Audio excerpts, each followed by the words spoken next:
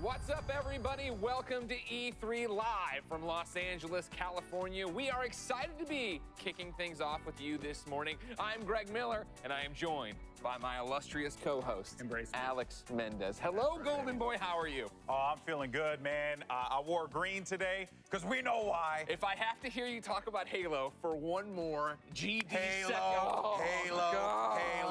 Halo. Anyway, yeah, no, I'm really excited. Today's going to be a great day. Lots of great games. I'm hoping we'll see lots of great games, and yeah, dude, it's going to be a good one. Yeah, of course it will, of course. Yeah. Marvel's Avengers, everybody knows.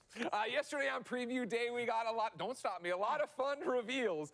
What were you feeling from yesterday? What was Saturday's highlight for you? You know, funny enough, I actually talked about it on Twitter, and it's probably the game that didn't get a lot of buzz yesterday, but Tribes of Midgard really, that game actually captured me. I know everyone's like, Far Cry 6, I mean, that whole monologue with Giancarlo Esposito, like, it was incredible, like, the reveals we got there, but yeah, man, I'm a simple guy. You give me Vikings hacking away at trees, fighting giant thick boys, I'm okay with that. Of course, yeah. Thank you for saying that. I saw that one, I thought it was cool, and then during our segment, I didn't get a chance to talk to Jackie about it. Then I know you went over with the media. Of course, ladies and gentlemen, we need to know from you, what is your favorite thing from Saturday? What's your favorite thing you want to see today? Hashtag E3 2021. You will be pulled up, you will be put on stream. As you can see already, it's happening. If you talk about me in a positive fashion, that might help your chances.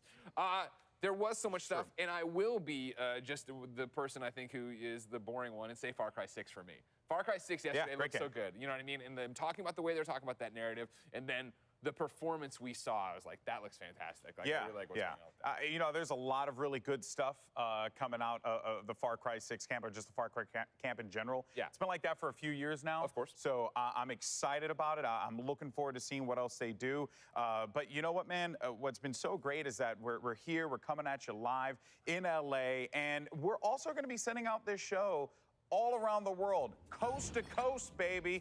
Mr. Worldwide. All right, we got Latin America, the Middle East, Europe, Japan, China, and more, spanning over a dozen different countries, several continents, all this with the helping hand of some of the most trusted media companies all around the globe, Greg. It's great to see E3 bringing people together like this, talking games. It's the best thing in the world. Of course, yeah. I think that's, you know, the big thing we were talking about yesterday. Of course, we have the Media Lounge with all these different partners there. But then, you know, people uniting and watching it. Thank you so much for supporting the show yesterday. I was getting early numbers from the people who are running it. It was very good. Amazing. A lot of people, it turns out, still excited for E3 and new video game reveals and announcements. And of course, we're just getting warmed up. Yeah. But I have to say, that was perhaps the weakest Mr. Worldwide I've ever heard you do. I didn't want to go that hard. Go you know what hard, I mean? I don't want to go that hard. Alex, go hard. But it's okay, Poppy, because we got more coming at you today. We got 24 Entertainment to kick things off. Then it's going to be the Xbox and Bethesda Game Showcase, followed by our friends over at Square Enix. Then a segment that I'm really excited for. Warner Brothers Games is going to be showing off Back for Blood. Then the PC Gaming Show and Future Game Show will close things out. But before we continue, we actually got a special message, excuse me, 4 from Xbox. de l'E3. Hi everyone. I'm Phil Spencer. On va commencer, voilà, Phil Spencer. Là, c'est le pré-show du show Xbox. On va avoir, à mon avis, chaque année, Xbox, quand même, ils ont sorti des grosses perles. Et donc là, je pense que là, c'est aujourd'hui. On va avoir les plus grosses conférences. Les plus grosses conférences de cette E3, c'est aujourd'hui avec le Future Game Show, le PC Gaming Show, le Square Enix, Xbox et Bethesda. Donc là, je pense qu'il y a moyen que ce soit aujourd'hui. As Microsoft and Xbox, we are a proud member of the ESA, and we are enthusiastic about supporting and being part of E3. Over the years, E3 has been home to some of the most exciting moments and has provided an essential forum for communicating with media, with retailers, with industry partners, and most importantly, with billions of players around the world. Hopefully, Phil Spencer we'll all be back in person next year.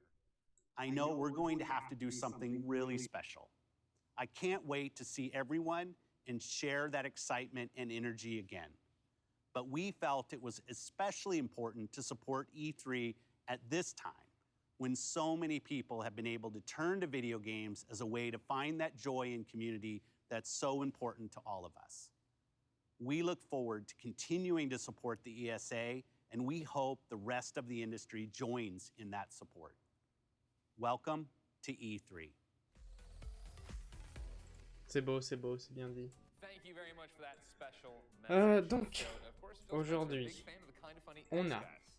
Yes. Probably because I'm not à 18h30, 24 Entertainment Nakara Blade Point, à 19h, Xbox et Bethesda Game Showcase, 21h15, Square Enix Showcase, à 23h, Warner Bros. Games pour Back 4 Blood, pardon. À 23h30, on a PC Gaming Show, et à 1h du matin, on a Future Game Show. C'est beaucoup. Tac. Donc maintenant, il n'y a plus qu'à patienter tranquillement. Yes, Halo is going to be the thing that we're all looking forward to, but let's not forget that Xbox and Microsoft went on a buying frenzy and picked up a whole heap load of studios, including the juggernaut Bethesda, which is very exciting because two of my favorite keynotes of E3 were usually Xbox and Bethesda. Sure. So now that they're coming together like this, it's quite exciting. It's going to be a different type of show, and you know that Xbox is really going to want to feature as many awesome Bethesda titles as they possibly can, Greg. Oh, 100%. You know, I think in the message we had there, Phil talks about, if we come back together next year, it'll have to be something really special for them. Agreed. I am expecting that today. In a different way, of course, obviously, virtually, but you know, two conferences coming together, there being the clear delineation they've talked about. Yeah. They understand that all eyes are on them right now and that this is their show. This E3 is really all about Xbox and Bethesda. So what do you do with that? And I think obviously, yes, you talk about Halo, you re-debut that to the world. We hope we finally get Starfield. That'll be an amazing thing. Huge. But what are you putting in between there? And I think this is really where Xbox's buying frenzy of all these first parties needs to shine. Cette année, niveau jeu, where we're going with this, put a release date on je me demande bien ce qu'on pourrait avoir. I hold out hope for the Shadow Drop for Psychonauts 2. There's a million different things they could do, and that's what makes it so exciting. They have all the pieces. They have this great toolbox. What are they going to use? Yeah, and let's not forget that Xbox Game Pass has been revolutionary in the space. It's done a lot, and I think we're going to see on va sûrement avoir droit à un petit speech comme d'habitude sur le Xbox Game Pass. C'est sûr et certain. Fable aussi. Je pense qu'ils vont en reparler. Je crois que ils en ont parlé déjà en 2019, 2018, j'ai un doute.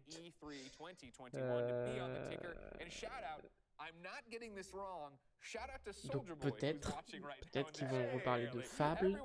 Qu'est-ce qu'il y a aussi? Forza, bien évidemment. Forza, c'est, je pense que oui, hein, c'est quasiment sûr. Qu'est-ce qu'on pourrait avoir aussi? Bon, pour la vanne, hein, Minecraft, voilà, Minecraft en 8K sur les prochaines Xbox, on y croit en tout cas. Ce serait vraiment dommage que ce soit pas le cas, quoi. Quoi d'autre? Sea of Thieves aussi, je crois que ça leur appartient. Il y avait un jeu aussi, c'était quoi? Oui, Deathloop, un jeu qui avait été présenté l'année dernière, je crois. Et je pense que cette année c'est bien parti. C'est même très très bien parti pour qu'on puisse le revoir, quoi.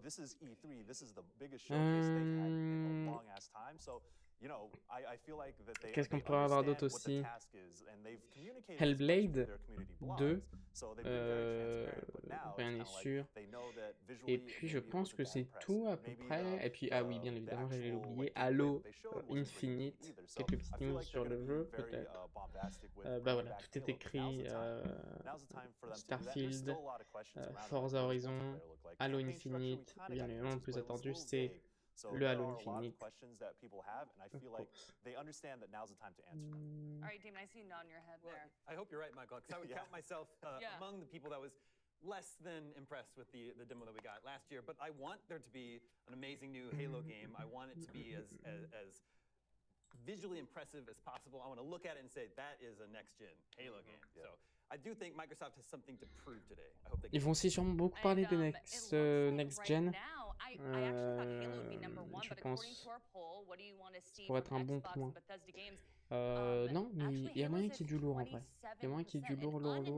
Parce que chaque année, ils font quand même. Enfin, vous avez constaté que Xbox et PlayStation aussi.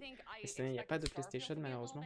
Mais c'est vrai que Xbox et PlayStation font parmi des gros monstres entre guillemets chaque année de l'E3.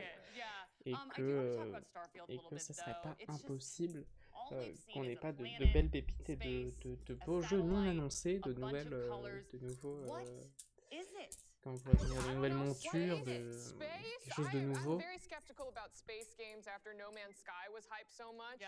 Donc pourquoi pas. Pourquoi pas. Je me suis fait tout beau, rasé, voilà, surtout pour le Square Enix. Voilà, on essaie de faire un minimum d'efforts, mais non, parce qu'hier ça n'allait pas du tout. Cette barbe, on est en été, je crève de chaud, donc si je me laisse une barbe en plus qui est dégueulasse là, ça va être un enfer.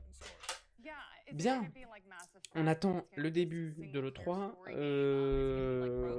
jour 2, hier on a eu donc, petit récapitulatif, ce qu'on a eu hier comme conférence, on a eu l'Ubisoft Forward avec un pré-show terrible, on a eu aussi à 21h, du coup, à 23h pardon, le Gearbox E3 Showcase et le Games Beat Session.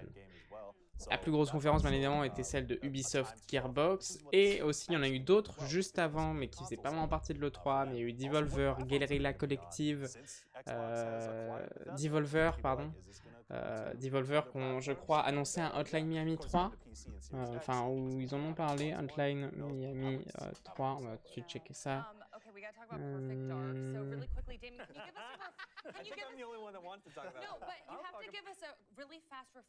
Non, je crois qu'ils en ont pas parlé.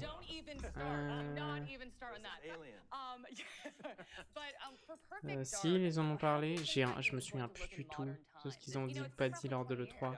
That's my question too, and it's been 16 years since Perfect Dark Zero as well, so it's like it's a different type of shooter than what people are used to today with your Wolfensteins and Doom. So I'm very curious to see how. Oui, voilà, je crois que voilà, il y a une sorte de teasing au moment de leur vidéo, voilà, des conneries où il y avait écrit Hotline Miami quelque chose, mais bien évidemment, ce sont que de la hype, que des trailers, rien d'officiel. On verra tout ça en temps et en heure.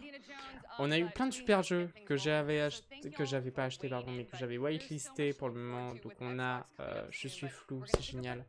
On a Two Point Campus qui a été beaucoup parlé, voilà, fait par les créateurs de Two Point Hospital. BPM qui va être adapté sur console. We Are OFK, voilà, un jeu d'aventure romantique, cinématographique, émotion, etc. Musical Story, qui est un jeu où en gros c'est un personnage qui a perdu sa mémoire, si je me souviens bien, et qui, pour la retrouver, doit faire une chose, jouer de la musique, et c'est à nous de jouer les musiques et retrouver des souvenirs, voilà, ça ravive des souvenirs. Et on a aussi un jeu qui s'appelle Road 96, qui est un jeu interactif aussi, qui va bientôt sortir, où en gros c'est un studio français qui l'a fait, donc c'est une origine française. Et du coup voilà. Le show de l'E3 commence dans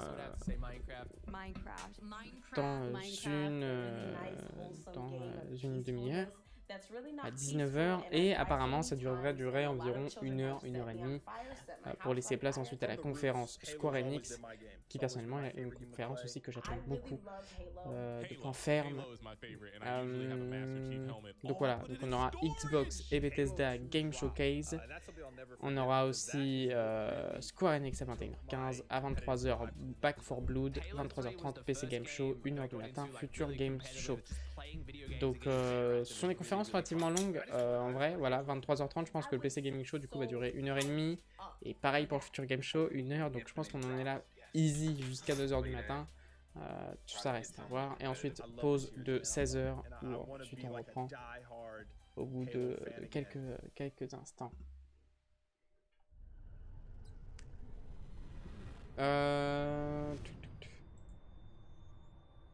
Qu'est-ce que... Tac.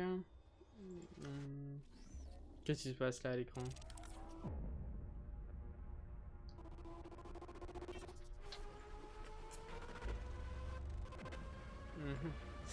Voilà, donc plein de nouveaux jeux du coup qui vont bientôt sortir, qui vont être annoncés. J'attends aussi beaucoup de dates sur des jeux que j'aimerais beaucoup. Il y a juste écrit prochainement.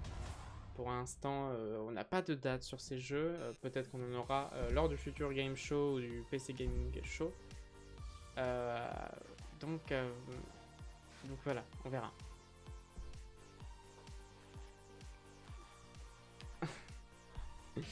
En tout cas, je pense que le temps que ça commence, je vais faire une petite pause, voilà, de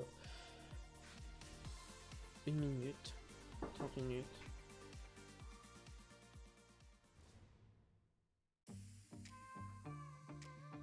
篝火营地是中国领先的游戏媒体，创立于2018年，致力于为全世界的中文游戏玩家提供专业、精准、迅速的资讯情报。篝火营地立足于中国，与多家国际一流游戏媒体同行达成正式内容合作关系，源源不断地将最新鲜的游戏资讯第一时间带给全球中文游戏玩家。自成立以来，篝火营地在全网的内容浏览量已经超过5亿，服务了数百万的读者和玩家。我们的愿景是做游戏文化传播者。您可以在全球各大手机应用市场下载篝火营地 APP， 或者访问3w.gamebonfire.com 来加入游戏传播者的行列。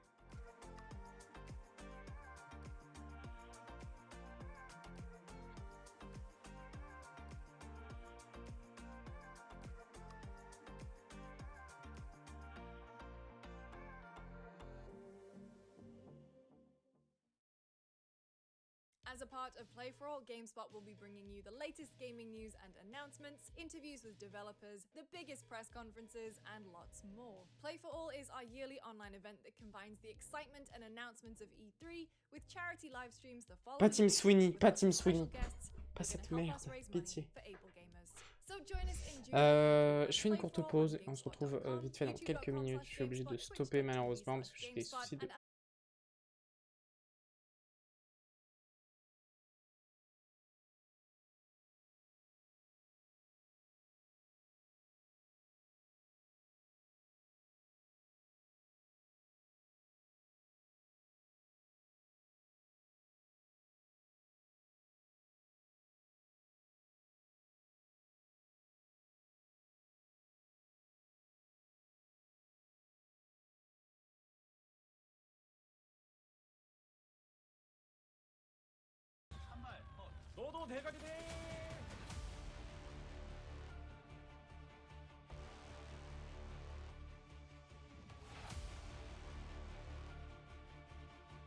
C'est bon, me revoilà, en espérant que ça aille un peu mieux, j'ai redémarré, sinon tant pis, c'est pas bien grave.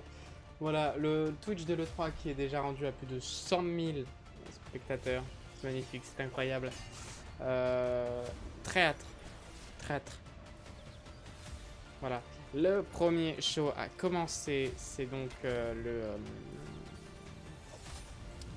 24 Entertainment Naraka Blade Point qui vient de démarrer sous nos yeux éveillés, bien évidemment. Et là, du coup, là, on attend. Voilà, ça va monter crescendo, c'est pour préparer, etc. C'est vraiment à 19 h que ça va envoyer du pâté, que ça va envoyer du lourd.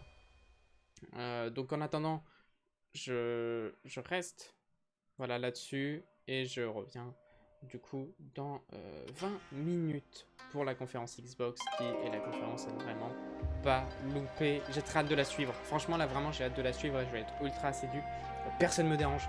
Putain, parce que sinon je vais m'énerver. Voilà. Attends 20 minutes.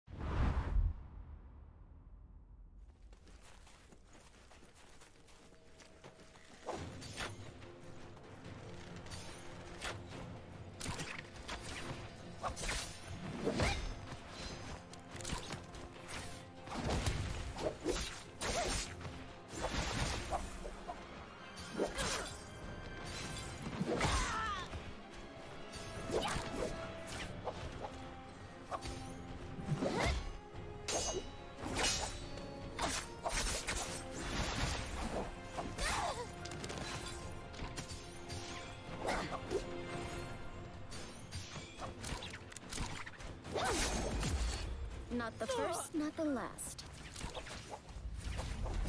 Gotta stay. Woo! Now that's a ride. Let my friend be here. Let me finish this. Let my friend be here.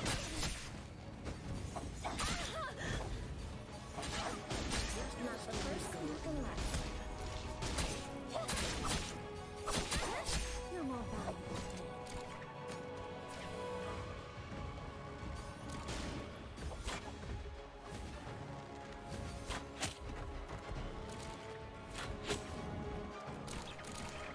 That was nasty. Young Mike. Not the first, not the last. Let my friend be healed.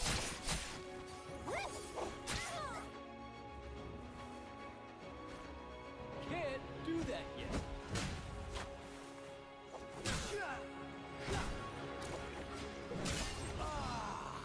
Let the booze flow. Chug, chug, chug.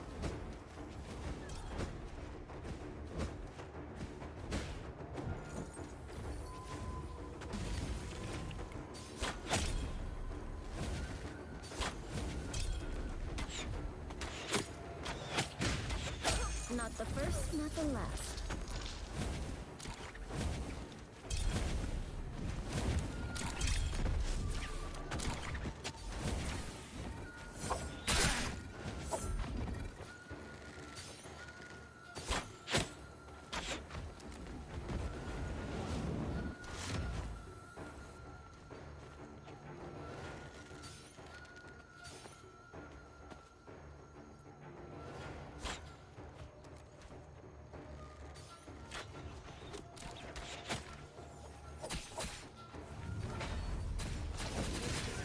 Chug, chug, chug.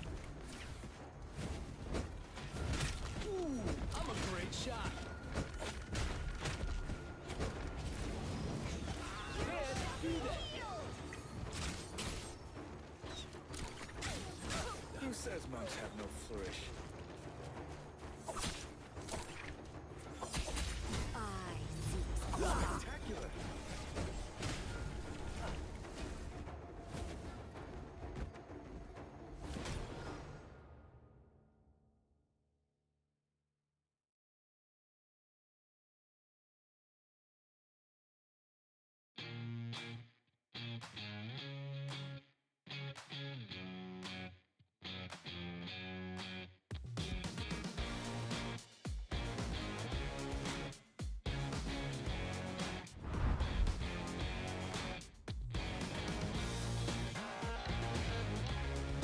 Hi everyone, I'm Ray Kwan, the lead producer of Naraka Playpoint.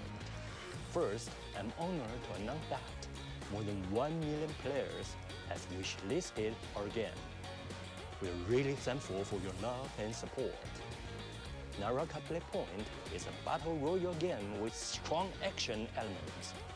This game provides mighty heroes, diverse weapons, and unlimited parkour system.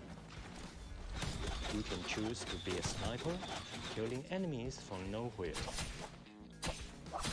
or a warrior, facing your opponents in close combats with swords and blades.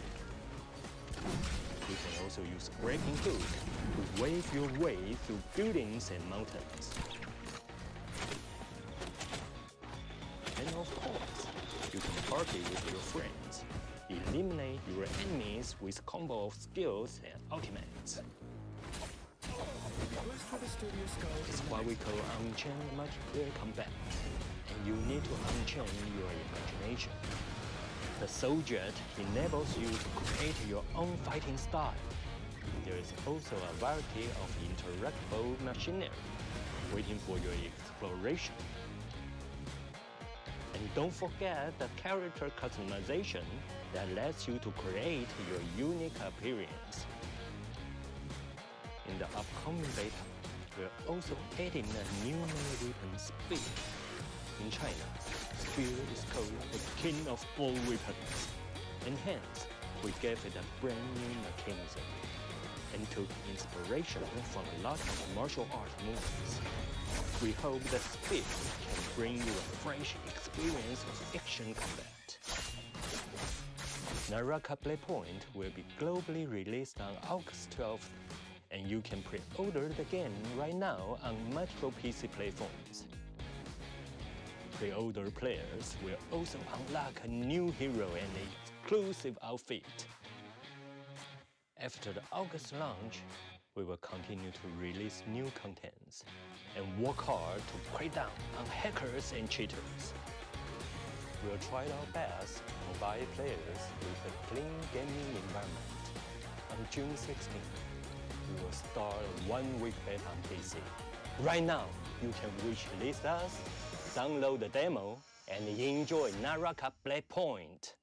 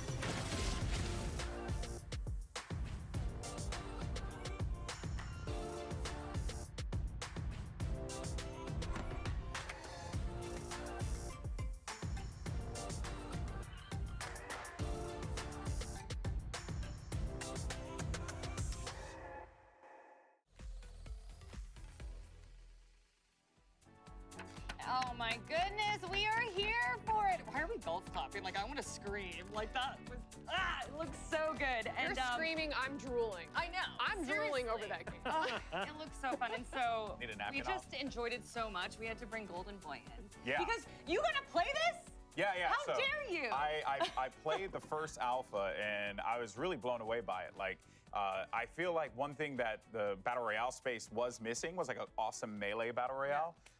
Because, you know, it's just a fun, like, I know everyone's like, oh, Battle Royales are like so tried and they're done and done and done. But like, something like this is something we really haven't seen before. Actually got to give a huge shout out to my buddy Genghis Khan, who I saw on Steam. He was playing it, and then I was like, dude, what the hell is this? He said, download it, it's super fun. So I went for it, and I spent the entire afternoon just cutting through people nonstop. I had a blast playing it. That's why I'm so hyped up about it. Well, we are all very jealous of you, by the way. It looks amazing.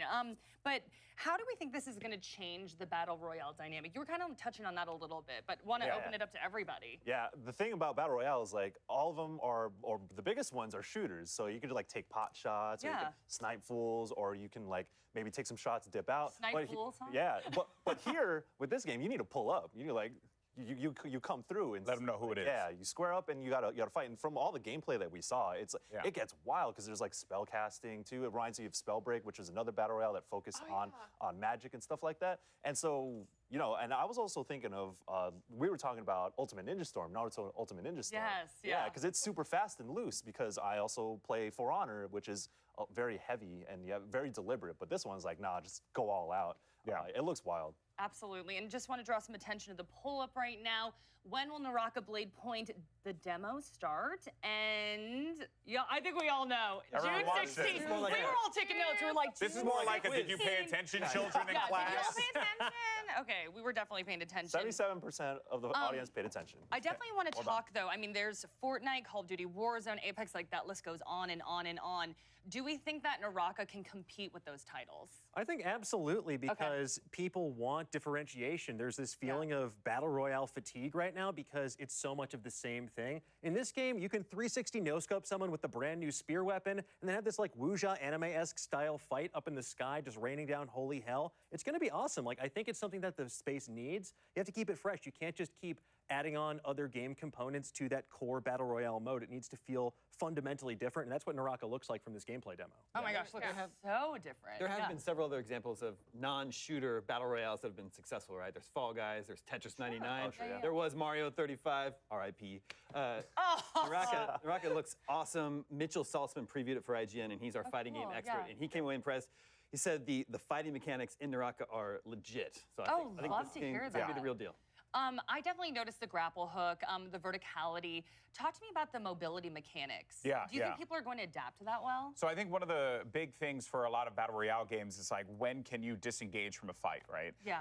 You know, Fortnite's really good because you have the building mechanic and you can build up, gain height, try and take your opponent who's on the low ground, right? They have to then try and do the same thing, which is why they incorporated like different things like grapple hooks into the game. Well, the grapple hook mechanic adds, and I said this while we were watching it, any game that has a grapple hook, I'm in there. I know, You know what I mean? yes. I'm in there because I just love the freedom of movement that it provides. And when you have like the characters and also it's very stylistic as well, right? Avali, I know you were going nuts about that. Yes. Like stylistically speaking, it 100%. looks really cool. You feel cool. And I know that this sounds like a hardcore shill for the game, but I'm telling you right now, if you are a competitive player, if you're an esports person or you're just an individual who likes competing at a high level, I guarantee you'll like that game because I did. And that's my background.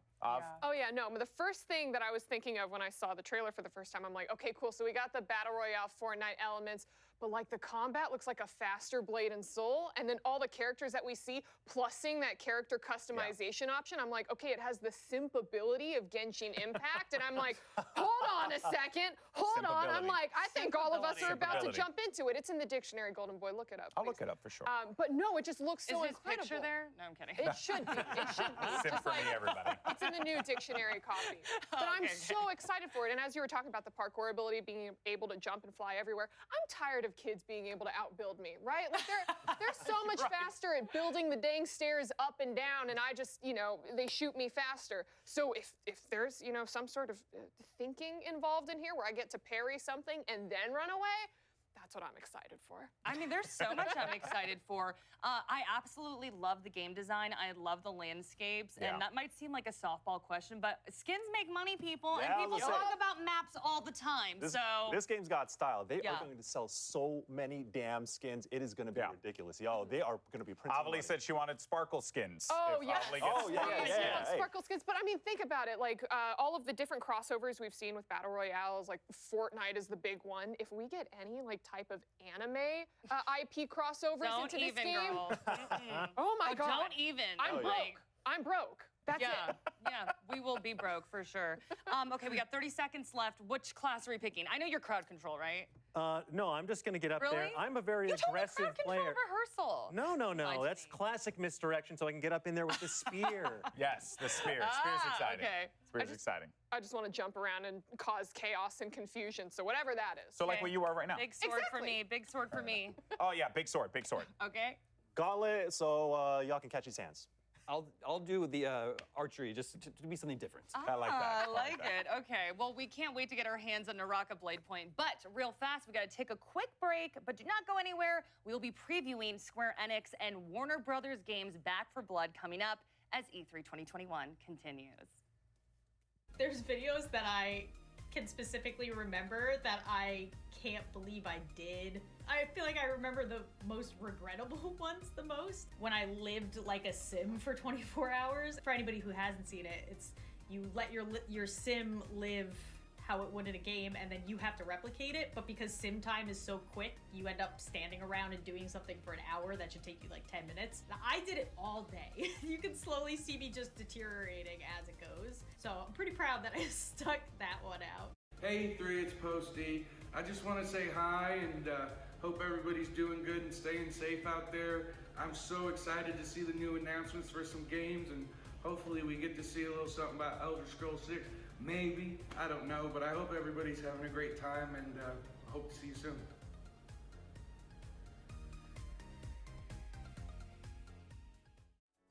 Welcome back to E3 live from Los Angeles, California. And hey, if you feel like some sweet merch, why don't you check out our limited edition gear at e3expo.com/shop.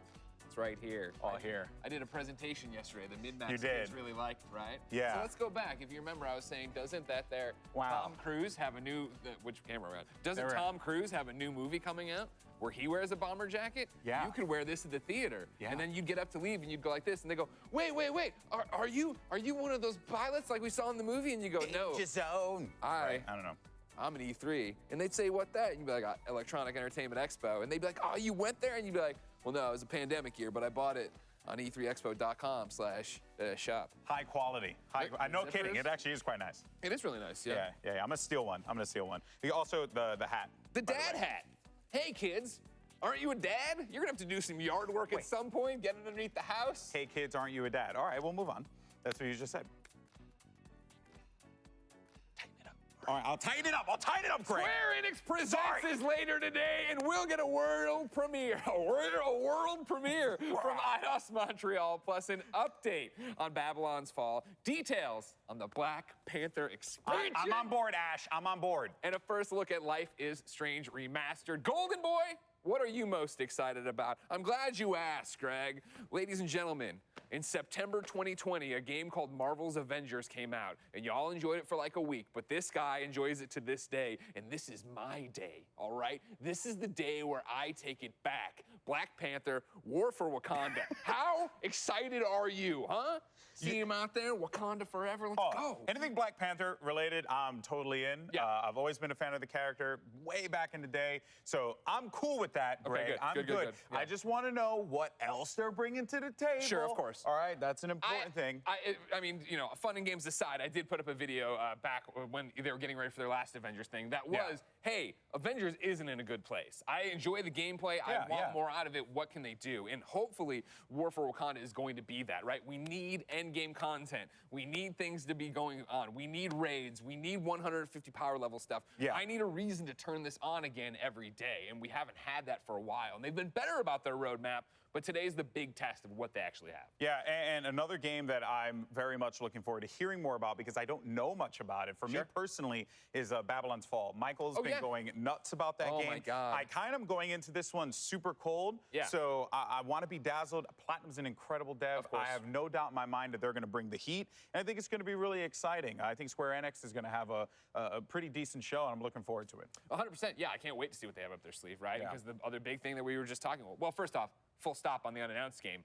Life is Strange, huge fan. I want to see more about the brand new one that's coming out in September. But then to kick it back into Rumor Patrol, right? Like, Eidos Montreal, all right? We've known the rumor forever of what you're working on. You're the Deus Ex team. There's been rumors you're working on something new. Yeah. Is it true? Is it today we see it? I mean, we see something from them today. There's been this conversation you've continued to have of like, it is interesting because obviously there's rumors of what's coming, right? Maybe a Marvel property. But it is also a great time where Deus Ex could thrive in this day and age. This is true. You know, I know that like Deus Ex as a franchise is one that's kind of flown under the radar, but it has been for the longest time one of my like hallmark games. Like it was like a huge part of my job. I mean, Deus Ex Conspiracy on the PlayStation 2, I'd have played that like a million times. I love that game so much. Human Revolution, another great game, or Human Revolution, excuse me, Mankind Divided. You know, they just make great games. And I think with Cyberpunk and the hype around that, you know, neo-future kind of thingamajigam, the thematics that we're seeing now, it's a great time to do something like that, right? Like that futuristic city appeal. I think Deus Ex could really nail it, but I don't think we're going to get that today, and that's okay. That's perfectly fine. Well, just don't let me down next year. It's what I've talked about before, especially as a comic book dork, you know what I mean? What I'm excited for is seeing something, I take this like Insomniac, where I think Insomniac is an amazing studio. Obviously, everybody knows it now, but Spider-Man really put them on another level in terms of video game pop culture. And I think as we look at Square Enix Montreal, or Eidos Montreal here, right, the same could be applied here, where Deus Ex games were great, and the people who loved them. Yes. But now if they work on a bigger property, a Marvel title, let's see what happens. That's true. That's true. That'd be helpful. That's what I hope it is. Remember, ladies and gentlemen, what are you excited for? Hashtag E3 2021. You can get right in there. You can see what's up and have a great time.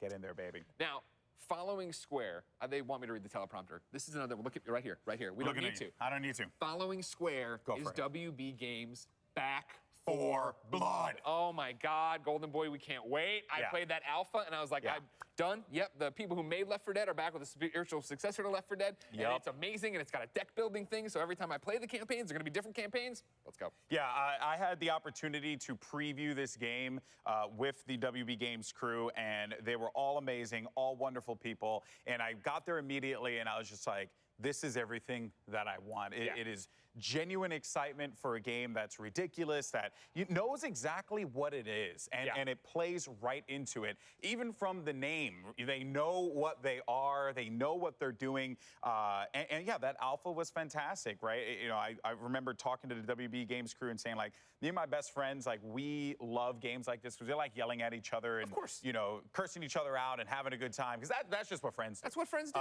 And they said this is literally that. It's exactly what you want out of a co-op shooter. They added some new C'est parti, la different elements to the game. Xbox Kinds of monsters, right? New kinds of monsters, yeah. So they're bringing something new to the table, but they're doing enough of the same that it just feels right. Yeah. And that, at the end of the day, is all you want out of a game like this. 100%. You know, yesterday there was comparisons drawn when we were talking On about est parti pour l'une des plus grosses conférences.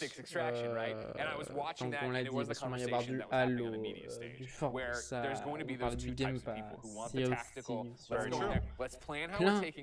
plein de choses. Normalement ça commence dans une vingtaine de secondes. Donc on se tient prêt, on est chaud dans les deux sens du terme, extrêmement chaud, 32 degrés actuellement je crois, si je dis pas tant ça.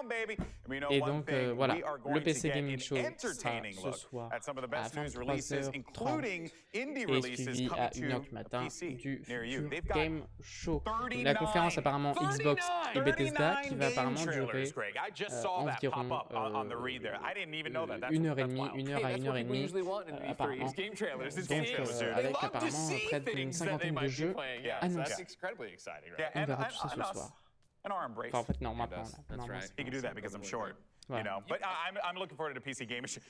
See, I'll do it for you too. We did it, guys. Get your screenshots right now. This is freaking friendship right here. Hashtag 2021. Yeah, there it is. People don't like this bit. They do not like this bit. I don't know. I don't On est know what parti? we're doing, Greg. We're talking games. I mean, that's what Ça va commencer là, normalement, là. Not a PC gamer, right? I am a simple person. Là, ça y est, là, je sens que ça démarre là. What I love about the PC gaming show every year is the diversity of games. Là, ils sont en train de parler justement du Xbox, là, on entend la PC Gaming Show, là, ils en parlent, ça commence bientôt. Always being goofy, but we get to go in there and we get to see a whole bunch of different stuff that will maybe come to console one day, or will be the game that inspires me to turn on my PC. Very true, and that is the beauty of PC gaming. There's so much variety that's out there.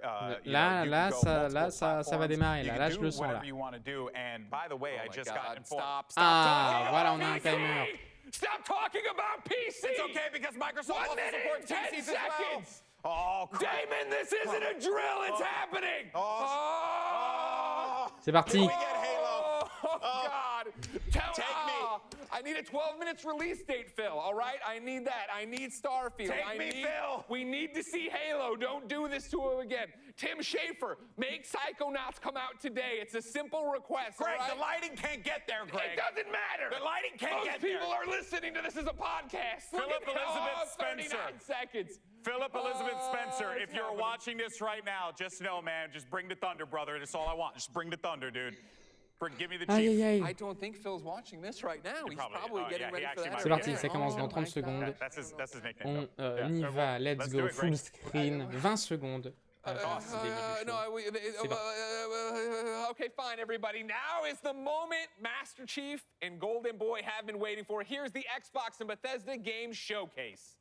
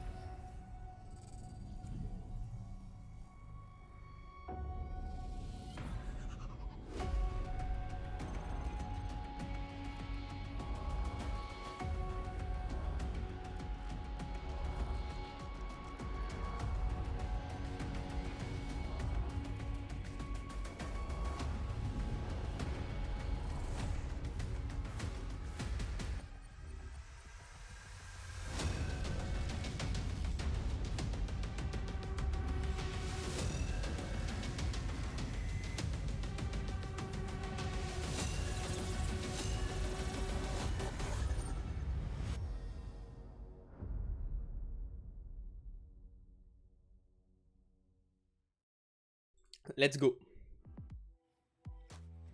20 years. That's how long Xbox has been with us. And like you, this is a moment I always look forward to.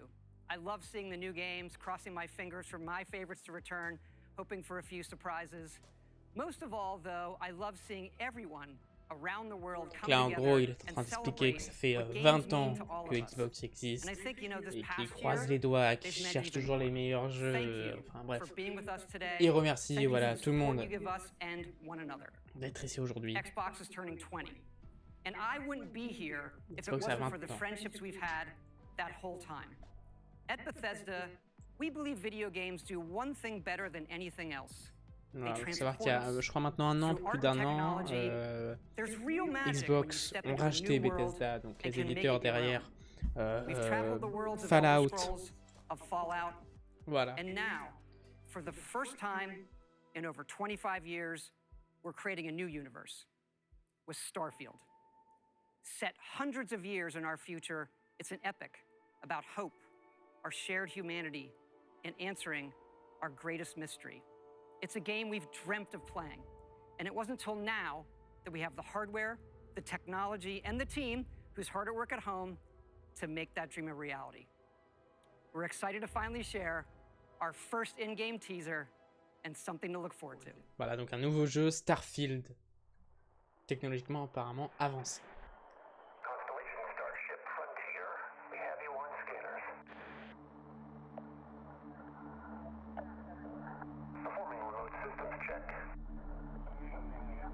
Par les créateurs apparemment de Fallout 4 et The Witcher.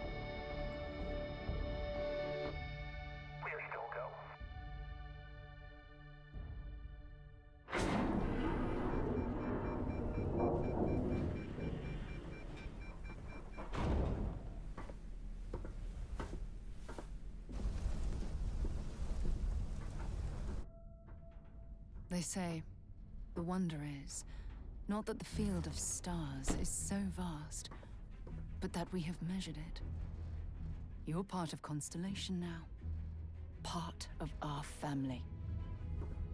What you've found, it's the key to unlocking everything. We reach your constellation. This is all we've been working towards. Jemison route looks good. We've come to the beginning of humanity's final journey. Prepare for departure. Graviton loop array spool check. Your space lane is clear. That's why we're here. Main engines go. Ignition. To discover what's out there. Good luck, Constellation. You are go for launch.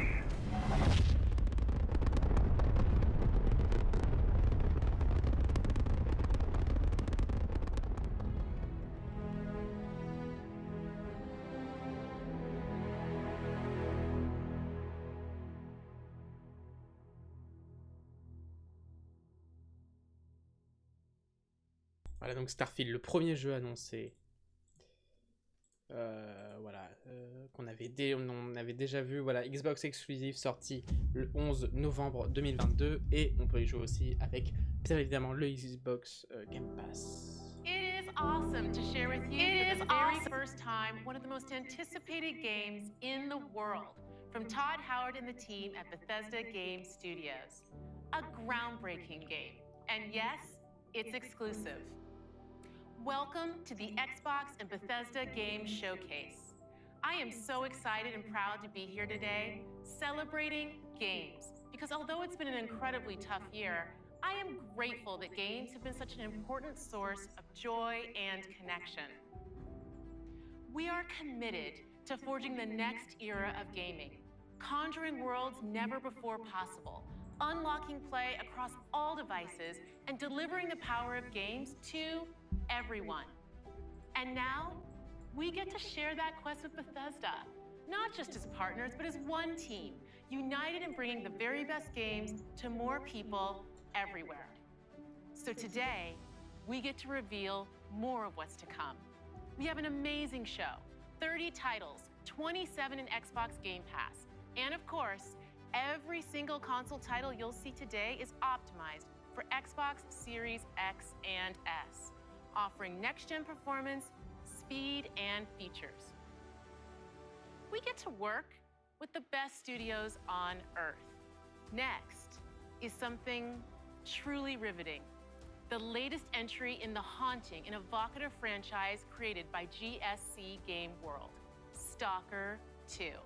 Coming first to Xbox Series consoles and PC. This will be a true next-gen experience, targeting 4K resolution and ray tracing. Let's take a look at what you'll get to play when it launches next year.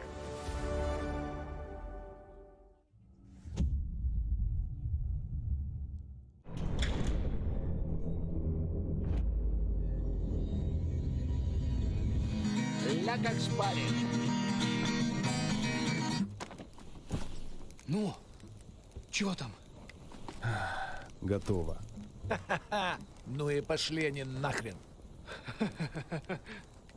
Спасибо тебе. Ты многим сталкерам жизнь спас. Ну, давай, малюй картину маслом.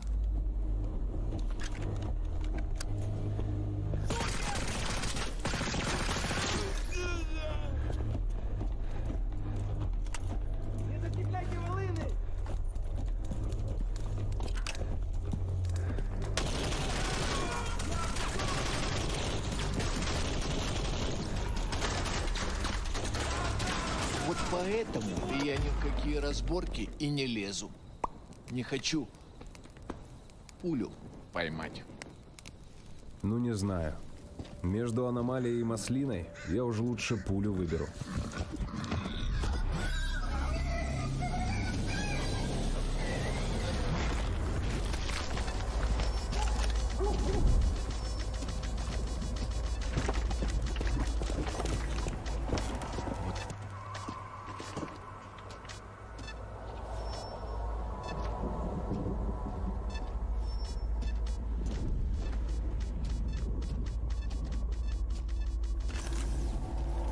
Вот ты говоришь, а я прям вижу красоту эту. Не первый год в зоне, вроде примелькалась уже, а каждый день удивляет. Зона надоесть не может. Говорят, ты знаешь, где вход в фундамент.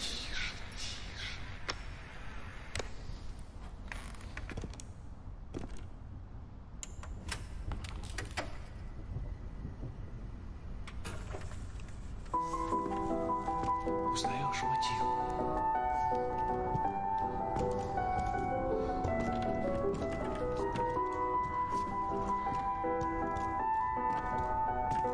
Слышал? Вот это культура! А ты одно и то же по кругу лобаешь. Сам же просишь. У меня музучилище, если что. О, красиво.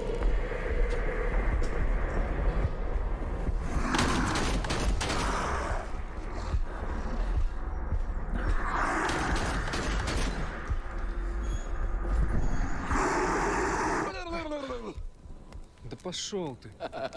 Зря ты так с друзьями. Ты же его на вылазки таскаешь. Чего-чего, а дружбы в зоне я точно не встречал. Это верно. Он мучился? Нет. Это хорошо. Он этого не заслужил. А пулю заслужил.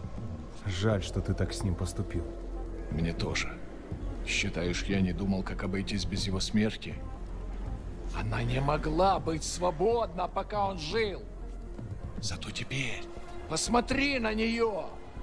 Нет, Скиф, я не отдам ее никому. Зона дала мне жизнь, новую жизнь.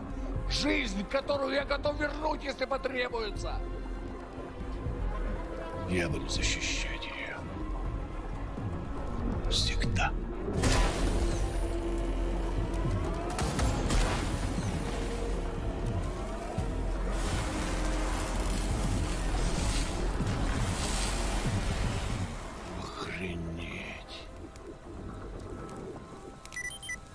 Похоже, пора. И куда ты теперь? В Припять. Нужно с ним поговорить. Удачной охоты, сталкер.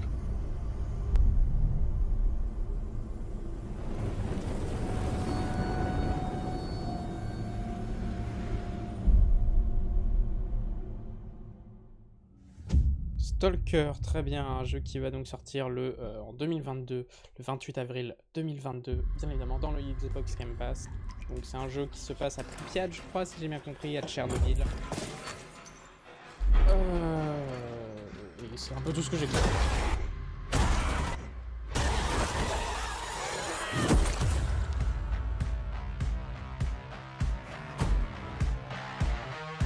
We're surviving here. Rebuilding. Surviving's not enough.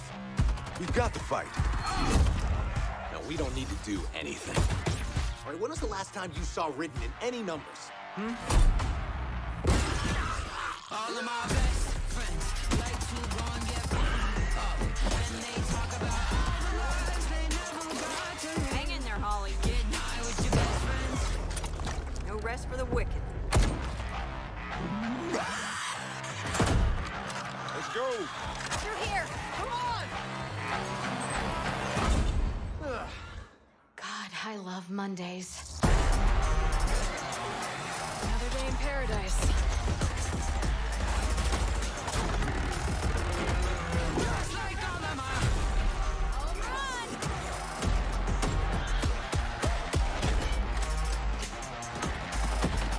Get high with your best friend.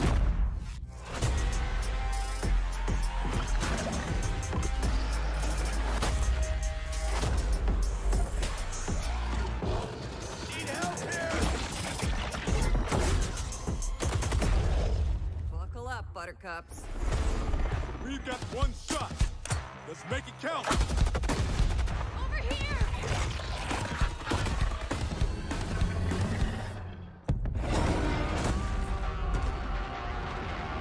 Back 4 Blood, un jeu qui sera représenté à 23h30, disponible avec le Xbox Game Pass, sorti le 12 octobre. On a déjà pu avoir les bêtas il n'y a pas très longtemps de ce jeu.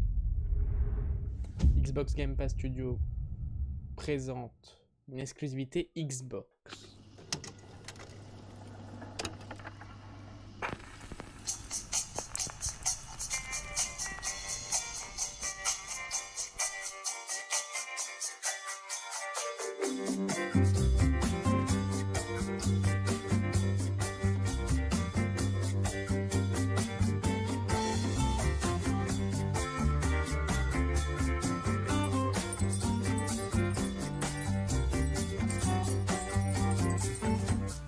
In the morning you go gunning for the man who stole your water.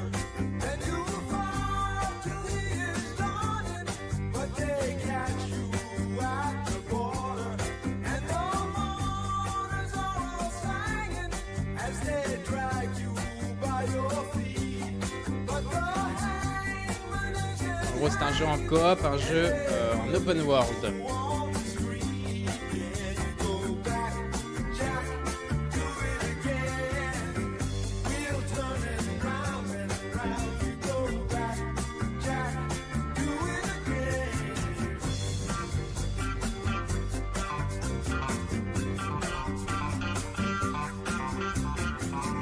Contrebande, très bien. Bon, rien à dire de plus, hein.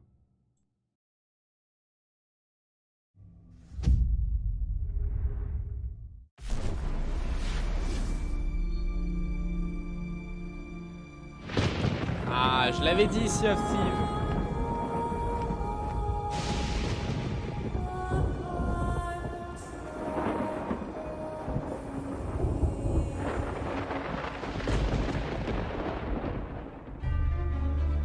An ill wind blows from beyond the horizon. A new danger is coming on the tides. And the one who might stop this ruin, trapped for all forever in the sea of the damned. Now to save the pirate life, you must start by saving the life of one.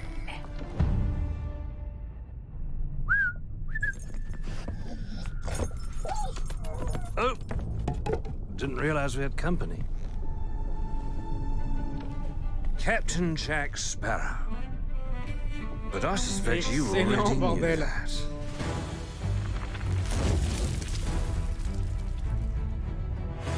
Because of the treasure Jack stole, a darkness followed him here. And if it's not stopped, this world will sink into shadow. This sea holds many secrets. Ah, a new body at last. All I can do is show you the way. From what I hear of this so-called Sea of Thieves, it's nothing but cursed crews, bloodthirsty mermaids, a legion of dead, angry pirates. Ah, yes. And now, one Davy Jones. Sparrow! Well, I believe that now is the perfect time to use these cannons. A world without the eternal abyss. Is a world that refuses to face the truth. Nothing lasts forever. Destroy them!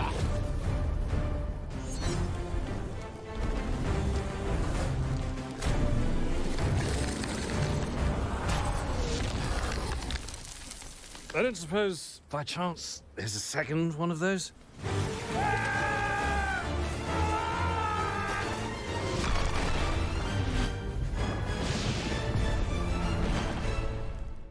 The Sea of Thieves, eh?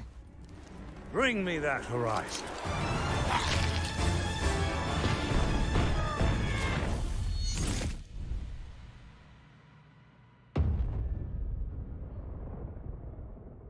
D'accord, une histoire originale qui sort le 22 juin.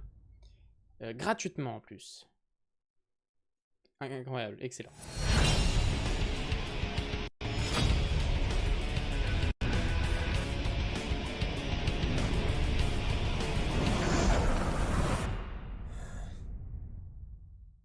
Hey, how's it going? Let's do this! Reputation is everything. If a Yakuza shows weakness, he's done. Time to call a friend!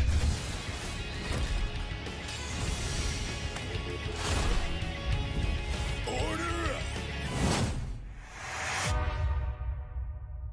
What the? Happy birthday!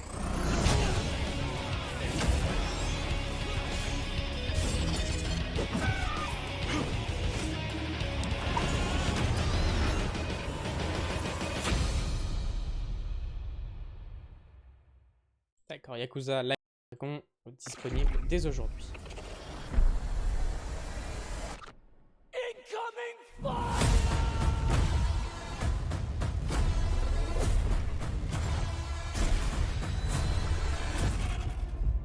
Attention all squads. The Russian troops are falling back. Do whatever you can to secure the sector.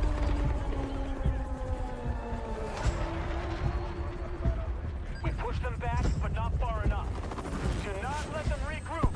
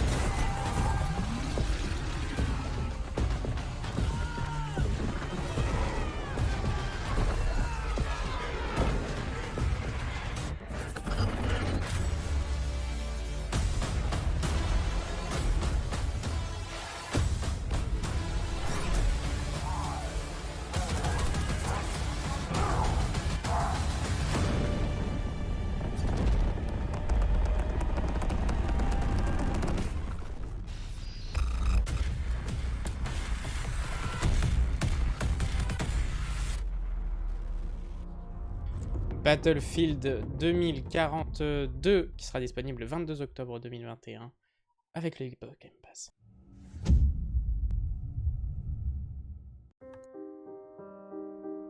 So, how was your day? Oh, you know. I have something to share. When is this, my birthday? We're having a baby. Police, you're under arrest for your father's murder 8 years ago. What's going on? Shut up! You know what this is. You've been lying to me all this time? I should never have told you. I'm out of patience. What?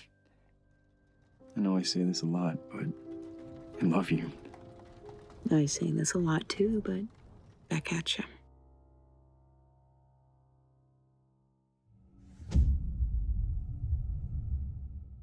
Sorti de 12 minutes, un thriller sorti le 19 août 2021 avec bien évidemment le Xbox Game Pass. Approaching the Motherlode. I can't believe I'm really here. Psychonauts headquarters. Look at all these gadgets. The mind is the final frontier of humanity. I'm ready for anything.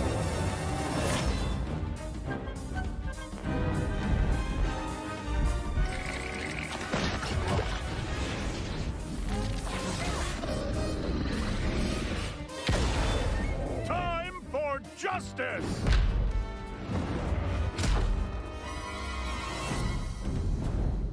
The fate of the free-thinking world is in your hands. I'm afraid that means the dead letter office for you. The mission is falling apart. A psychonaut must always remember how to roll with it.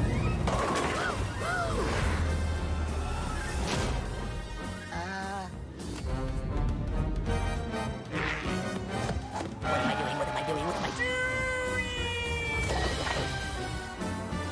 This is a mission about the fate of the world.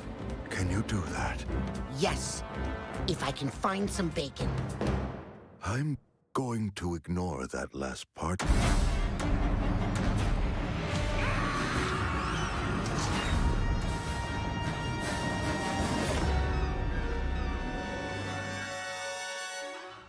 Psychonauts sorti le 25 août.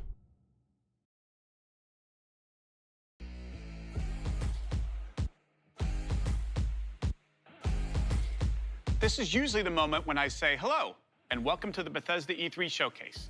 We love that we can share the stage with Xbox this year, and whether you've known Bethesda for 35 years or are just getting to know us, we couldn't be happier to bring you the latest on your favorite games. We started this showcase with my good friend Todd Howard, who gave you a first look at Starfield. Along with Bethesda Game Studios, all of our teams are continuing to work on the projects that have been in development since well before we joined the Xbox family. So rest assured, the games you've been expecting and hoping for are still in the works. And today, we're bringing 10 more titles to Game Pass for a total of 30 Bethesda games. That includes several id Software games, like the award-winning Doom Eternal. If you're looking for another reason to play it, Doom Eternal will be optimized for Xbox Series X and S on June 29th. De nouveaux jeux ajoutés Powered by au id Xbox Game this Pass next-gen et Doom upgrade Eternal will be free maintenant est for optimisé everyone pour who Xbox owns Doom Series Eternal. X, And on Series 60 X, it will FPS offer avec improved visuals, du ray 60 tracing. FPS with ray tracing, a 4K mode, and an optional performance mode up to 120 FPS. Or maybe you're in the mood for an RPG, like Skyrim, which marks its 10th anniversary this November. We can't celebrate it without you, so share your favorite Skyrim memories, stories, artwork, and more on Skyrim10.com. Or explore an ever-changing La même pour post-apocalyptic Skyrim wasteland visiblement, and Fallout Fallout 76. 76 aussi. Everything you love about Fallout games. Custom camp building, rich storylines, warring factions, unique characters, places to discover, you'll find it all here. In fact, Fallout 76 is now one of the most popular games on Game Pass, thanks to an incredibly welcoming and collaborative community. Here's a look at what's coming next in Fallout 76.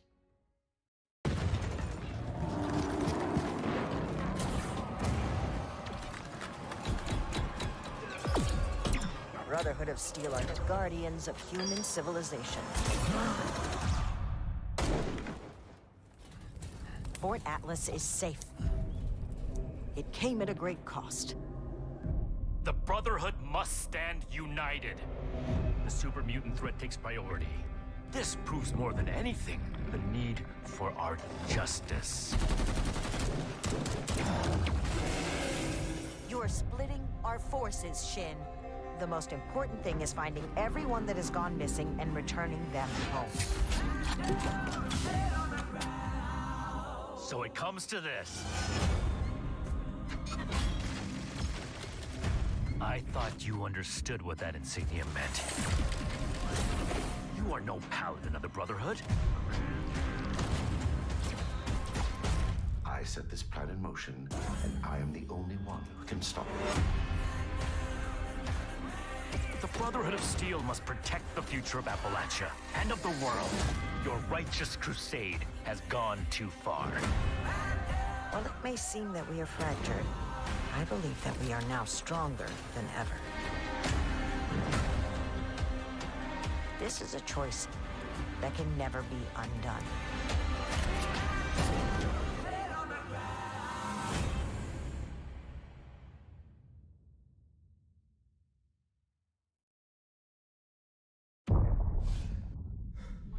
What the hell was that?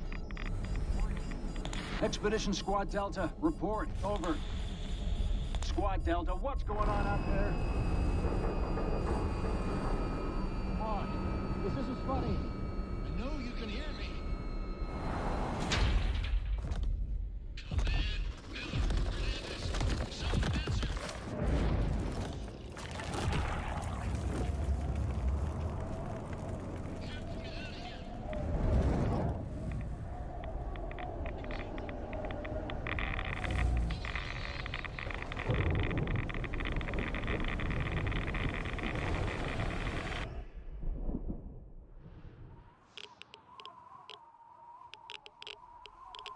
Fallout 76 Expédition The Wasteland isn't the only sorti en open world 2022. playground with an amazing community.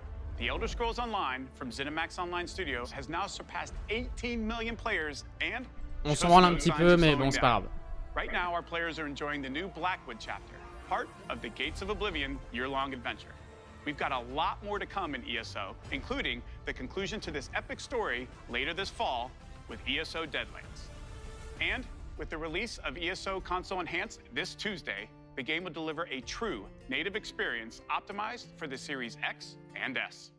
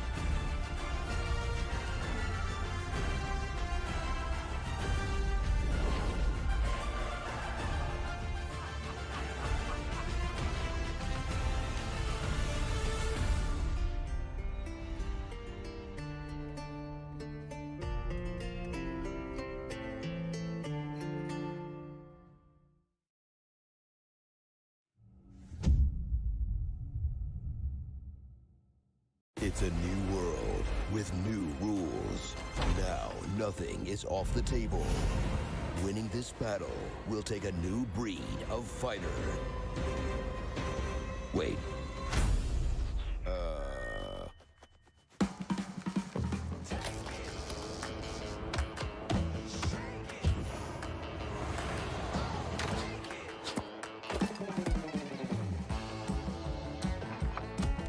Fall Guys, Gang Beast. Ça sent ouais, Gang Beast, je dirais, ou un truc dans le genre. Gang Beast 2, putain.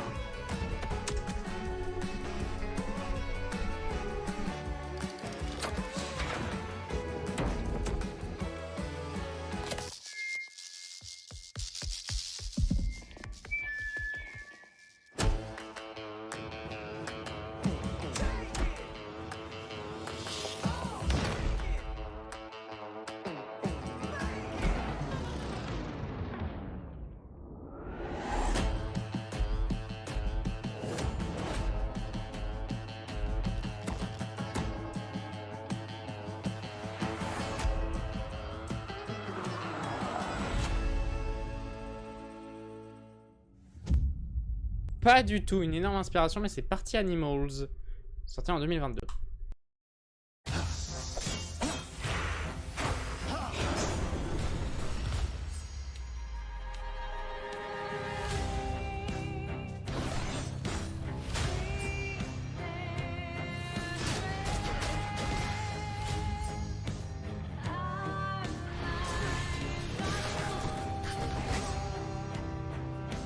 Stupid boy. I told you nobody gets out of here.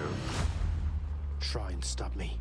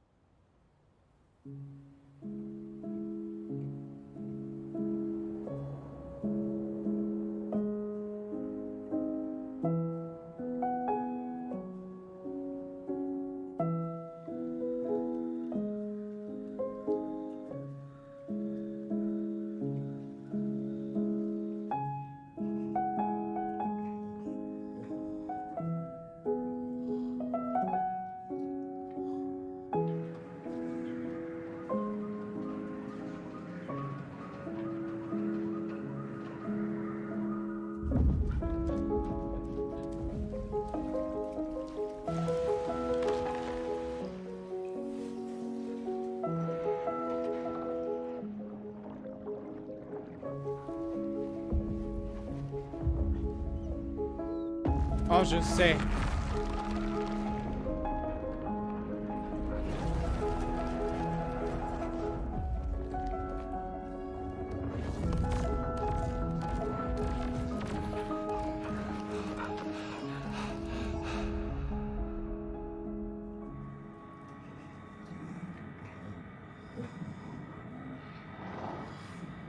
Inside 3, une connerie dans le genre. C'est par les mêmes créateurs qu'Inside. C'est incroyable. Ville, Somerville, sorti en 2022.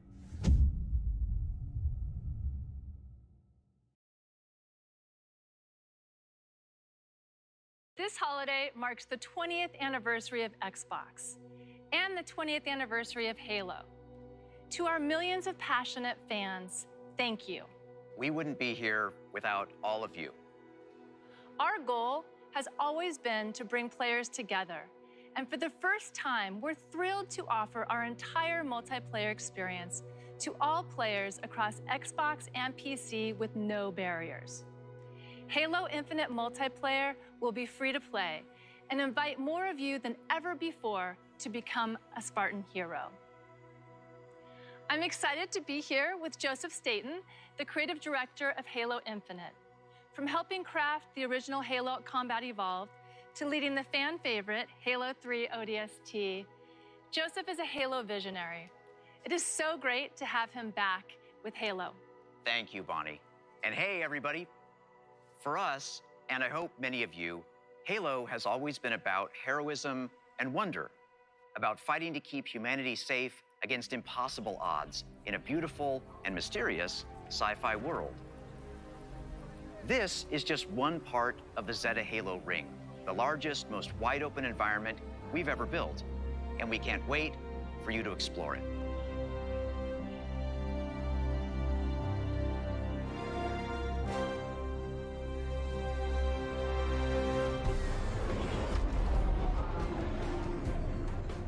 The heart of Halo is Spartan 117, the Master Chief. In the next chapter of the Chief's story, you'll face his greatest challenge yet. But you're not alone in the fight. Oh, the main batteries are shut down. We're stuck out here.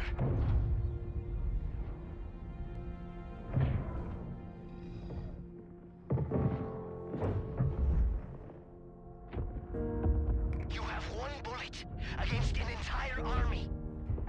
What can you do on your own? I told you. It's enough. So I see.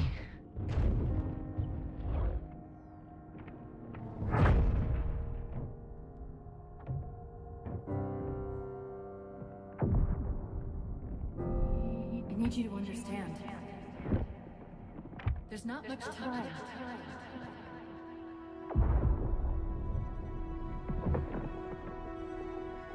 If you knew how you were going to die, how would you live your life differently? How would you live your life differently?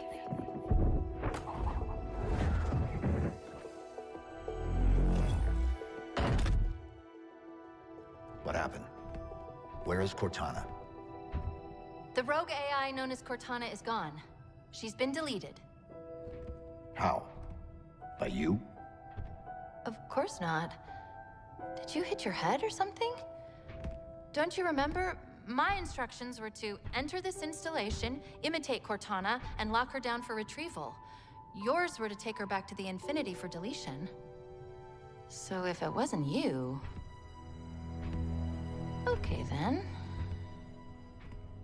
There's something else. On successful deployment, my deletion routine was supposed to complete. Still here. Good. Good. Something stopped your deletion. We need to find out why.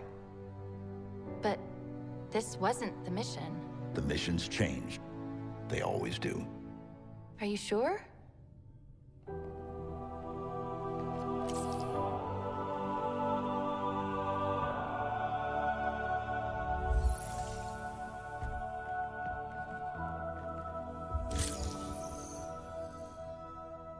Of course, you can't have a Halo game without multiplayer. And on Xbox Series X, you'll be able to enjoy Infinite's multiplayer action at up to 120 frames. Donc voilà, on en sait un peu plus. Voilà, on en sait un peu plus maintenant sur le prochain Halo.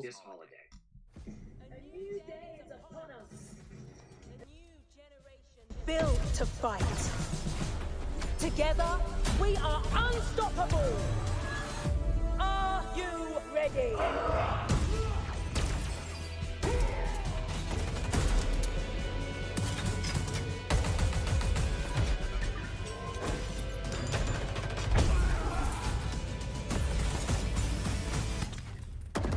No scope.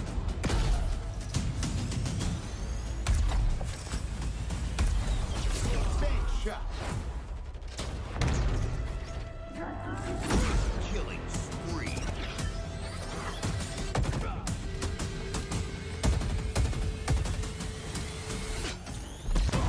Double kill.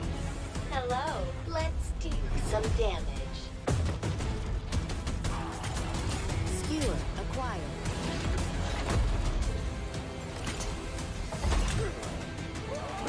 Grapple check.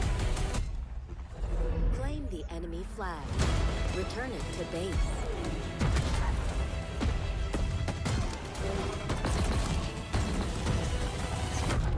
Ordnance drop inbound.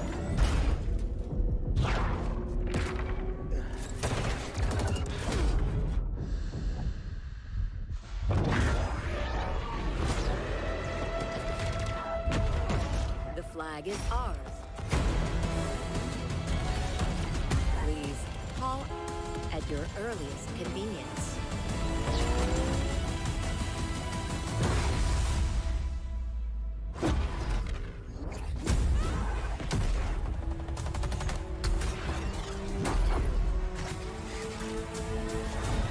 Now, show me what you can do.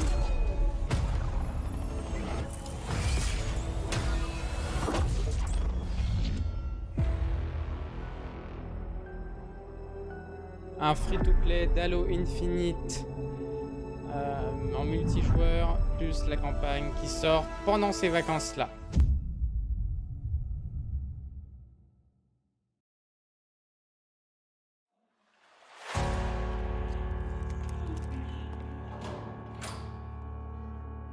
Evil has survived.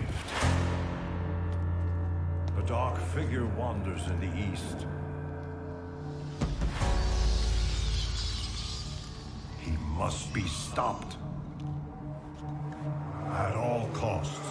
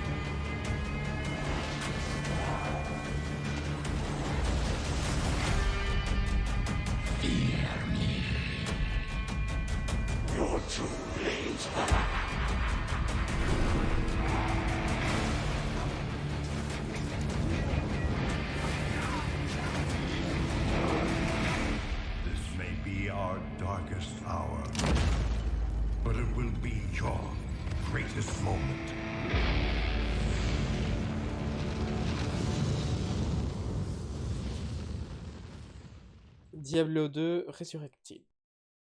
Sorti en 2022. Ah non, pardon, 23 2021.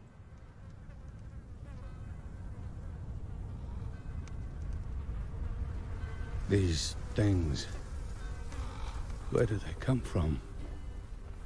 From all of us. From what we do to him. Can you stop it? I don't know. But he's my brother. And I would die for him.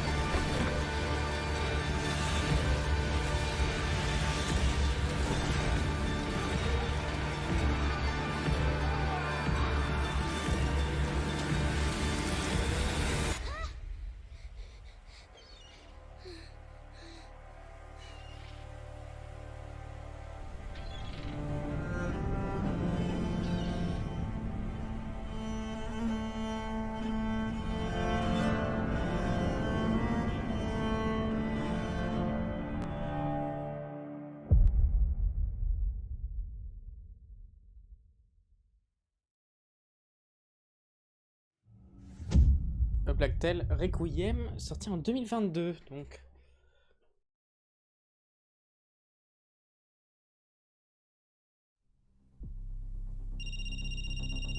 It rings every hour, señor presidente. Hola, fascista. I recognize that voice. Let me ask you a question. When I am dead and Yara is burning, what exactly is your plan? Hold hands, sing songs around the fire? Sure, I know just the song.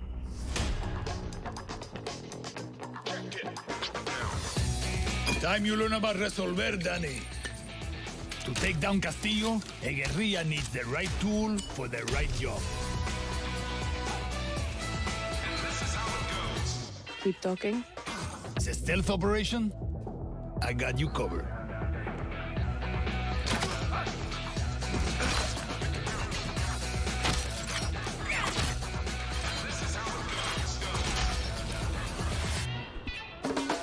Taking out a high-value target? I have just what you need.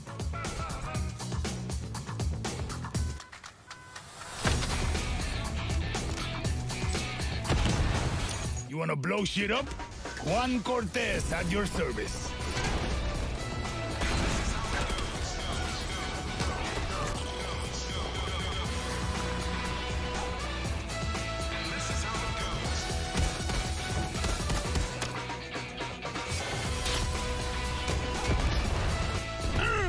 Everyone in Yara saw that shit. What? Wait a second. Who brought the rooster? Hey, whatever you need to get the job done, Danny.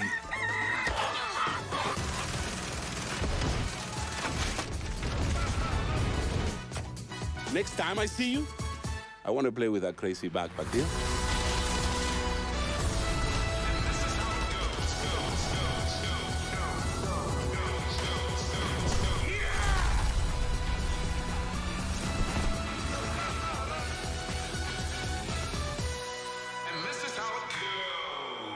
I like how you resolver, Juan.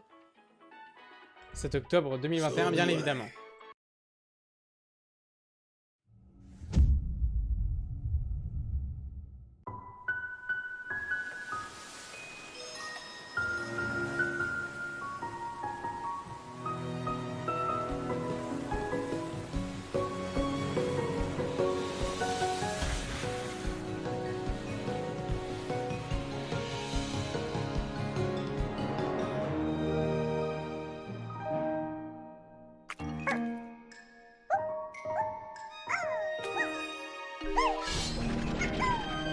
Slime Ranch.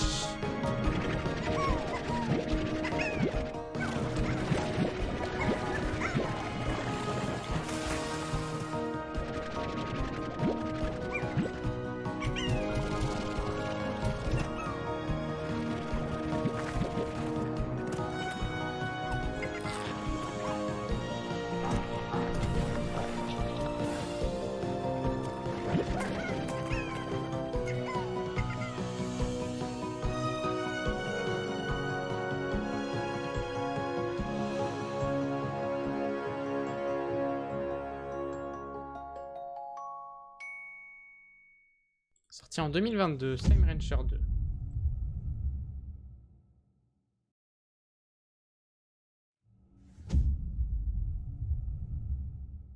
Boom, punch.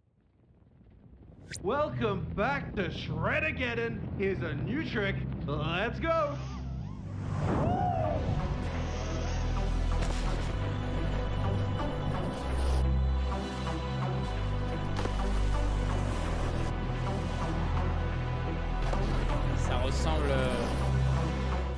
Ça ressemble beaucoup à ce type. À un petit type 2 là. Moi je le sens bien comme ça, hein, personnellement. Un petit type 2 et on est bon. Hein.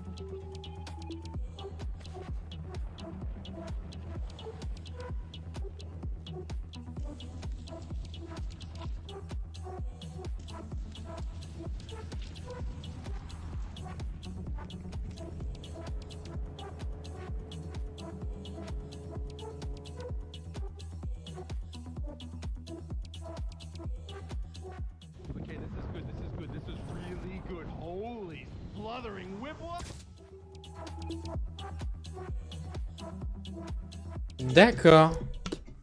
Je sais pas du tout ce que c'est comme jeu, je connais vraiment pas du tout.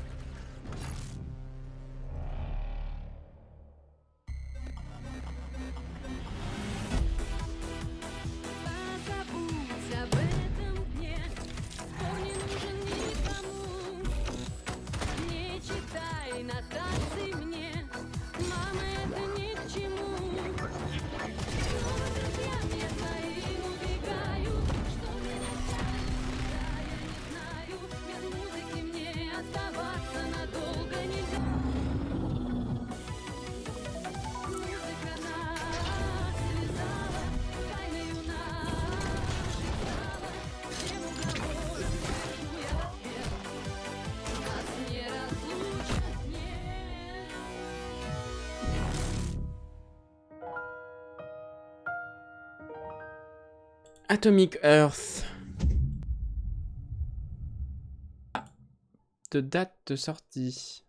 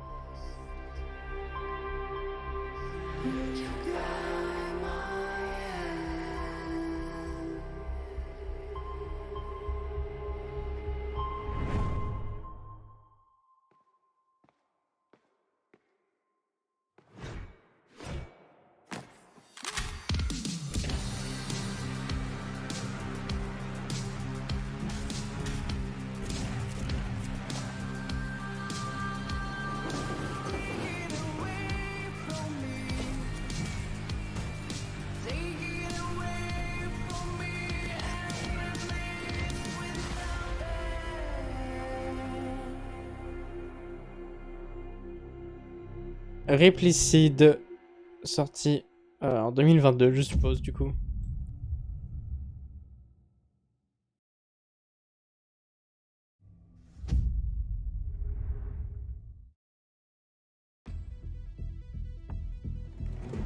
In the first year of Grounded, millions of players kept busy with crafting, fighting, the pond, ziplining, flying things. Now, to celebrate, we present the Shroom and Doom update. It gives the people what they've been asking for. Like sitting. No, seriously, a lot of people want to sit. Pets for when you get sick of your human companions. And of course, mushrooms. But not those kinds.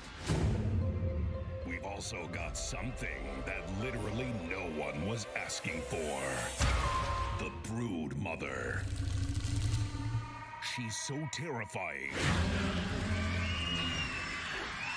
You should probably turn on arachnophobia mode. Oh, even her blob scares the shit out of us. Go big. Or never go home.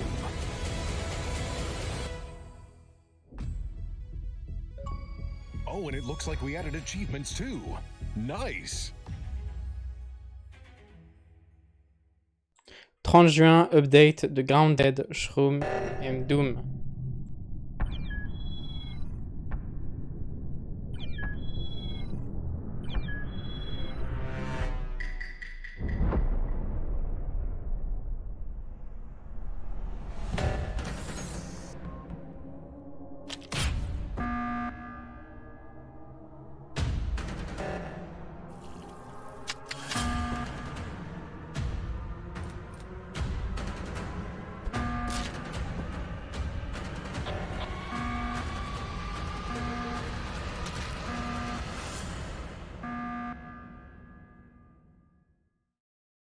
Among Us bientôt sur Xbox Series X et S.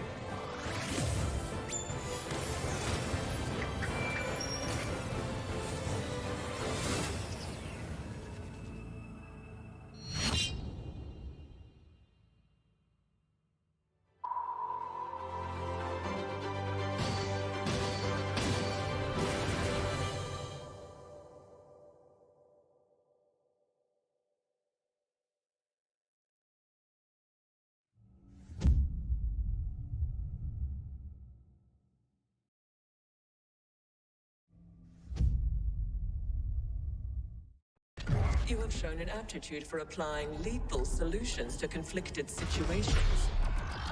We wish to test your abilities.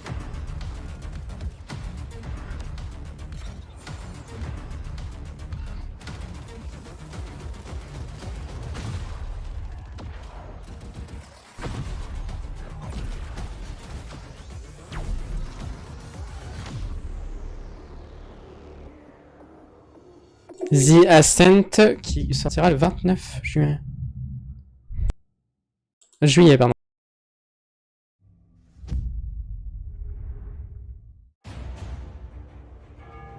History is all around us. never been forgotten. Their daring choices echo across time, turning land into kingdoms and mortals into legends. If history was in your hands, what would you build?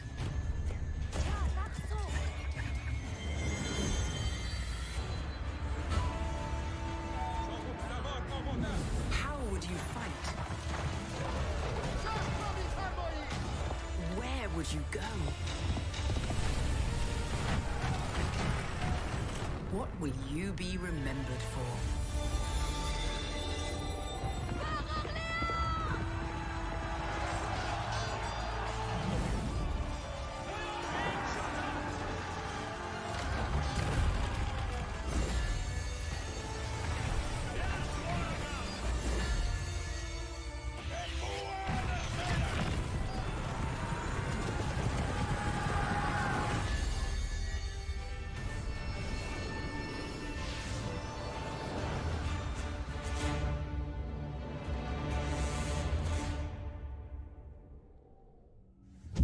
Age of Empire 4, sorti le 28 octobre. Oula, le gain est fort, bordel de mon micro. Je ne sais pas le gérer, j'en peux plus.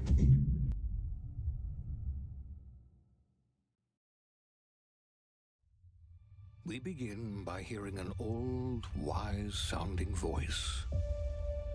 And we see a quiet, peaceful setting. This will make our game seem big and important. Now, something must break the serenity. Will this creature be in the game? No. Say goodbye to it forever.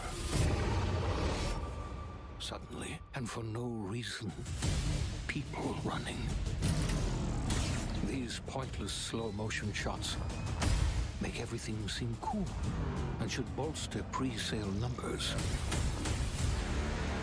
That wah sound can mean only one thing. We must gaze over an epic shot of a world, and there should be lens flares.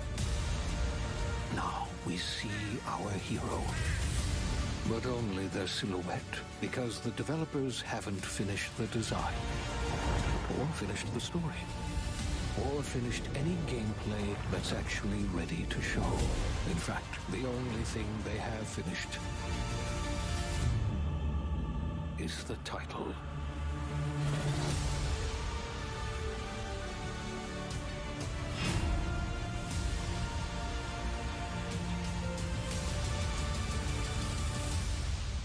The Outer Worlds 2 annoncé.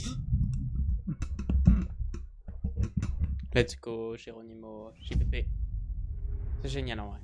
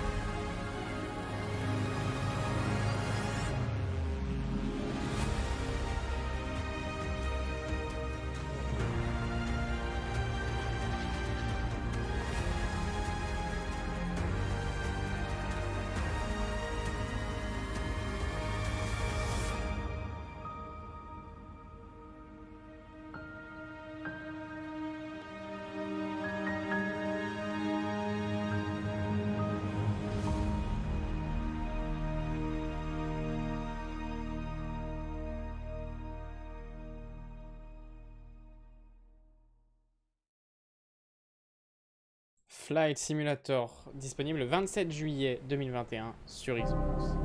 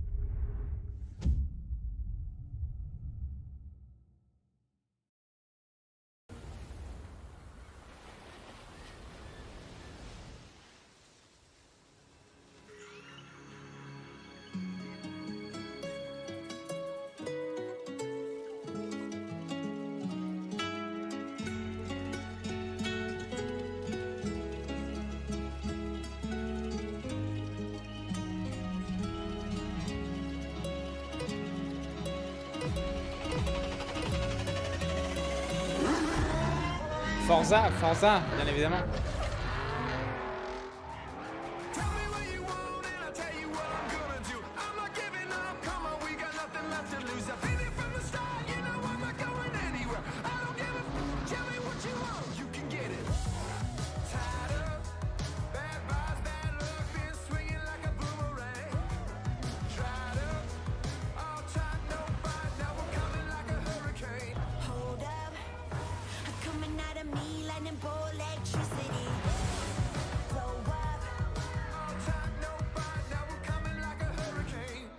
Tell me what you want right now. Ooh, let everybody talk right now.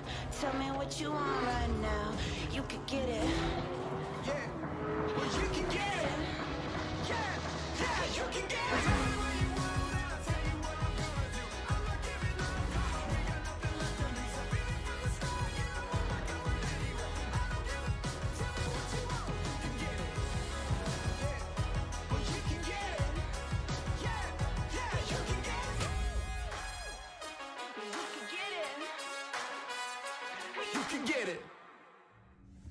Forza Horizon 5 le 9 novembre, pardon. Hello, I'm Mike Brown, Creative Director at Playground Games, and I can't wait to show you what we've been working on. Horizon is known for fun, freedom, and beauty. This year, the Horizon Festival arrives in beautiful, diverse Mexico. This is the largest and most diverse open world ever in a Forza Horizon game. And there is no better car to explore it than the stunning AMG Project One Forza Edition. Rendered in unparalleled detail and with ray tracing in Forza Vista, thanks to the power of the Xbox Series consoles. I've invited along some of the team to help give you a taste of some of the amazing content that's waiting for you in Forza Horizon 5. Please welcome Bill, Maddie, Sierra, and Don from the Forza team. Hey, Mike. Hey, guys, what's up? Hey, everyone. Hey, what's up, Mike? And we also have Abraham with us as well. He's one of the talented actors who will be appearing in the game. Bienvenidos a Mexico. I can't wait to show you what we've been working on. We begin in the rainforest on an expedition. This is a new campaign mode in which you set out on an adventurous journey across Mexico to explore new locations and discover places for the festival to expand. I'm on the river now. We're getting close. There you are. How's the expedition going? I'm racing a car through the Mexican jungle, Rami. Doesn't get much better than this. I can see some ruins up ahead. Bienvenida a Uxmal. Look out for the flamingos! This city is still a jewel of Mayan architecture. That's a peek at our adventurous campaign. But Forza Horizon has always been a game that's best enjoyed with others. Let's go and see what some of our other players are up to. The Xbox Series consoles allow us to capture every last detail, right down to the individual needles on these cholla cactus. The scene looks real, but there are no tricks. This is in-game. Maddie is behind the wheel of the AMG Project One Forza Edition in Mexico's lush, living desert. The perfect place to meet up with friends and head out for a drive. Thanks to the next generation of our Horizon Live servers, everyone else we see here are real players. And it looks like Maddie has been joined by some other members of the Forza team.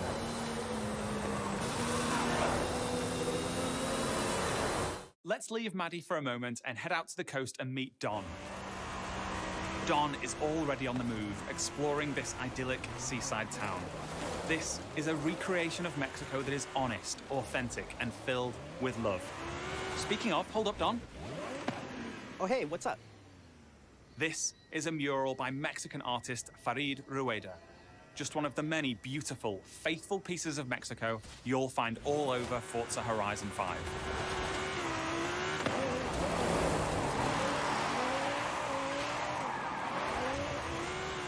While Don drives down to the beach, we'll jump over to the Gran Caldera volcano. Check out this geology detail, implemented with precision accuracy using photogrammetry data captured on location atop an active Mexican volcano. The entire world has been recreated at this level of detail. And here's Sierra in her favorite off-road buggy. The volcano Sierra and friends are exploring is the highest point ever in a Horizon game. And thanks to the power of the Xbox Series consoles, from up here we can see for miles in every direction. In the distance, we can just about make out Guanajuato. Let's take a closer look. Guanajuato is one of the most beautiful cities anywhere in the world. It's a colorful, undulating city full of vibrant architecture. It even has a sprawling network of tunnels. And these twisting, turning, overlapping streets mean that as well as looking good, it plays great too. As we see here, as Don is challenged in Horizon's open world battle royale, The Eliminator. While Don tries to win that race, the rest of our players are still out exploring this diverse open world. Let's head north to the canyon. The Horizon series is known for its uplifting beauty, and using our unique HDR camera rig, we captured 24-hour shoots of real Mexican skies at 12K resolution. And thanks to the Xbox Series consoles, these photorealistic skies result in lifelike lighting that dynamically changes every frame, making you feel like you're really there. Here's Maddie again. She's joined by Abraham and some other members of the team. Our players are using Forza Link, the new AI assistant that intelligently tracks the status of you and the people you meet online, and then helps you link up and play together. We'll now head deep into the rainforest and rejoin Bill and the rest of our players. Here we see our new volumetric lighting system filling the scene with God rays as the sunlight dapples through the dense rainforest. A Horizon arcade minigame is about to start. Forza Link knows that Bill loves minigames, so it intelligently prompts Sierra to invite Bill. Bill accepts, and they're seamlessly linked together with their GPS route set. With that Horizon arcade minigame starting soon, all of our players are coming together. This minigame is called Piñata Pop, signaled by the Horizon cargo plane dropping a payload of piñatas. Ooh, over this way. Gotta catch up to you guys. Our players now have to work together to find and pop as many as they can. Okay, go up here to the left. There's loads along the main road. Here I go. I'll take the left of the bushes here. There's some between the houses. Oh, there's a couple more over here. Sweet. While the team grab those last few piñatas, we're going over to the stadium because I have one more thing to show you. This is Event Lab, the incredible new toolset that allows you to create your own races, game modes, and gameplay experiences. You customize everything, right down to the fundamental rules of the game.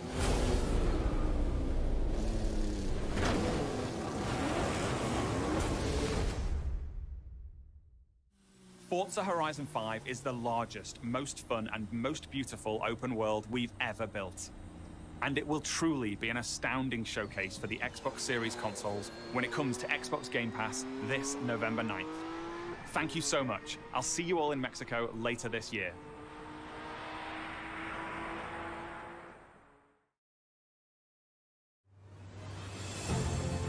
Team Xbox is on a mission to bring the joy and community of gaming to everyone on the planet. That's why you, the gamer are at the center of everything we do. Today, we showed you 30 games.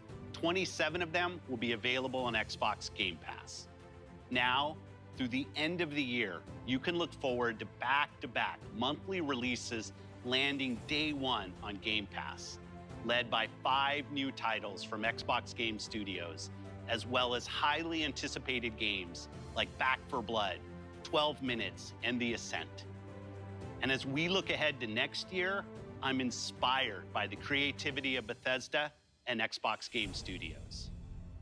We showed you the highly anticipated RPG Starfield coming exclusively to Xbox.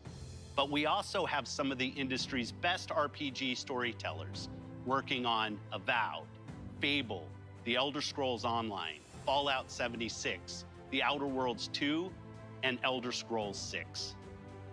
We unveiled the stunning multiplayer mode for the world's most beloved shooter in Halo Infinite, adding to the roster of iconic Xbox shooters alongside Wolfenstein, Gears of War, Perfect Dark, and Doom. We premiered the most epic open-world racing game, Forza Horizon 5, bringing you a vibrant and authentic depiction of Mexico in a game built from the ground up for next gen, while the team at Turn 10 is hard at work on the next Forza Motorsport. Our growing family of 23 studios is devoted to advancing the medium we all love. Xbox has been here for 20 years, and that's because of you.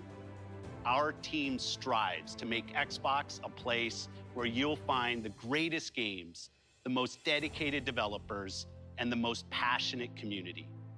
Together, we all make Xbox the best place to play. Before I go, there's one more thing. Take a look at this brand new original game from the Arcane team at Bethesda. Ouh là là là là, une dernière annonce, on les connaît celle-ci. On les connaît. An open world immersive shooter that you can play alone On les connaît ces or dernières with your annonces. friends. And like Starfield, this game will be an Xbox exclusive.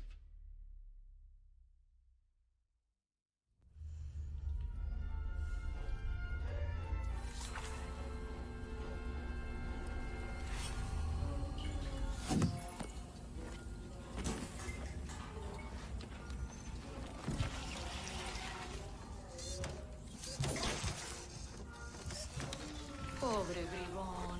I'm gonna have to take you apart again. Hey, Dev, anything interesting? Yes, exist too. Mandible, 25 centimeters. Dramatically elongated. Go on, make yourself useful.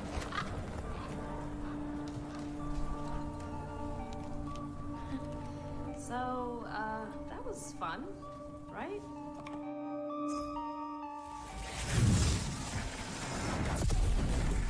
That's your cue, mate.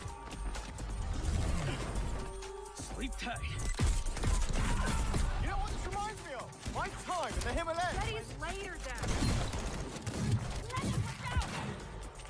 You think they can't kill you anytime they want? Hey, asshole!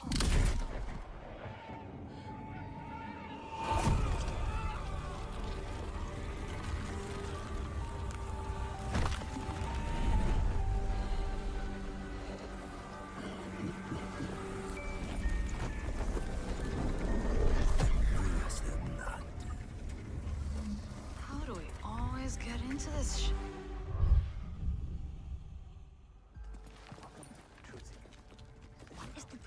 In the field in Redfall, Massachusetts.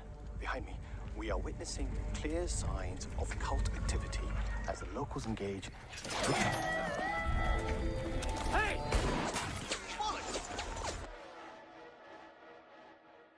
Really hope the video was worth it. Everybody, fall back! People need to know what happened. Layla, with me. Get me on the roof now. Thank you, Layla. You're the best. Oh, Jacob, don't even mention it. Revan! Now or never!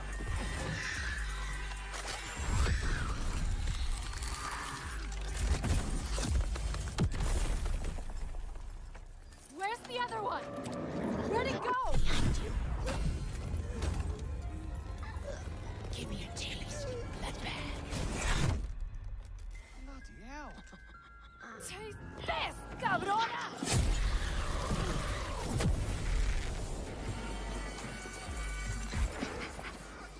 Watching you. Ah! Jacob, there's something. Thump goes the rabbit's arms. Oh, shit. Dev's gonna love this one.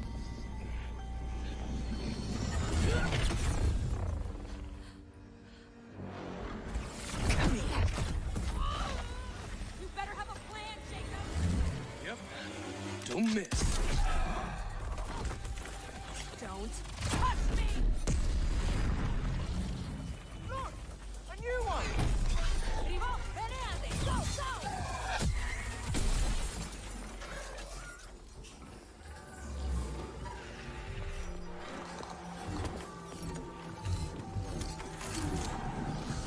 Kill me. End me. You can't break the blood trends. It's only just begun.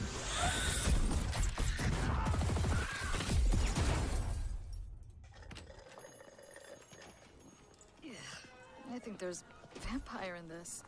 Really? What does it taste like? Be specific. Like blood and death. And strawberry. Sun's coming up. Let's keep moving. Let's keep moving. Sure thing, Edgar Allan Bro. That's a good one. Do you think things will ever go back to normal?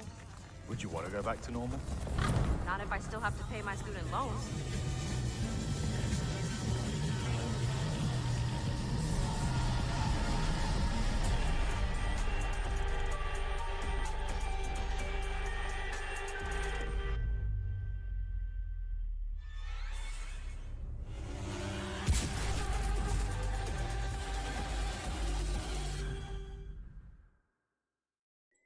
Très bien, Redfall dans le Xbox Game Pass. Ah. There is wonder, that place in our dreams. We can disappear into a world beyond.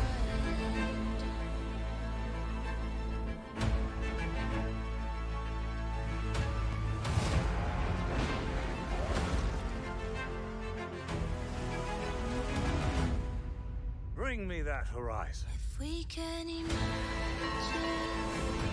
and know what to do, we can fall into the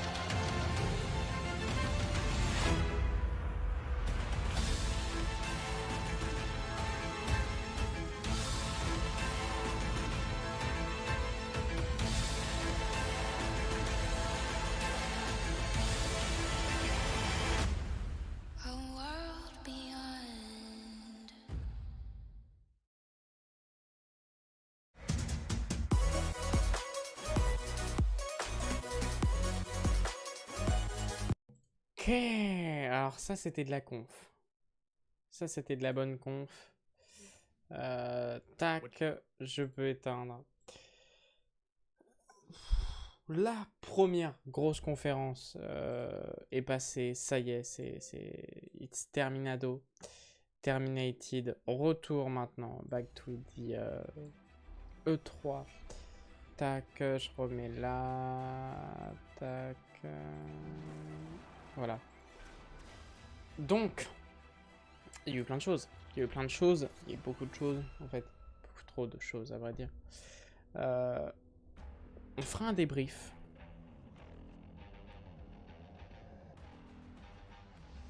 La La petite blagounette, la blague du frigo, bien évidemment. Le mini frigo, et oui, bien évidemment. La meilleure vanne au monde. C'est vrai que, au moins, ils se sont amusés de la vanne. Oui, c'est vraiment en train d'arriver. Xbox. Mini frigo.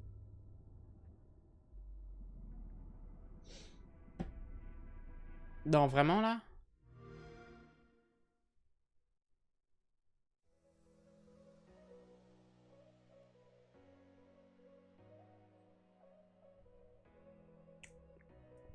Très bien. Non, alors, note. Je vais noter la conférence. Pour cette conférence Xbox, je vais mettre une note. Je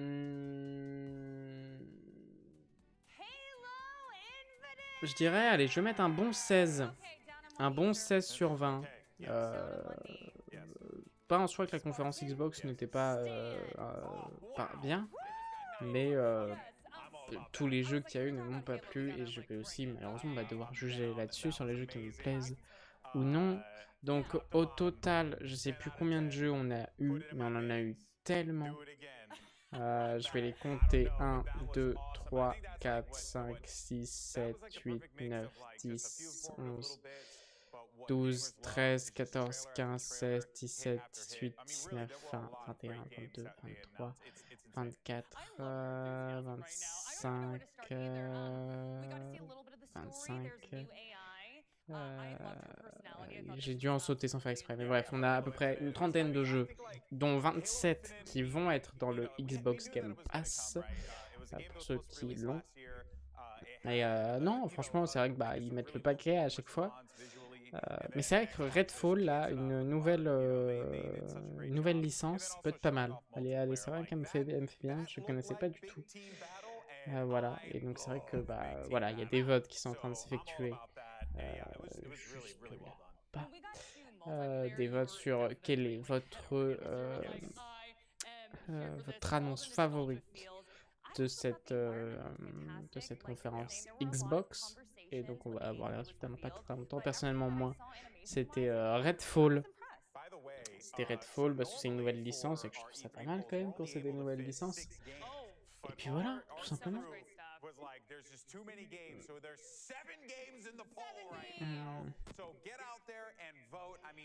Voilà, voilà. Alors il y a eu des petits soucis techniques, des petites merdes qu'on reverra. Donc qu'est-ce qu'on a eu? Donc on a eu une trentaine de jeux et on fera, je pense qu'on débriefera tout ça juste après une pause. Je vais prendre une pause d'une demi-heure pour aller manger parce que j'ai faim. À tout de suite. Okay, I'm here for it. And all the villains, I was totally blown away. The flame hair, the wraith-like character, and I like the protagonist as well.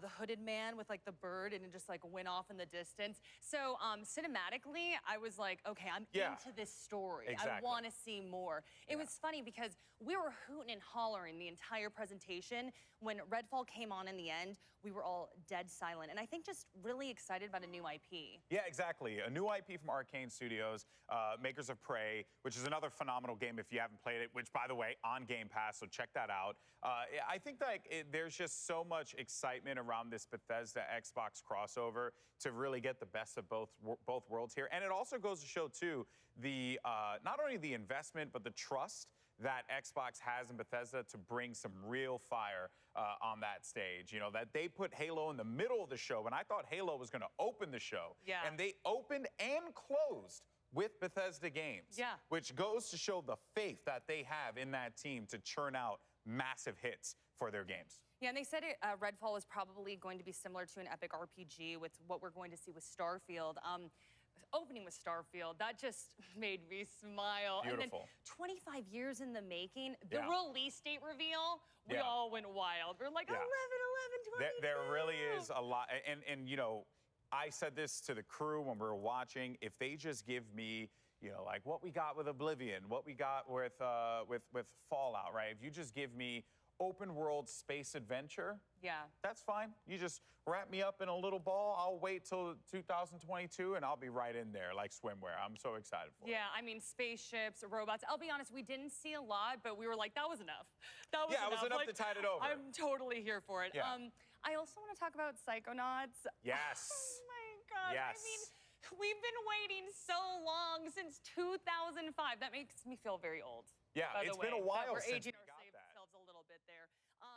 But it's interesting, actually, because Michael was talking to us about how he actually played it. I'm sure he'll elaborate on that later. But we're like, we've been waiting. Yeah, he saw it at a showcase. He didn't get to play it, but he saw it at a showcase. He said he got to play? I don't know, but he'll clarify. And so he's like, we've been waiting. This game looked finished, and we thought it was going to come out in 2019. And we thought it was going to come out in 2020. Then obviously we, you know, got blipped, and 2020 didn't happen. So now we're going to get it here in 2021, and it's so short. It's so close.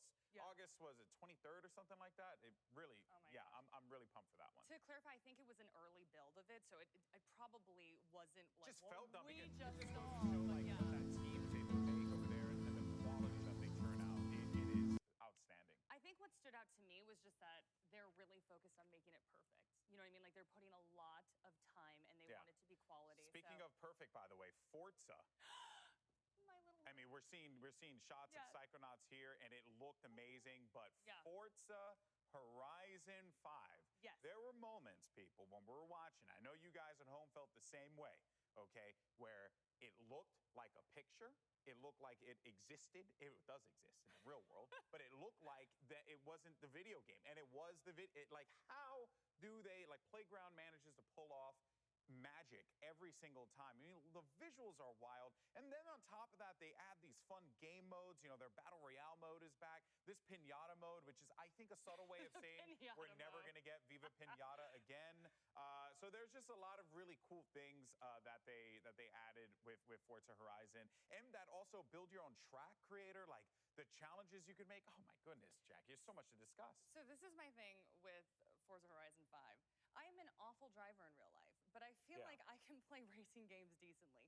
And then I can drive around in a jungle or a desert, and if I hit a cactus, it's okay. Yeah, you know, it's okay. It's okay it to ain't hit a a big deal when you're doing it in a video game. Drive safe, kids. Yes, please drive safe. We fully encourage that, but I'm just a really awful driver, so when you see a game like Forza, I'm like, oh my gosh, I can never get in a car with Jackie. I can have fun. That is a fact. That is definitely a fact. I do want to talk about replacing a little bit. I might have gotten lost in the pack of like all these great games. It had a very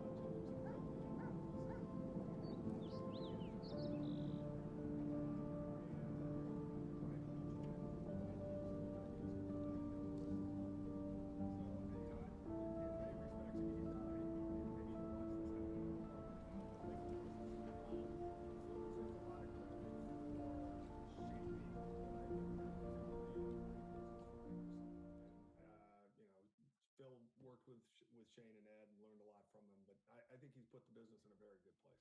Well, thank you for the reunion, everybody, and we'll have to do this again in either 10 or 20 years. Let's do it. Yeah. Thanks, Dean. Thanks, Dean. Thank you so much. All right, so even though we are still this far out from the Xbox conference, look at you with your papers here. I'm all a professional. official. We still haven't talked about Hades coming to Game Pass. Oh, we looks still so haven't good. talked about Stalker 2. Oh. I don't hear anybody talk about Shredders. There's just too much information. So the much. Ascent being shown again, which looks dynamite and dope, and I can't wait for it. Yeah. What a conference that was. Yeah. It was so much. It was. I thought Xbox delivered. Like 100%. they came out, and also Xbox being bold. They were like Xbox exclusive. Yeah. Xbox exclusive. Like I was like, okay, they're stepping up. Everyone, I all that. hail the Lord and Savior Game Pass, because that was there left and right as well. Yeah, I know. that too. By the way, Do you want to play with it? Yes. You can take it away. I have the wait, wrong show. But yeah, I just want to say, guys, Halo is amazing. Nous revoilà. Donc, on vient de vivre la conférence. La conférence de l'E3 Xbox. Maintenant, on va suivre une toute autre conférence, celle de Square Enix, qui est une conférence que j'attends beaucoup, avant de passer du coup à cette conférence, dont le live Twitch a commencé. Donc je propose c'est qu'on aille directement dessus. J'essaie juste de la trouver. Tac. Planning. Twitch.tv. Commence à faire beaucoup d'onglets ouverts. On va être honnête, voilà. Square Enix qui ont lancé leur live streaming. Voilà, dans 10 minutes, le compte à rebours est lancé.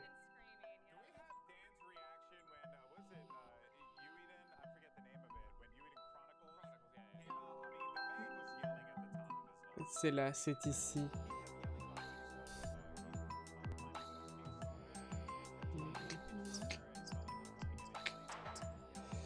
Tac. Je commence à tout bien préparer.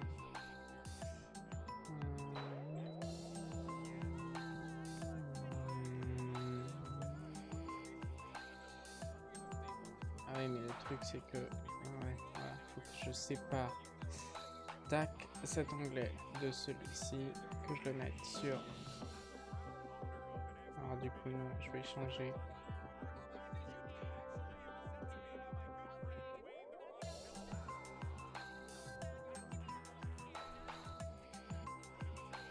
Voilà, ça, a plus de problème.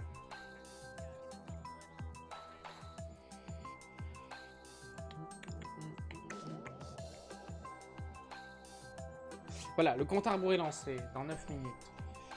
La conférence démarrera. Dans un premier temps, on va faire un petit point sur la conférence. La conférence qu'on a eue juste avant. Je vais ajouter, je pense, capture de fenêtre. Tac. Parfait. Non, du coup, en fait, non, pas parfait.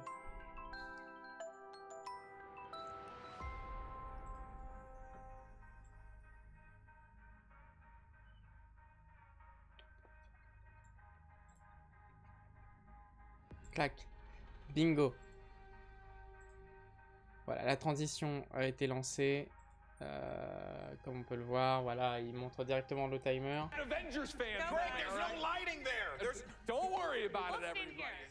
Le compte à rebours commence de notre très chère conférence. Donc, petit récapitulatif de ce que nous avons eu lors de la conférence Xbox. On a eu du coup une énorme mise à jour de Sea of Thieves spécial en collab avec Disney, spécial Jack Sparrow. Voilà, une histoire complètement originale qui sortira le 22 juin. Ensuite, on a eu un Yakuza Like a Dragon, une petite publicité pour ça qui est dispo en fait dès maintenant. On a eu aussi Atoll Battlefield 2042 qui sort le 22 octobre 2021.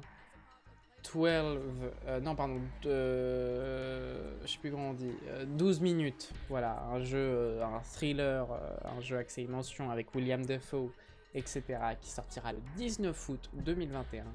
Psychonauts qui sortira le 25 août 2021. Party Animals sorti en 2022. Hades qui sortira le 13 août sur les nouvelles consoles. Somerville, un jeu fait par les créateurs d'Inside qui sortira en 2022. Halo Infinite qui a pris aussi pareil un gros bout, un free-to-play en multijoueur, ainsi que l'histoire qui sortira pendant les vacances 2021. Diablo 2 Remaster qui sort le 23 septembre 2021, un remaster 4K sur Xbox Series X et S avec un coop jusqu'à 8 joueurs. Ensuite, ils ont tous enchaîné avec A Plague Tale Requiem, sorti en 2022. Far Cry 6, c'est le jeu dont on n'arrête pas de parler, Far Cry de cette 3, parce que c'est une énorme licence, donc c'est normal. Far Cry 6 qui sort en 4K 60 fps le 7 octobre sur Xbox Series X et S 2021. Slime Rancher 2 annoncé en 2022. SSX 2022 sorti en 2022 je suppose. Atomic Earth, pas de date. Placid sorti en 2022 avec une super DA. J'ai trouvé que la DA était incroyable. On va ensuite avoir Update Room and Doom pour le jeu Grounded. La mise à jour sort le 30 juin. Among Us aussi, qu'on voit à l'E3 maintenant. Among Us qui sortira sur Xbox Series X. Et on aura aussi ensuite Aiden Chronicle en 2023 et Aiden Rising en 2022. Ensuite, ils ont enchaîné avec The Ascent qui sortira le 29 juillet, Age of Empire 4 qui sortira le 28 octobre, The Outer World 2. Je crois qu'il n'y a pas eu de date pour ça. Flight Simulator le 27 juillet 2021 sur Xbox et pareil, un gros monument qui a pris un petit moment qui est Forza 5. Le 9 novembre qui se passera au Mexique avec une technologiquement assez avancée. Donc en gros on aura du ray tracing, il y a des données géométriques si j'ai bien compris. Ils ont filmé des trucs en 12K pour les remettre dans le jeu. C'est un open world vraiment très très complet et surtout très très beau et c'est photoréalistique. Donc voilà. Et ils ont fini par l'exclu Xbox Redfall qui sortira en été 2022, qui est une exclu Xbox apparemment. Et donc voilà. C'est un peu tout. Mais c'est pas mal, en mine de rien, en vrai. Voilà, là on a le chrono du coup qui plante un peu, j'ai l'impression. Non, merde, c'est pas ça en fait. Ça commence? Non, ça ne commence pas. Juste, parce qu'en fait là je commence à être... C'est un peu le bordel, vite fait. Voilà. Bon, on a une petite pub. Génial, merci Twitch. En tout cas, ça commence dans quelques minutes. C'est qu'une question maintenant de minutes. Minutos. Tac. Voilà, 3 minutes.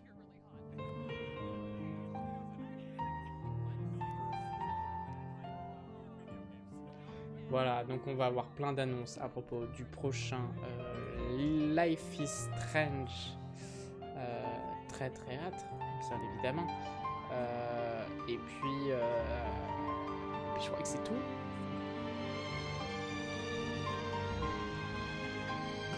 Voilà, on sent que ça démarre très bientôt. La conférence.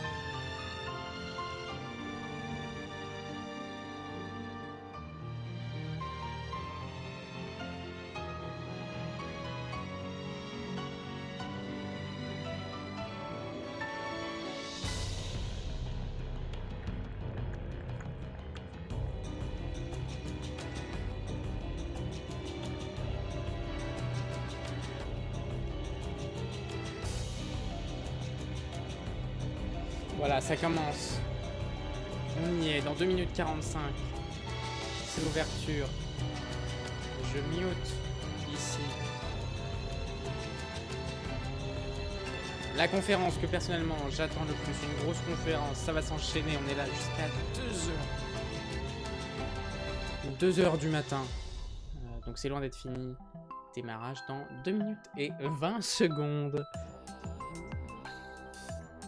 Voilà, donc après le magnifique cadeau d'Xbox avec une trentaine de jeux, dont 27 dans le Game Pass, c'est au tour maintenant de Square Enix de nous montrer un peu ce qu'ils ont préparé, même s'ils ont fait une conférence il n'y a pas si longtemps que ça, il y a, je dirais en mars, je crois, à l'été. Donc, mars ou février, je sais plus, j'ai un doute.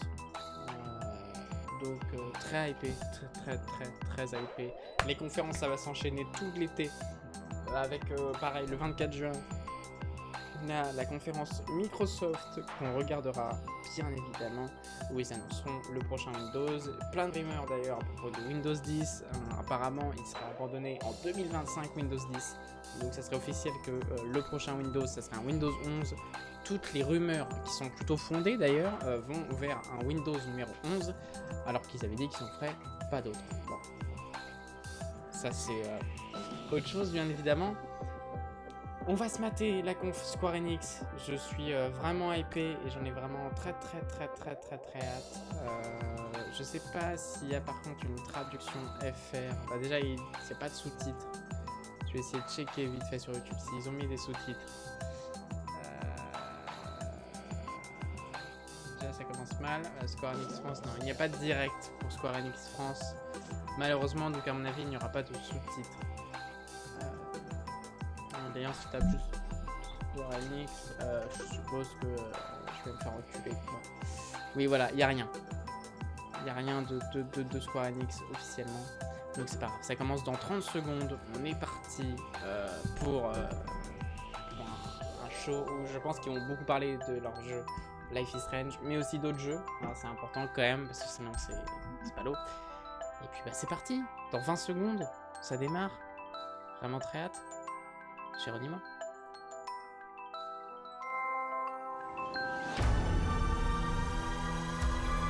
Allez, c'est parti. Le Square Enix Showcase commence. 3, 2, 1.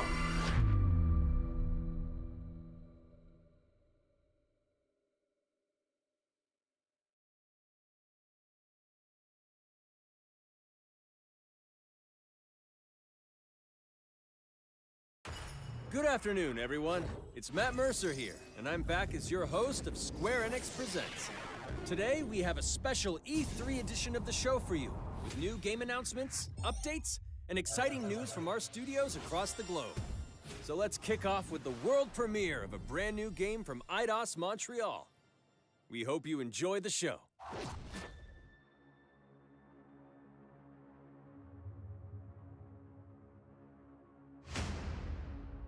I am so proud of you. Do you know what a birthright is, Peter?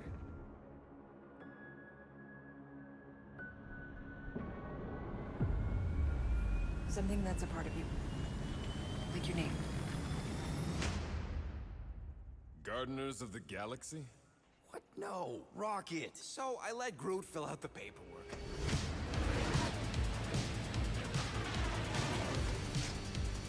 So we got fined. We appear to be 6,963 units short. I know, we clearly need a plan. If you see anything with claws the size of Drax, let me know. We got this.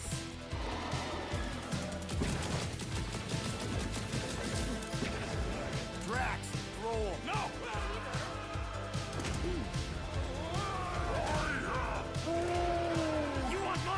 I'll show you, monster! No! We disrobe! Keep your pants on. Although, it could be used as a distraction. Smash him up, Drax! Meet your maker! We're all professionals here, right? Maybe we can work something out. Peter! You had one job, Quill. I did exactly what? Gamora, no killing teammates! Says who? It's literally in your contract! I made no such commitments. In less than 3 cycles, all would be lost. The galaxy cannot be saved, Peter Quill. We can do this together!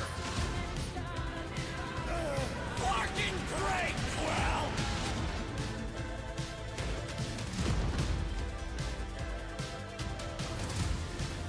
Sunlord, right? It's Star-Lord. Oh, crap!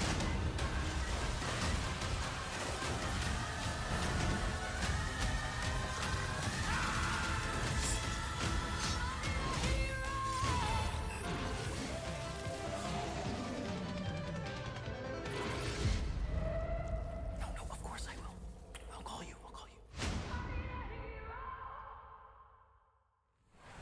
Hi, my name's Olivier Proux, senior producer here at Incroyable. For the past few years, Le jeu Gardien de la Galaxie, sorti le 26 octobre 2021. Guardians of the Galaxy, and reimagine it into a single-player, story-driven, third-person action-adventure game. It's our own fresh take on the Guardians, and something that's really unique to our game is that you get to be Peter Quill. As Star-Lord, you're constantly in the middle of the action as you try to lead this band of misfits. But today, I'm really excited to have all of you join us on this journey, and you'll hear more about the game from our team behind this project. Right, let's do this! I've always loved Marvel's cosmic characters. Growing up as a kid, I read them, enjoyed them, loved them. I had the opportunity to write for Marvel on some of their cosmic titles. I went back with the help of Bill Roseman, the editor, and kind of cherry-picked characters from Marvel's past. The opportunity here was to build a team, but to make it all underdogs, so that the reader would think, oh my gosh, how is this team going to survive? And that became the Guardians of the Galaxy comic, which we loved working on. I remember the first time that the Marvel crew came to Montreal, we were showing them the design of the characters, how they would look, and they stayed silent. I don't know if it's a minute, but in my head, it was a minute. I was like, oh my God, like they hate it. We realized how much that Marvel and Eidos Montreal share and have in common, and that we knew the Guardians were in perfect hands. Looking at the samples that Eidos were kind enough to show me, I think he's fantastic and absolutely in the spirit of what these characters are. What makes the gameplay experience unique to me is no matter in what phase of the game you are, whether you're in exploration or you're fighting, the Guardians are constantly around you and you never feel alone. While you're the leader, the Guardians will also challenge you and make decisions on their own, and you will have to adapt to it. You are literally part of the Guardians of the Galaxy. The decisions you'll make will have lighthearted to haunting repercussions, and the game will react to what you do and say. Gamora, no killing teammates! Says who? It's literally in your contract! I made no such commitments. You are playing as Star-Lord and you're using your blasters and you're using your jet boots. Star-Lord is really empowering. He's very agile on the battlefield. He can slide and over with his jet boots. Of course, he has his elemental blasters that have different powers as well. And on top of all of this, he can use the unique abilities of his Guardians. We're not pirates. We're legally incorporated heroes for hire. Gardeners of the Galaxy? What? No. The story is about a group of misfits, the Guardians. In our world, they've been together for less than a year. They create something on a small scale that looks insignificant. And as they progress through the story, they discover that they created something really big that threatens the galaxy. There are a lot of very interesting villains in the Marvel franchise. And when you're starting to work on a story like this, you get to get your pick of which ones will make the best for this story. That gives us the opportunity to bring in some that are well known, but some that are also not all that well known. What Eidos is getting so right about them is capturing what it's like to be a misfit family. They're also bringing an amazing imagination to it. You're going to see planets and characters that are going to blow your mind. Interpreting it in its own way, I think, makes it feel incredibly fresh and exciting. It's not a matter of trying to replicate the comic or trying to replicate the film. It's trying to take the medium you're working in and make the best version of Guardians out of that. They made it fun. They made it rock and roll. They delivered everything you would want in a Guardians game.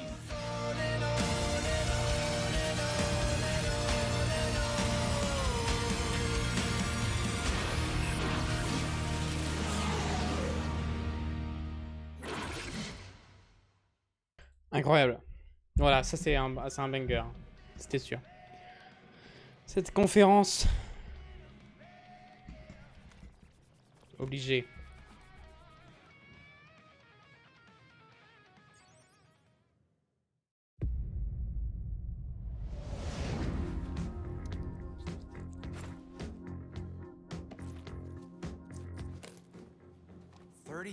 Units? We appear to be 6,963 units short. If we intend to keep our ship, Peter Quill. I know. We clearly need a plan. What about selling Gamora's crap? What? Oh, come on. You've been hoarding them stupid knickknacks ever since you first joined us. I mean, don't tell me they ain't worth nothing. The quarantine zone was always holding out on My us, Quill. figurines are not knickknacks. Oh, team's in trouble. Then you can't be bothered to make no sacrifice. I will sacrifice your head. And take us to the majestic mountains of Kakarandara. Guys, I think we should hear out Groot for once.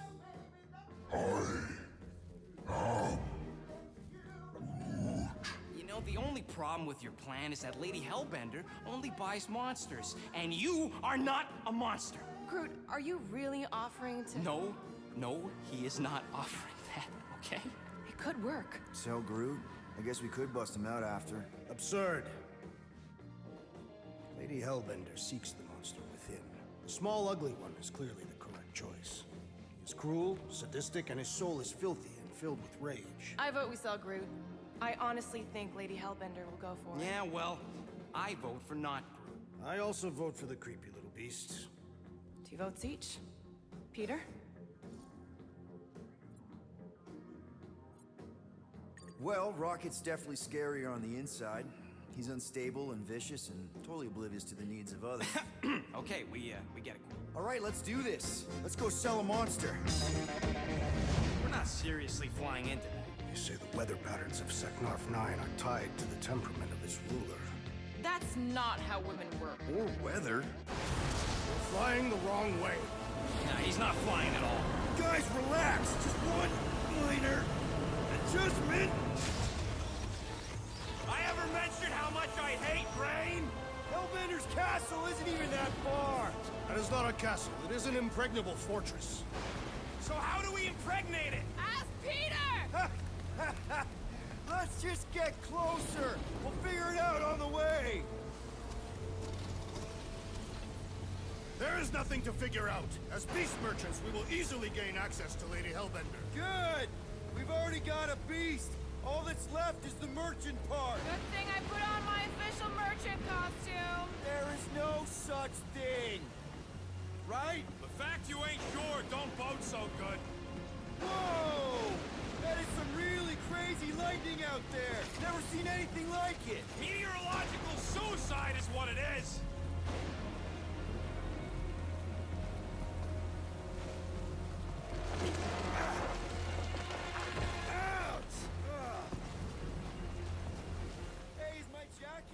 Donc là on a le droit à un petit peu de gameplay de la part du jeu, où du coup voilà on contrôle Star-Lord avec tout le lore des Gardiens de la Galaxie. Je connais plus trop le nom des personnages, il y a Groot, le raton, la meuf et Star-Lord bien évidemment. Alors je vois qu'ils ont par contre ils ont gardé un truc qui est très stylé, le fait qu'il y ait des musiques très stylées dans les films en général des Gardiens de la Galaxie. L'aspect musical des années 80, tout ça, même pas que 80, 70 je dirais. Bref, c'est très stylé.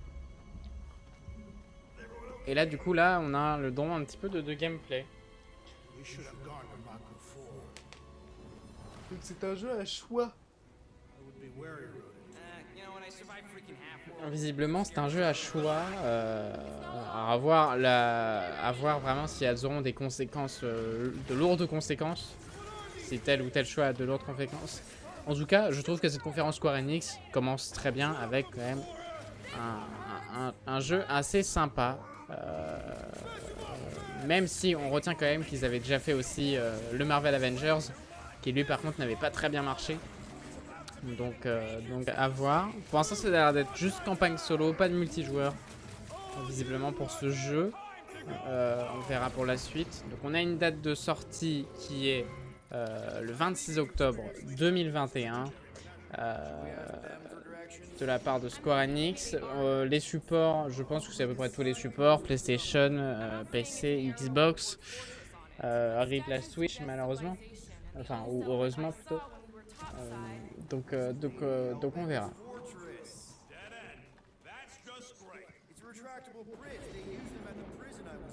Too bad the controls are on the other side of the giant chasm. What do you not have time to dawdle in this jungle? I shall hurl the creature over the chasm so he may activate the bridge. I may activate a hole through your face! Put me down! You'll be fine, just curl up in a ball. What? Donc voilà, là voilà, on voit qu'il fait un choix. I guess that only applies to cats. You sons of dogs! Scut-busting ass! I am not familiar with these words. Order the Alors Rocket est furieux que vous ayez Rocket il est furieux parce que j'arrive pas à parler bordel. Rocket est furieux que vous laissiez faire Drax le jeter. Thanks for the bridge, Rocket. If you even think of pulling that stunt again. Hear that? Guys. I got it.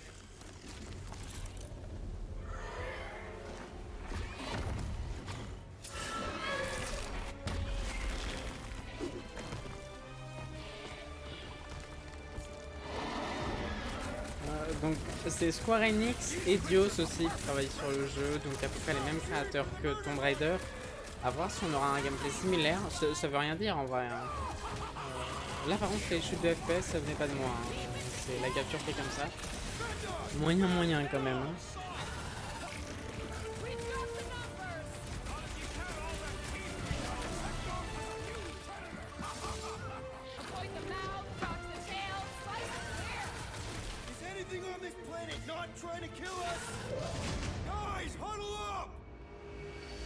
Le Walkman, voilà, le fameux, voilà, le Walkman, c'est ça dont je voulais dire et parler tout à l'heure. Donc c'est respecté, bien évidemment, comment ne pas le respecter avec Star-Lord, qui est un personnage qui est toujours avec un Walkman en main, à mettre des cassettes et avec de la bonne zik. Donc voilà.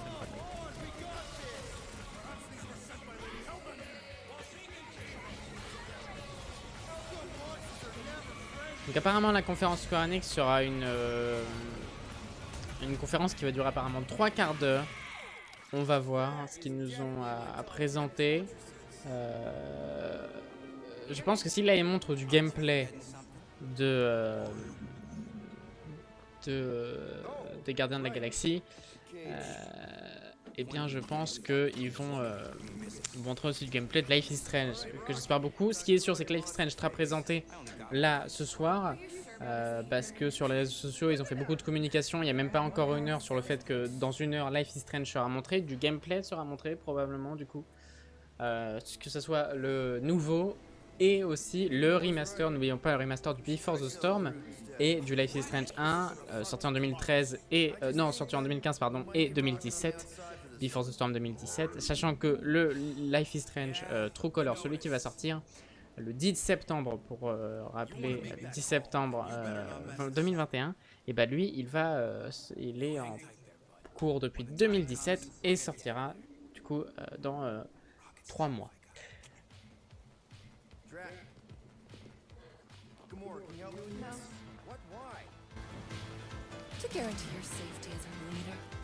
Voilà, donc là, j'ai l'impression d'être dans Saints Row 3, mais c'est pas bien grave.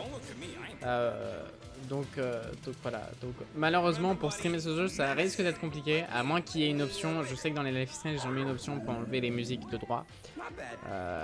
Mais voilà.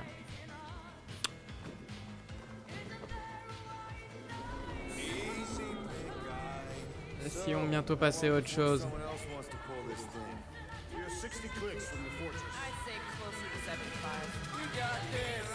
Voilà. Voilà, les Gardiens de la Galaxie.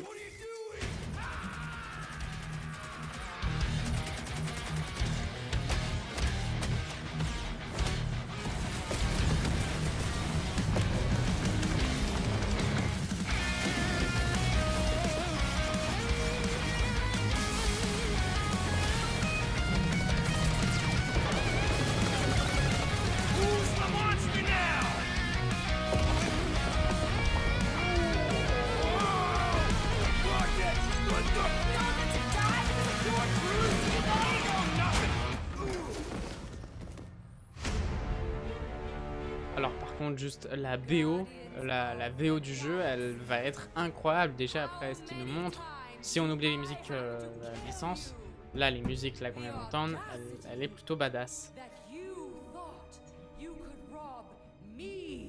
Dweller, feast upon them!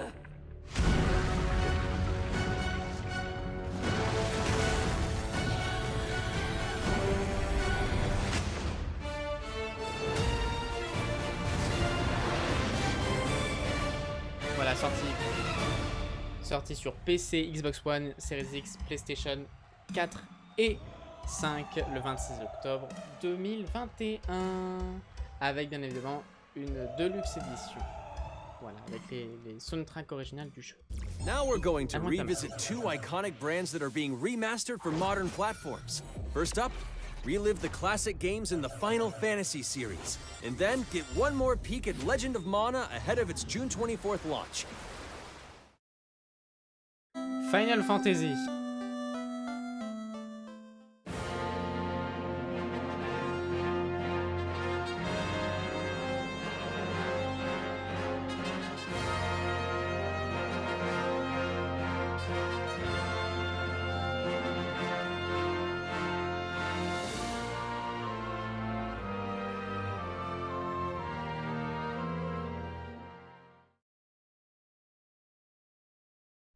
Le remaster de Final Fantasy 1, 2, 3, 4, 5 jusqu'au 6.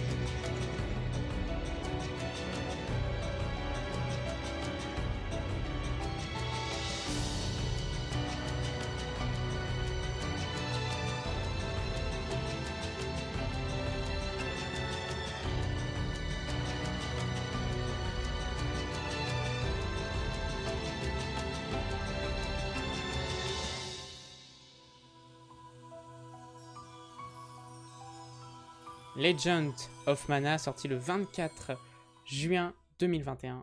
Très bien. Up next, Earth's mightiest heroes continue their fight to defend the world in Marvel's Avengers. The team at Crystal Dynamics is excited to share the latest updates with you, including new mission types and a growing roster of heroes.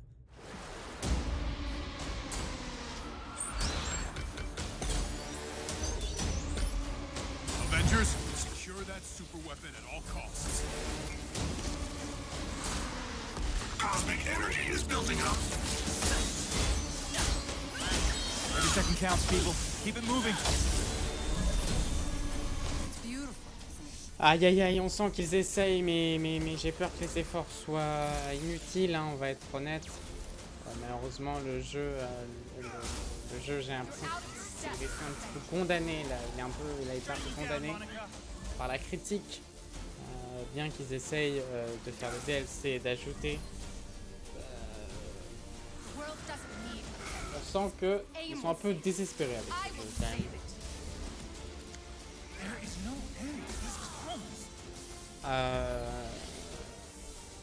Ça s'enchaîne là, ça s'enchaîne. Je pense que ça va se recalmer. Voilà, du nouveau contenu pour Marvel. Marvel Avengers.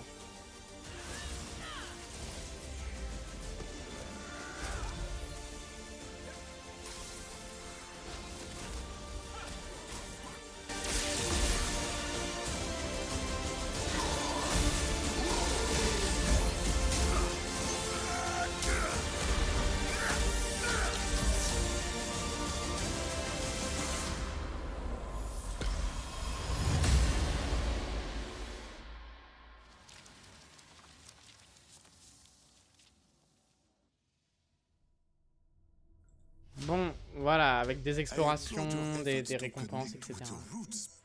But as a man who has seen 3 Black Panthers fall, I must warn you of a few things. Many eyes follow the path you are about to walk down.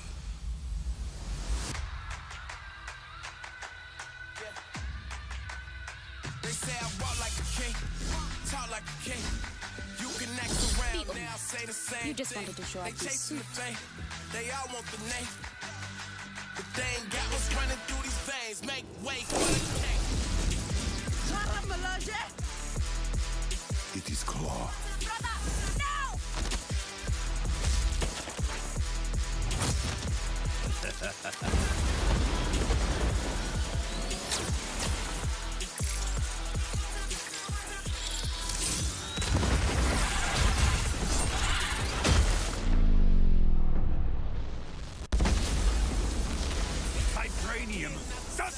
belong to you. You're right.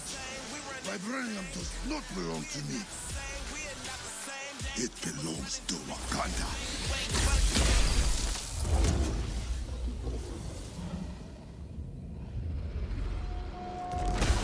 Look at me now, can't hold me down. So give me the crown. They say I walk like a king, talk like a king. You can act around now, say the same thing. They chasing the fame, they all want the name, but they ain't got what's running through these veins. Say I walk like a king. Now it's time to give mobile players a quick look at some of the games that will be available. Pas de date en particulier, mais voilà, un DLC spécial Black Panther. Maintenant, on passe aux jeux mobiles. Following Agent 47's disappearance, you were selected because of your remarkable skills. Execution must be perfect. We will strike from the shadows, and they will never know what hit them. Hitman, aujourd'hui, c'est sorti aujourd'hui, voilà. A sad and beautiful tale that echoes throughout eternity. The first mobile entry in the Nier series, Nier Reincarnation.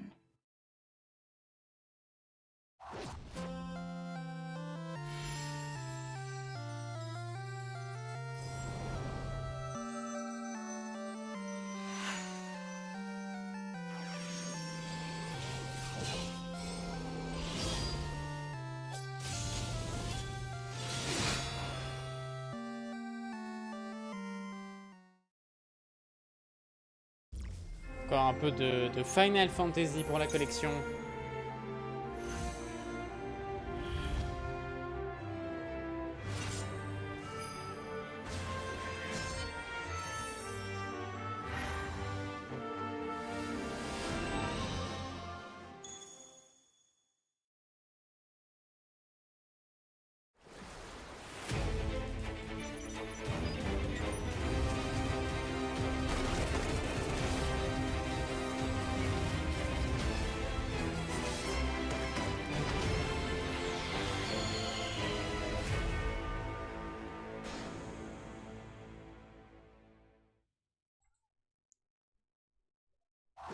Voilà. Today, the team at Platinum Games is giving you an exclusive look at the epic world of Babylon's Fall, featuring fluid combat, powerful weapons, and a unique art style.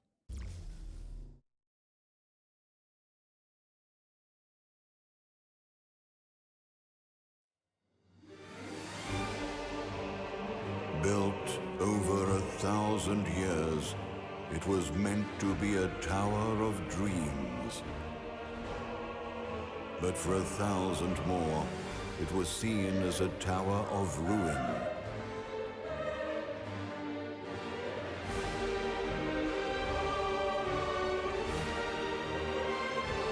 Persevering through fire and ice and the coldest of winds, eventually the tower became a symbol of unrelenting ambition. That tower's name is Babylon.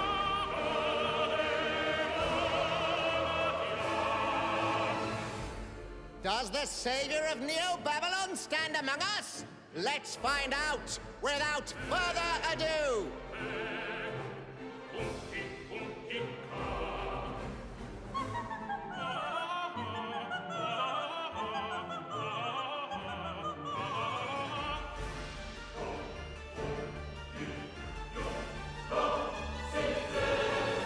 If I'm to die, then I'll die for hope, for what little hope there may be.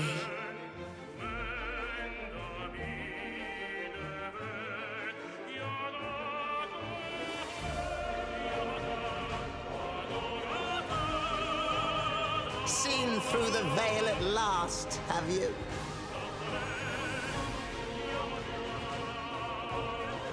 We're all prisoners of our subjective reality.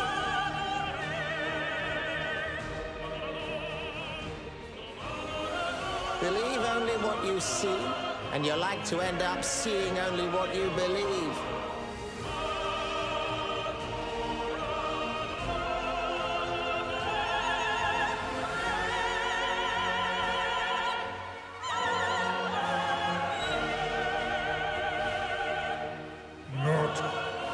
two paths lie ahead. Ascend to the heavens above the tower, or fall like this one now before you. Now begins its tale of both hope and despair. Babylon's Fall, un jeu sur PS4, PS5 et sur PC Steam. Nier Automata. プラチナゲームズは本当にアクションという部分に関しては世界屈指のデベロッパーだと思ってますし、ニーアオートマタでそれが証明できたんじゃないかなと思ってます。ニーアオートマタのアクションをもっと楽しむためにどうしたらいいかって選ばれたジャンルがハック&スラッシュでしたので、このゲームのコンセプトは端的に言うとニーアオートマタのアクションでハック&スラッシュというジャンルを楽しむということになります。もちろん一人でも遊べるんですけど、4人でダンジョンを攻略していくゲームになります。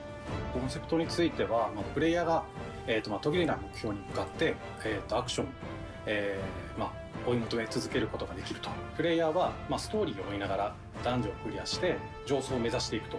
入手する装備や素材を集めて自身を強化してカスタマイズしていくと。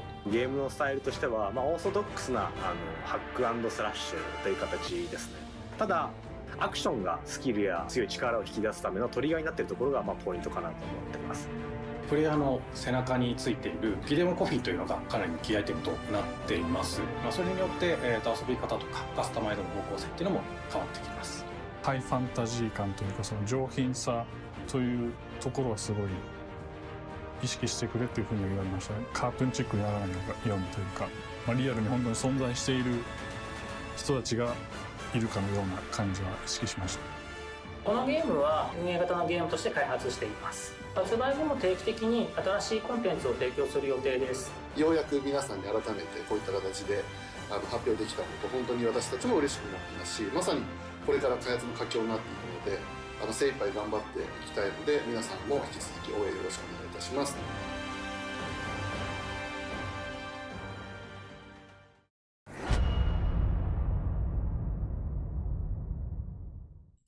Disponible dès maintenant en bêta. The next major entry in the popular Life is Strange. Life is Strange, let's go. Colors. The team at Deck 9 is ready to give you a deeper look at Alex Chen's psychic power of empathy.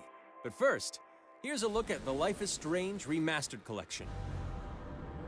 On commence avec la remaster. After 5 years, you're still Max Caulfield.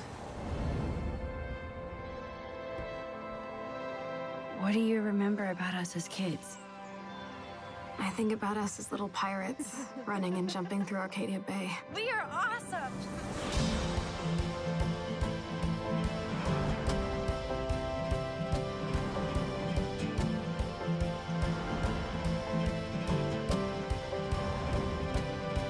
Come on, let's dance! Or take my picture with your new camera.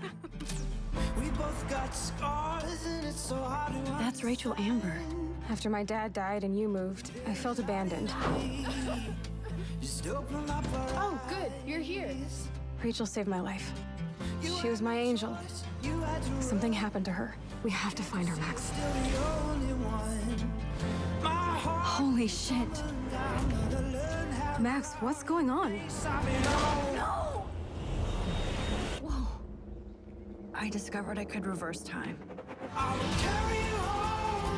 What the hell is this? Max, help! Whatever's going on between us is special. Step back before you regret it. Get in, Max! Then I realized I had a choice and the power to change everything. Arcadia Bay is on the edge of disaster. Time to change time. Whatever happens, I'll always have your back. Always.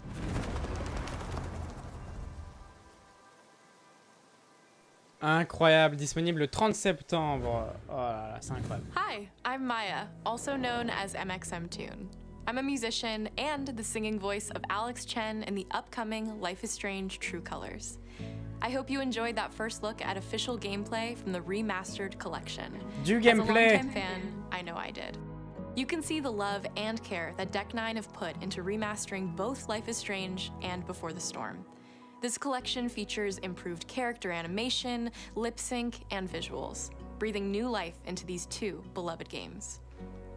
Back in March, we also revealed the next major game in the series, Life is Strange: True Colors, a small-town supernatural mystery. Alex Chen must uncover the truth behind her brother's death, using her psychic power of empathy to unravel the shocking secrets of Haven Springs. Today, we have a first look at Alex's unique power in action. Here's game director Zach Garris for more. Alex's psychic power of empathy is integral to the story of Life is Strange: True Colors. It impacts every relationship she builds and every decision she makes. Never thought I'd have a freaky empath friend. For years, Alex has been unable to shut out the strong feelings of others, the fear, sadness, and anger of those around her, leading her to believe her power is a curse. In the wake of Gabe's death, Alex realizes the only way she can find the truth is to embrace her power. I can't believe this is happening. And the only way to understand is to feel what he's feeling. From the very start, you can use Alex's power to focus on brightly colored auras to gain an insight into people's emotions. Gabe was too young. Just too young. These valuable insights deepen Alex's relationships with the folk of Haven Springs, as well as sparking new dialogue options and events, as here from a scene very early on in the game. You're gonna lose her. You're gonna lose her, and it's all your fault. Alex has uncovered a secret that Mac wants to keep hidden from his long-term girlfriend, and now he is terrified that Alex will reveal it before he can talk to Riley. She is the best thing that's ever happened to me. So please, help me out. Mac's telling you a whole lot of bullshit. Listen. Thanks for telling me the truth, Alex. Are we still together? Are you serious? I need to get back to work. Sure, Alex, we'll get out of your way. When Alex encounters a particularly strong aura, she can reach out to actively connect with that person's emotions. This generates a nova, a supernatural flare that transforms the world around Alex into a reflection of that person's psyche. In this altered, emotionally charged state, Alex can experience fragments of thoughts and memories to get to the root of their issue. But not every emotional crisis can be easily dealt with. Some carry a dangerous, even life-threatening amount of power. He's dead! I wish I were too. No decision is easy, and the consequences will be felt across the game. This anger could kill her. What if I could just take it away? Using Alex's power is the only way you can uncover the truth behind her brother's death. What would that do to her? What would it do to me? And even if I can, should I? How far will you go in pursuit of that truth? The choice is yours. Alex's powers look so awesome. I have no idea how I'll make some of these choices, but I can't wait to play it with you all when it comes out on September 10th. Don't forget, you can pre-order Life is Strange: True Colors now. And if you choose the Ultimate Edition, you'll also receive the Life is Strange Remastered Collection. And that's it for today. Make sure to follow the Life is Strange social channels for more.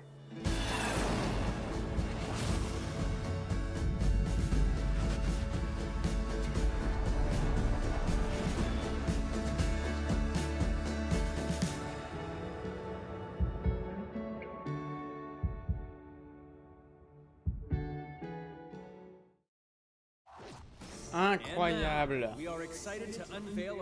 C'est parfait. C'est tout ce que je voulais voir. Maintenant, voilà, en plus le pouvoir, on en apprend un peu plus et il est incroyable.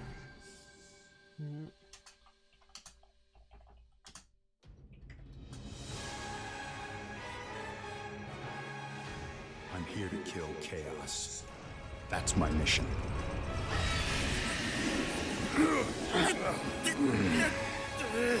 Looks like chaos has been waiting for us. go in there and find you? Guess we'll just show ourselves in. I only know one thing. I want to kill Chaos. I need to. It's not a hope or a dream. It's like a hunger. Thirst. Move aside! You're dust! You sure Chaos is here? Yeah, they can only squash monsters for so long. I hate doing pest control. This is the Shrine of Chaos. He's here. We just have to hunt him down. Feel the pain!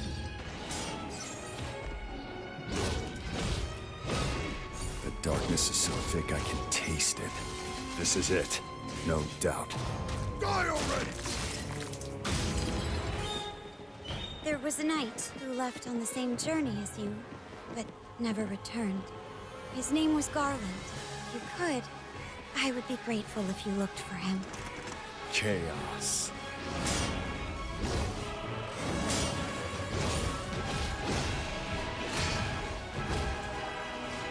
I'll crush you! Know when you're beaten! And who are you? We're here to kill Chaos. The prophecy's very own Warriors of Light. Real. He always wore such splendid armor, with a helmet that was terrifying to behold. It's Garland! No. I become Chaos.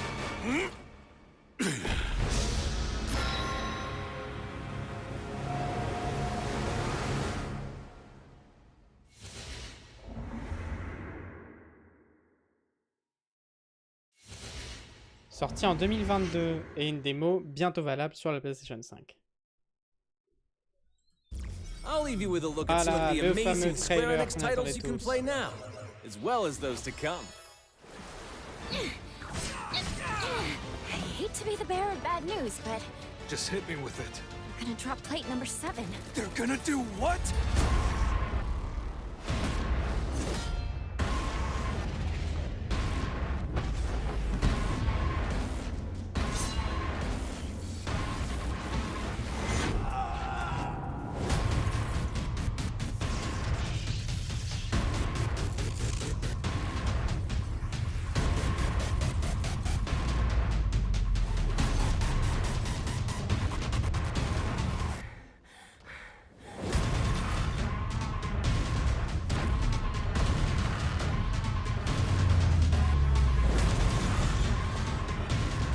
It's all or nothing.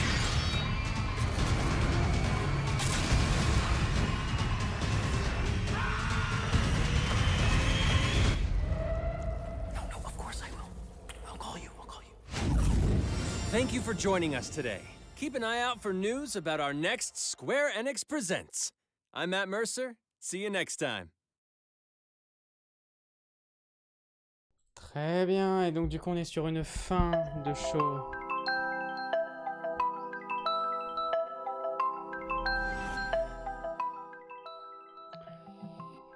Parfait, voilà, c'est terminé pour le show de l'E3 qui a réuni plus de 100 000 spectateurs. Certains ont aimé, certains ont aimé, d'autres n'ont pas aimé. Moi je donne un 19 sur 20 à la conférence. Parce que le 20 sur 20 ça aurait été vraiment si j'avais eu le cri et le truc de dingue. Mais le problème c'est que cette conférence là, c'était du déjà vu, même si on en a du coup un peu plus appris sur ce que nous allions avoir. C'en est terminé du coup pour la conférence Square Enix, le showcase de cette année E3, de ce E3 2021. Peut-être rendez-vous avec l'année prochaine. En attendant, voilà, c'est terminé. Je pense qu'on va retourner du coup sur l'E3. C'était une bonne conférence. Ils ont bien évidemment beaucoup parlé de Final Fantasy, qui est un peu leur jeu phare, une licence extrêmement connue dans le monde du jeu vidéo. Donc bah, ils en ont beaucoup parlé de cette licence. Et c'est vrai qu'elle est revenue 3-4 fois, je crois, au cours entre chaque annonce. Donc avec Final Fantasy Remaster, le 1, 2, 3, 4, 5 et 6 qui sortiront sur mobile. On a eu aussi quoi? On a eu Babylon's Fall, enfin Nier Automata, Babylon's Falls, la bêta qui est ouverte dès maintenant. Stranger of Paradise Final Fantasy en 2022, plus une démo sur PlayStation 5 qui sortira bientôt. Donc cette fois-ci, ça sera du next gen, et pas du cross-gen. Et on aura aussi Legend of Mana qui sortira le 24 juin 2021, suivi de Hitman Sniper sur mobile le 13 juin 2021. Nier Réincarnation sur mobile aussi. Et bien évidemment, Gardien de la Galaxie qui sortira le 26 octobre 2021. Ils vont sortir beaucoup de jeux dans pas longtemps, des assez gros jeux du moins. Alors ça veut pas dire qu'ils seront de bonne qualité, mais ça veut potentiellement dire qu'ils vont être enfin, c'est ce que je veux dire par là, c'est que ce sont des jeux à gros budget, avec un gros travail dessus. Et puis bien évidemment, le plus gros de l'annonce, ce que j'attendais personnellement beaucoup, c'était le Life is Strange Remaster qui sort du coup le 30 septembre et le Life is Strange True Colors qui sort le 10 septembre. Pas d'annonce de si on a déjà le premier Life is Strange, est-ce que on peut l'avoir gratuitement le remaster, c'est pas dit. Et je pense malheureusement que c'est non. Et là c'est peut-être le point où du coup je suis un petit peu déçu et bon, un petit peu en colère, malgré le fait que certes graphiquement parlant il y a une différence, effectivement c'est plus beau, surtout physiquement, les détails de la bouche, des dents, du visage. Malheureusement on n'a pas trop vu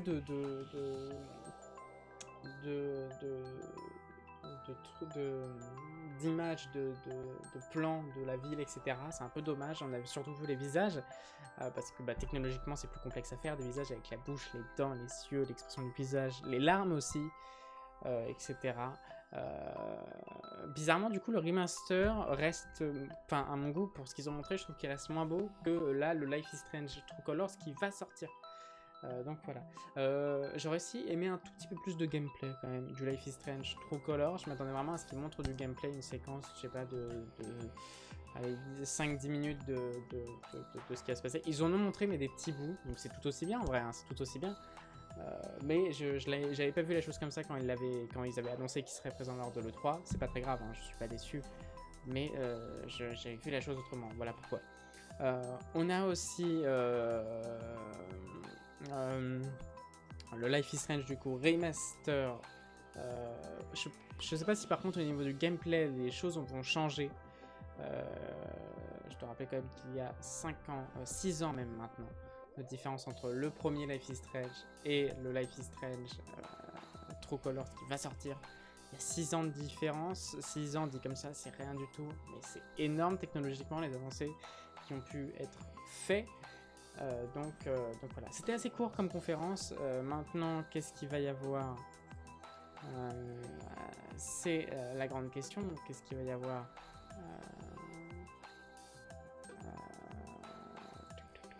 Je cherche, évidemment. Il va y avoir à 23h Warner Bros Games pour Back 4 Blood. Donc là, c'est-à-dire qu'on a un trou énorme. On a un trou de 1 heure, donc dans une heure, on est à nouveau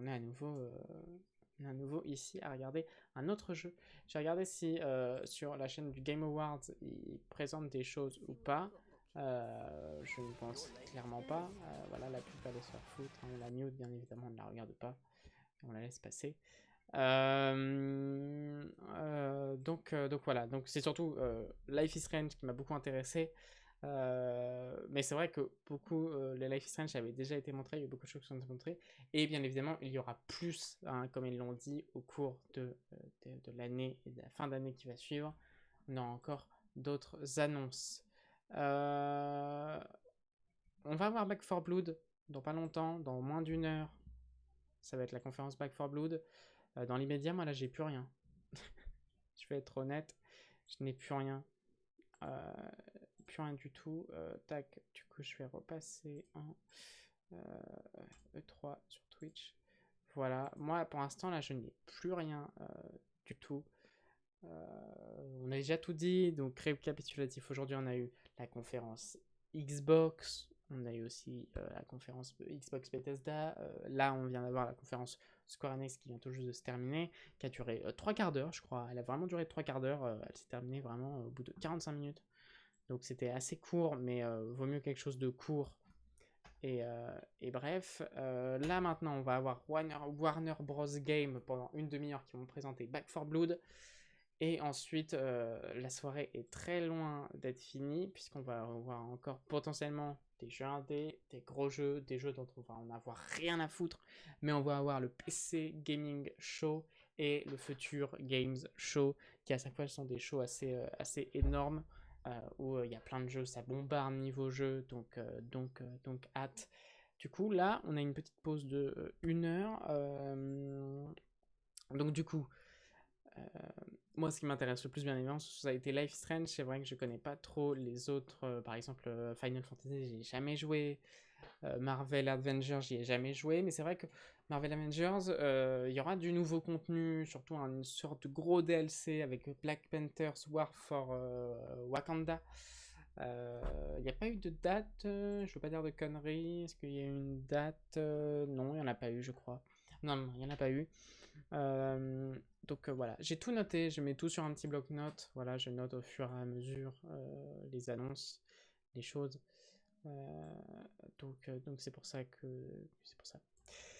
Donc la conférence Square Enix, c'est terminé, maintenant on va passer à une autre conférence dans moins d'1 heure, ça va s'enchaîner, voilà, petite pause, moi qu'est-ce que je voulais voir ? Sur mon téléphone, je voulais voir un truc, je crois, mais je sais plus ce que c'était. Il y aura aussi du coup une édition Ultimate de Life is Strange, où on aura des tenues en plus, et comment ça s'appelle, et du coup les 2 remasters, le Before the Storm et le Life is Strange 1 remasterisé, et ainsi que le True Colors, donc un gros package. Tous ensemble, donc voilà, on va pas se poser la face. Du coup, la conférence elle était courte, elle était bien dans l'ensemble, mais elle n'était pas incroyable, donc ça c'est un peu dommage. C'est vrai qu'il y a eu du déjà vu, beaucoup de déjà vu pour cette conférence, donc en soi c'est pas très grave, on peut pas trop leur en vouloir. C'est vrai qu'ils ont fait en plus une conférence il y a genre en mars, février-mars, je sais plus tout quand ça date. Donc c'est vrai que c'est un petit peu dommage. Normalement, du coup, je suppose que sur YouTube, ils ont posté tous les trailers, toutes les informations dont il y allait avoir besoin. Voilà, True Colors, Power of Consequence. C'est même sous-titré. Donc, on peut surmater le truc.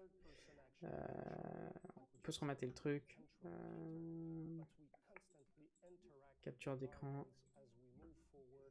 Merde. Tac. Voilà. Donc on se remate vite fait avec cette fois-ci des sous-titres en français pour bien recomprendre. Power and Consequence. C'est parti. Est-ce que c'est en 1440p? Voilà, ça suffit, 1440p, c'est rien que les plus loin. On est parti, je monte le son, on se remate ce qu'on avait déjà vu, mais cette fois-ci sous-titré. C'est con que Square Enix, la chaîne Square Enix France ne faisait pas la dernière fois, ils étaient en stream, et du coup on avait directement les sous-titres FR, et ça c'était bien pratique. On se la mate. Peggy 16. Hi, I'm Maya, also known as MXMTune. I'm a musician and the singing voice of Alex Chen in the upcoming Life is Strange True Colors, a small-town supernatural mystery. Alex Chen must uncover the truth behind her brother's death, using her psychic power of empathy to unravel the shocking secrets of Haven Springs. Today, we have a first look at Alex's unique power in action. Here's game director Zach Garris for more.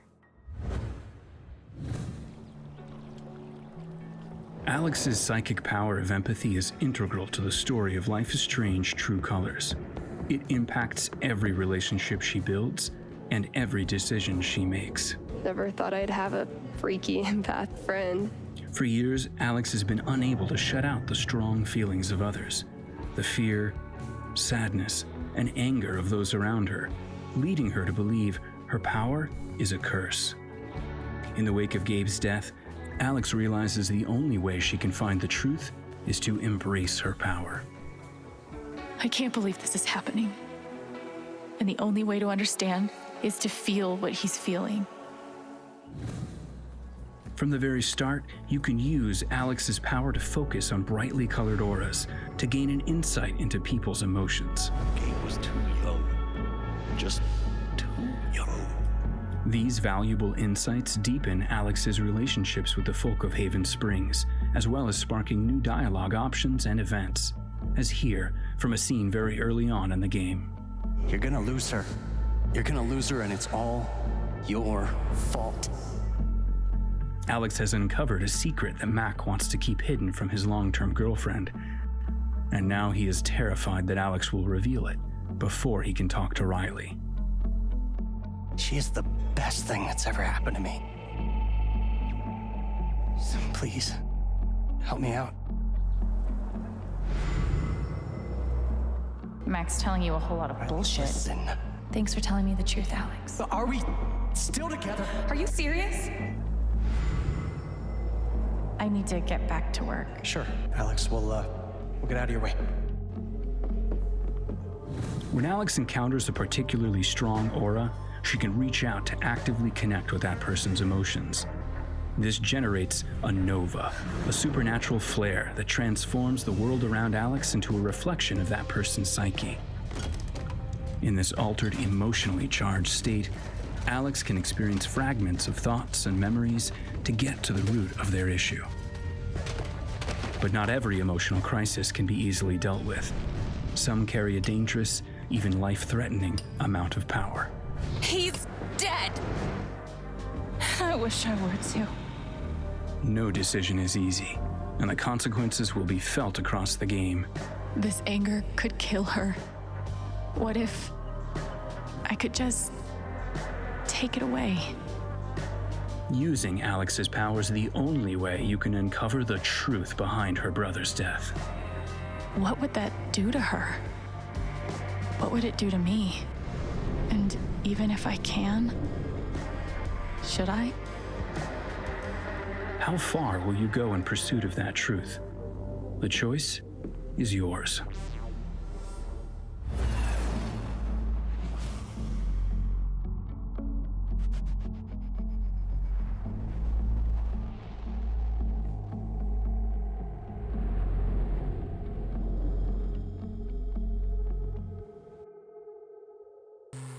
Voilà pour Life is Strange. Je trouve en fait que le pouvoir, mais en fait beaucoup de gens critiquent le pouvoir en disant qu'il est nul à chier, qui sert à rien.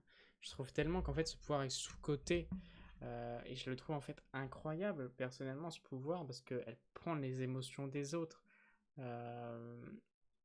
En fait moi je dis faut jouer pour voir. Faut jouer pour voir, mais beaucoup comprennent mal le pouvoir en mode oui, avec l'un on pouvait faire de la télékinésie, avec l'autre on pouvait remonter dans le temps, et là on peut voir les émotions. Mais pour moi, surtout avec l'histoire qu'il y a autour de la mort, et la mort de quelqu'un, eh bien, force est de constater que oui, ça va être très très très utile. Et puis on a aussi voilà. On a aussi par contre un truc qui se rapproche un peu je trouve du Life is Strange 1 avec pareil on doit élucider une cause de mort, on dit que c'est accidentel, un peu comme avec le 1 avec Rachel, donc pareil des scènes avec des émotions assez fortes. On a tout le show, voilà, ils ont posté ça sur la série Life is Strange, tout le show, ils ont mis tout le show. Là maintenant on va regarder le remaster du prochain Life is Strange, qui pour moi a moyen d'être Peggy 16. Feels so weird to be back. After 5 years, you're still Max Caulfield. What do you remember about us as kids? I think about us as little pirates, running and jumping through Arcadia Bay. We are awesome!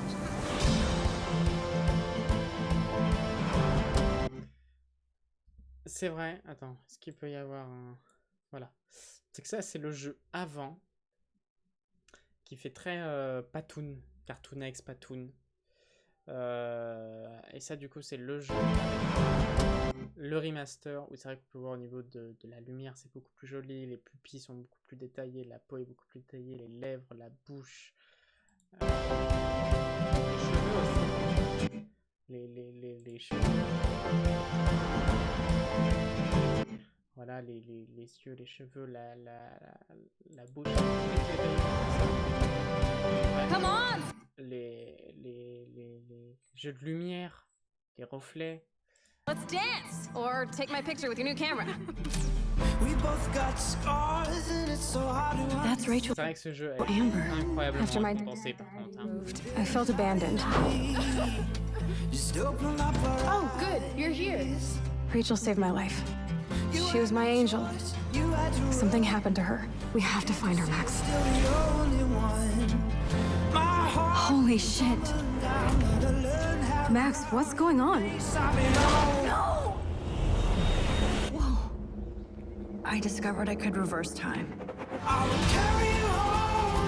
What the hell is this? Max, help! Whatever's going on between us is special. Step back before you regret it. Get in, Max! Then I realized I had a choice and the power to change everything. Arcadia Bay is on the edge of disaster. Time to change time. Whatever happens, I'll always have your back. Always. Les vêtements aussi, les chaussures par exemple, il a l'air beaucoup plus détaillé. Donc à voir. Très hâte, très hâte de voir ce à quoi on aura le droit pour ce prochain Life is Strange.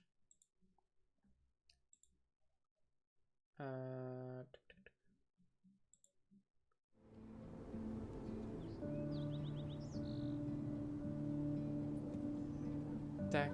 Moi, je pense que je vais partir en pause. En vrai, là, j'ai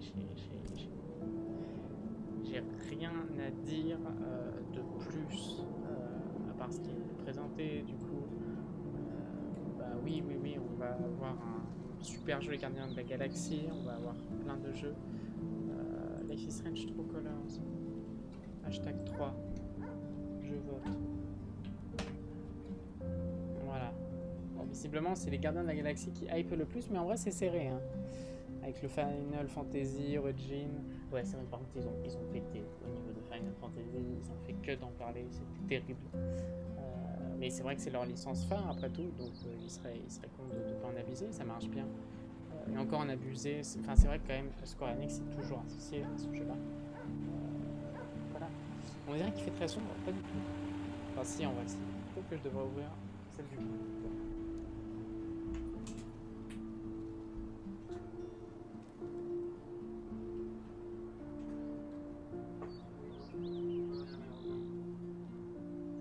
Sombre. Faut dire, il est 22h18, c'est le coucher du soleil. En vrai, dehors, il fait encore très bon et très bon. Juste. Très bon. Il fait actuellement combien de degrés?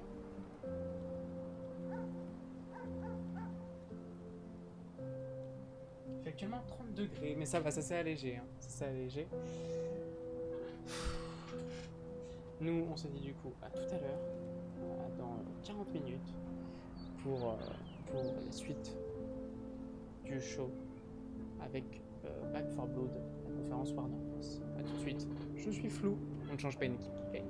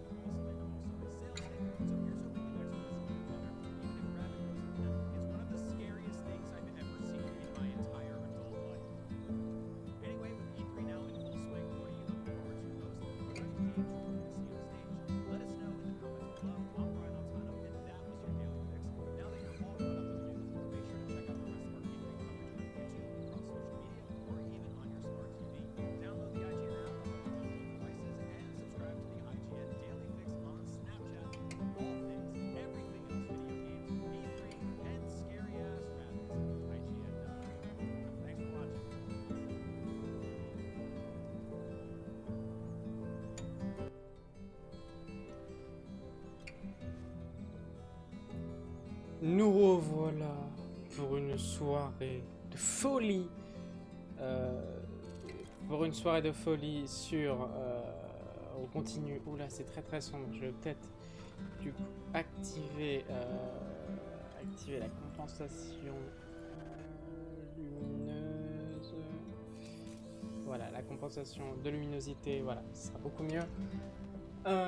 Donc, on revient après une bonne pause, en vrai, une bonne pause, une petite pause, j'ai mangé un petit peu, je me suis installé dans la petite fenêtre,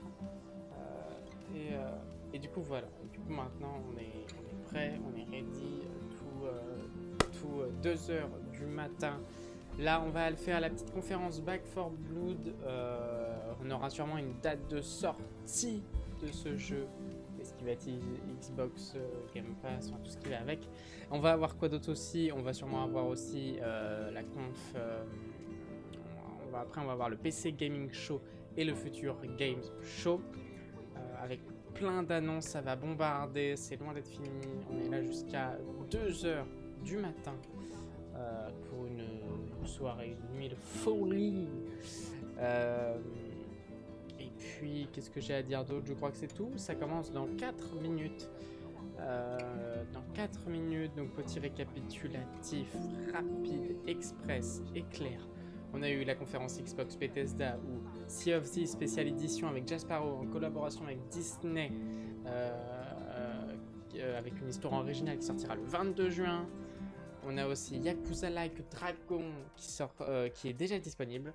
On a aussi Battlefield 2042 qui sortira le 22 octobre 2021. Psychonauts le 25 août 2021. Party Animals en 2022. Hades qui sortira sur Xbox, les Next Gen le 13 août. Somerville fait par les créateurs d'Inside, un nouveau jeu qui sortira en 2022. On reviendra en détail bien évidemment sur tous les jeux un peu plus tard.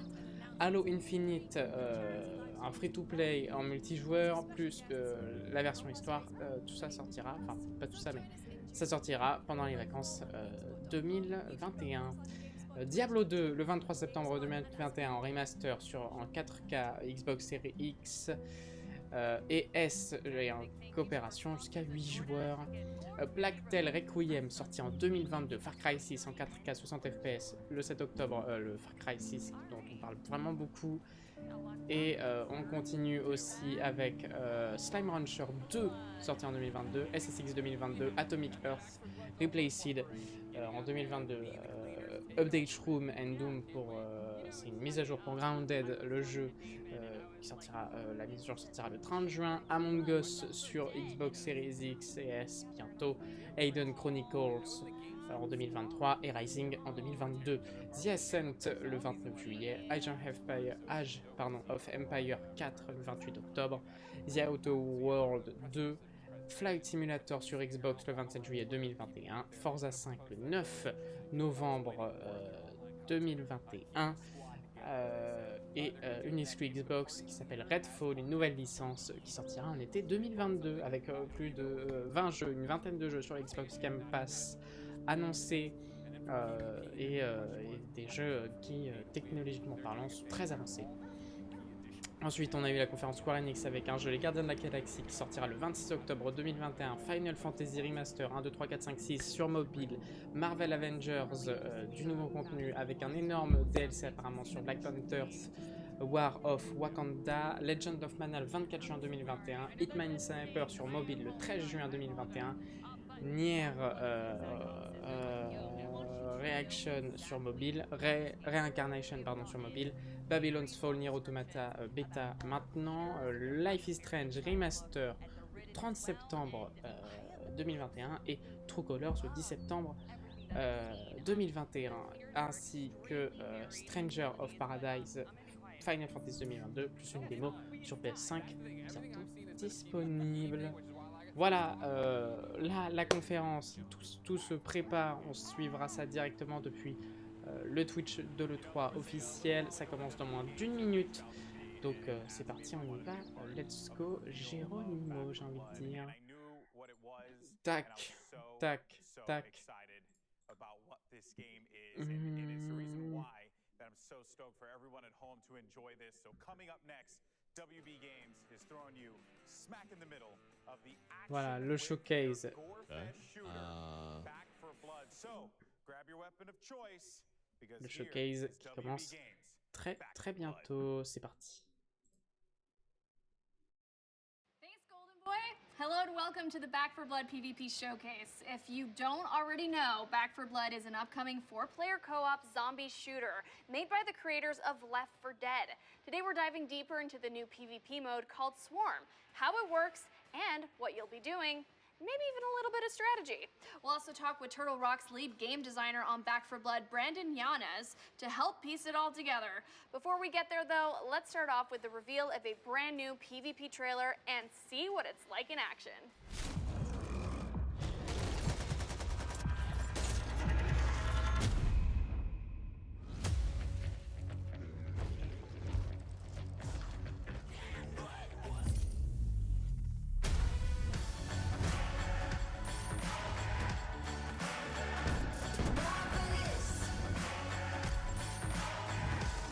One down.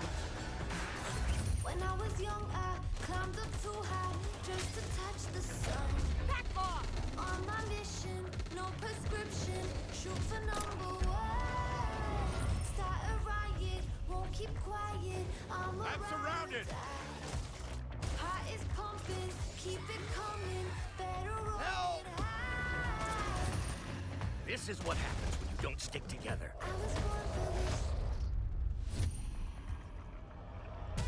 I'm a monster, I'm a hunter, let my demons show. Hold on tight. Keep pushing them back! Hit the gas and go. Now I never live forever. I'ma take what's mine. Heart is pumping, keep it coming. Blood running high.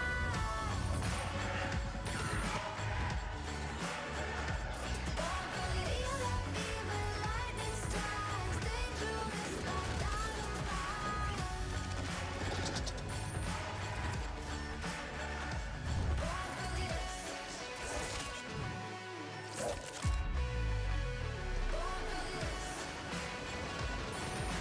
Here they come!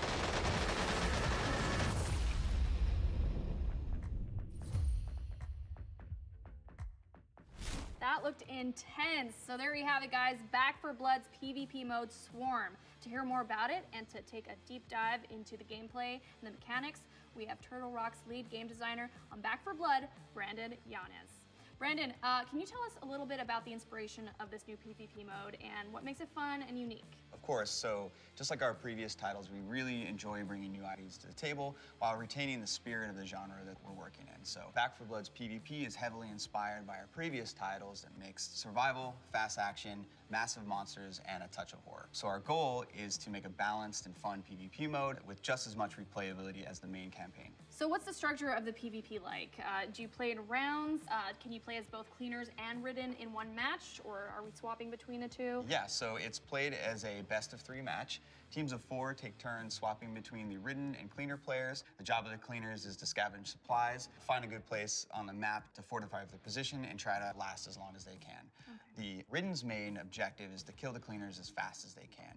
So this is achieved by choosing the right ridden to counter the other team's strategy, using mutation upgrades, and by coordinating attacks with other AIs and players. As the round progresses, the swarm moves in, so this increases the size of the ridden attacks and shrinks the playable space, sometimes forcing the cleaners out of their favorable positions, right? So when a cleaner team is wiped from the field, the points are scored for how long they survive. Then both teams swap, and then they go at it from the other side. The team that runs the clock the longest as the cleaners is the winner. Now, I understand you can play as all the different cleaners in both co-op and PvP. Do you have a favorite character that you play as? So I have a couple. I play Mom a lot. She's a badass with a sawed-off shotgun. She adds a lot of survivability to the team. She can also instantly help teammates that have fallen during battle. All of our cleaners have special perks, so that one is hers. Let's jump into another trailer that goes a little more in depth on the Ridden's progression through PvP. Check it out.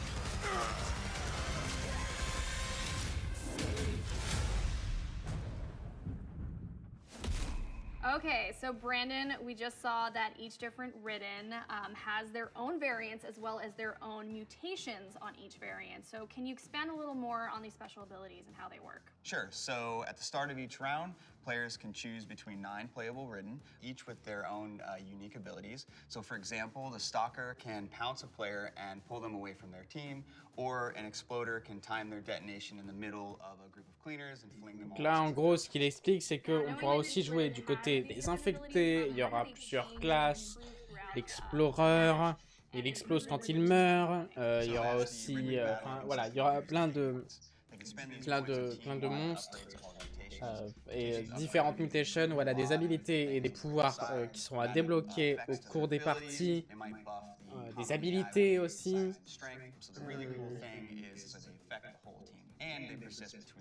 Voilà. As a Ridden team starts to coordinate their upgrades, things can get pretty wild. What are some strategies that the Ridden team can take on in order to get a leg up on the competition? If the cleaners are really sticking together, you can swap to the Wretch and vomit on their location. That's going to cause them to spread out, right? This is going to open up a whole bunch of opportunities for your other Ridden players to attack, right? So if you get them to spread out and there's a Stalker nearby, Stalker uses the Chaos to grab one of the cleaners and drag them off into the swarm. The Wretch's vomit also slows their victims, so if a tall boy who's naturally pretty slow can attack one of those slowed characters, they're going to really be able to pummel them. Another good one is if an Exploder waits for a cleaner to go revive their friend, they can use that as an opportunity to charge in and detonate on them, sending them flying and doing a massive amount of damage. Ooh, sounds pretty brutal. So with that being said, which is your favorite Ridden to play as? That has to be the tall boy. It's pretty easy to pick up and play, and I have a lot of fun hitting cleaners across the map.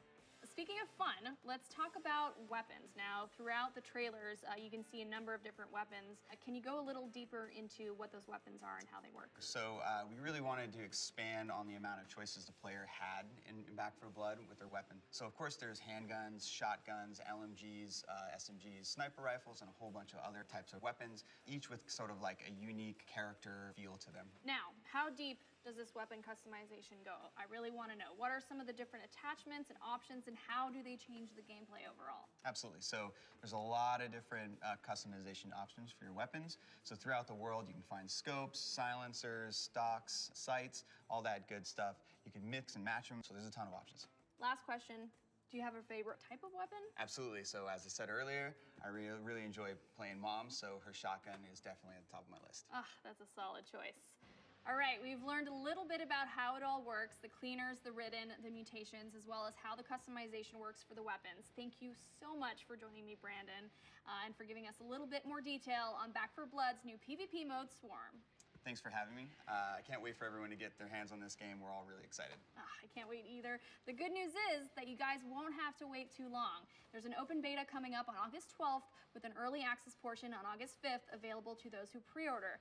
That's all for today, but Back 4 Blood still has a lot more to reveal in the coming months, so stay tuned. Bye.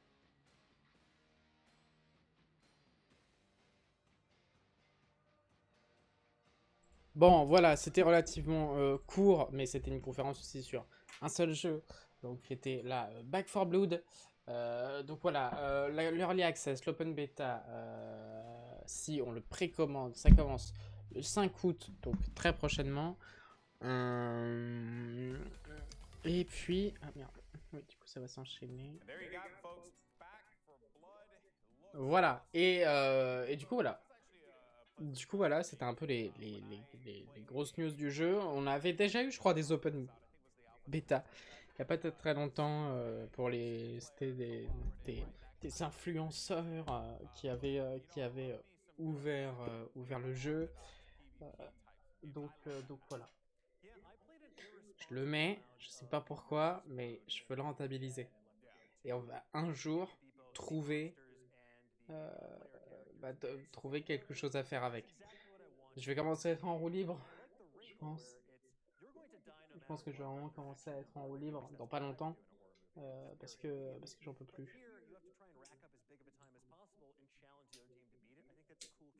En tout cas, c'est un super investissement, ça. Je le recommande franchement. J'ai chaud, j'en peux plus. Ça aussi, je tenais à le dire. Donc, Back 4 Blood, donc J'ai pris quelques notes rapidement. Donc il y aura des habilités, il y aura plusieurs points.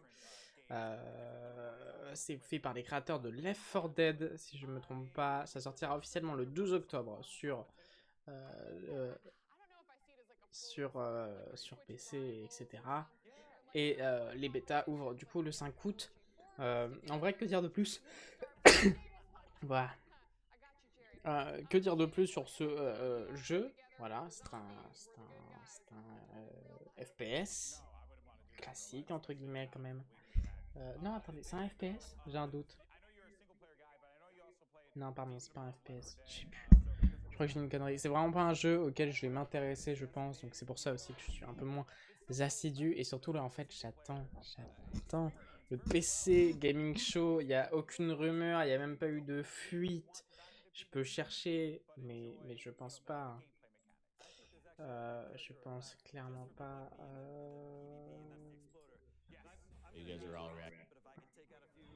Je pense clairement pas. Là, ça va être le PC Gaming Show.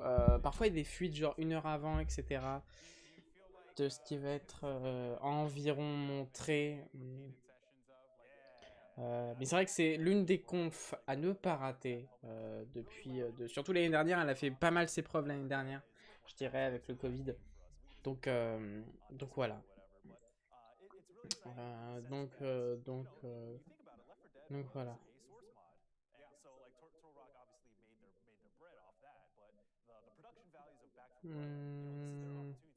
Apparemment, c'est annoncé. Cette année, ils promettent du contenu exclusif et des informations concernant le jeu Naraka Blade Point, une présentation de Dying Light 2, un nouveau jeu développé par Kasedo Games et Bulwark Studio, des annonces concernant la licence Orcs Must Die,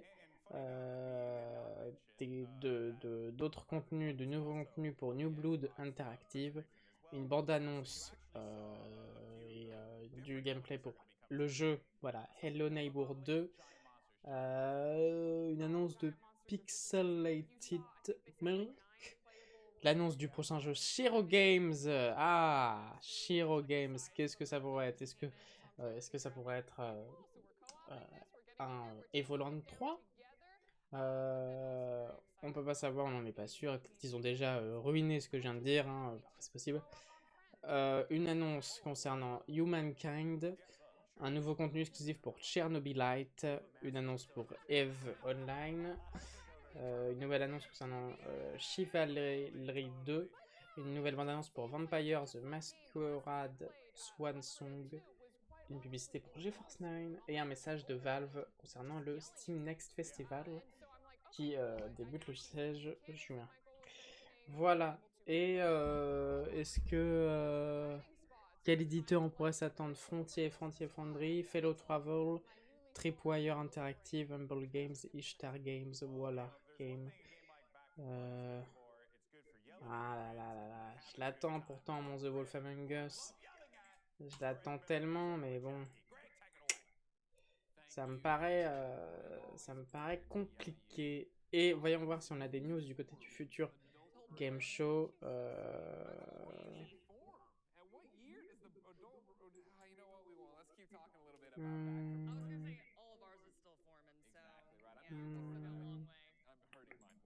Non, je vois visiblement aucune rumeur pardon, du côté du futur Game Show.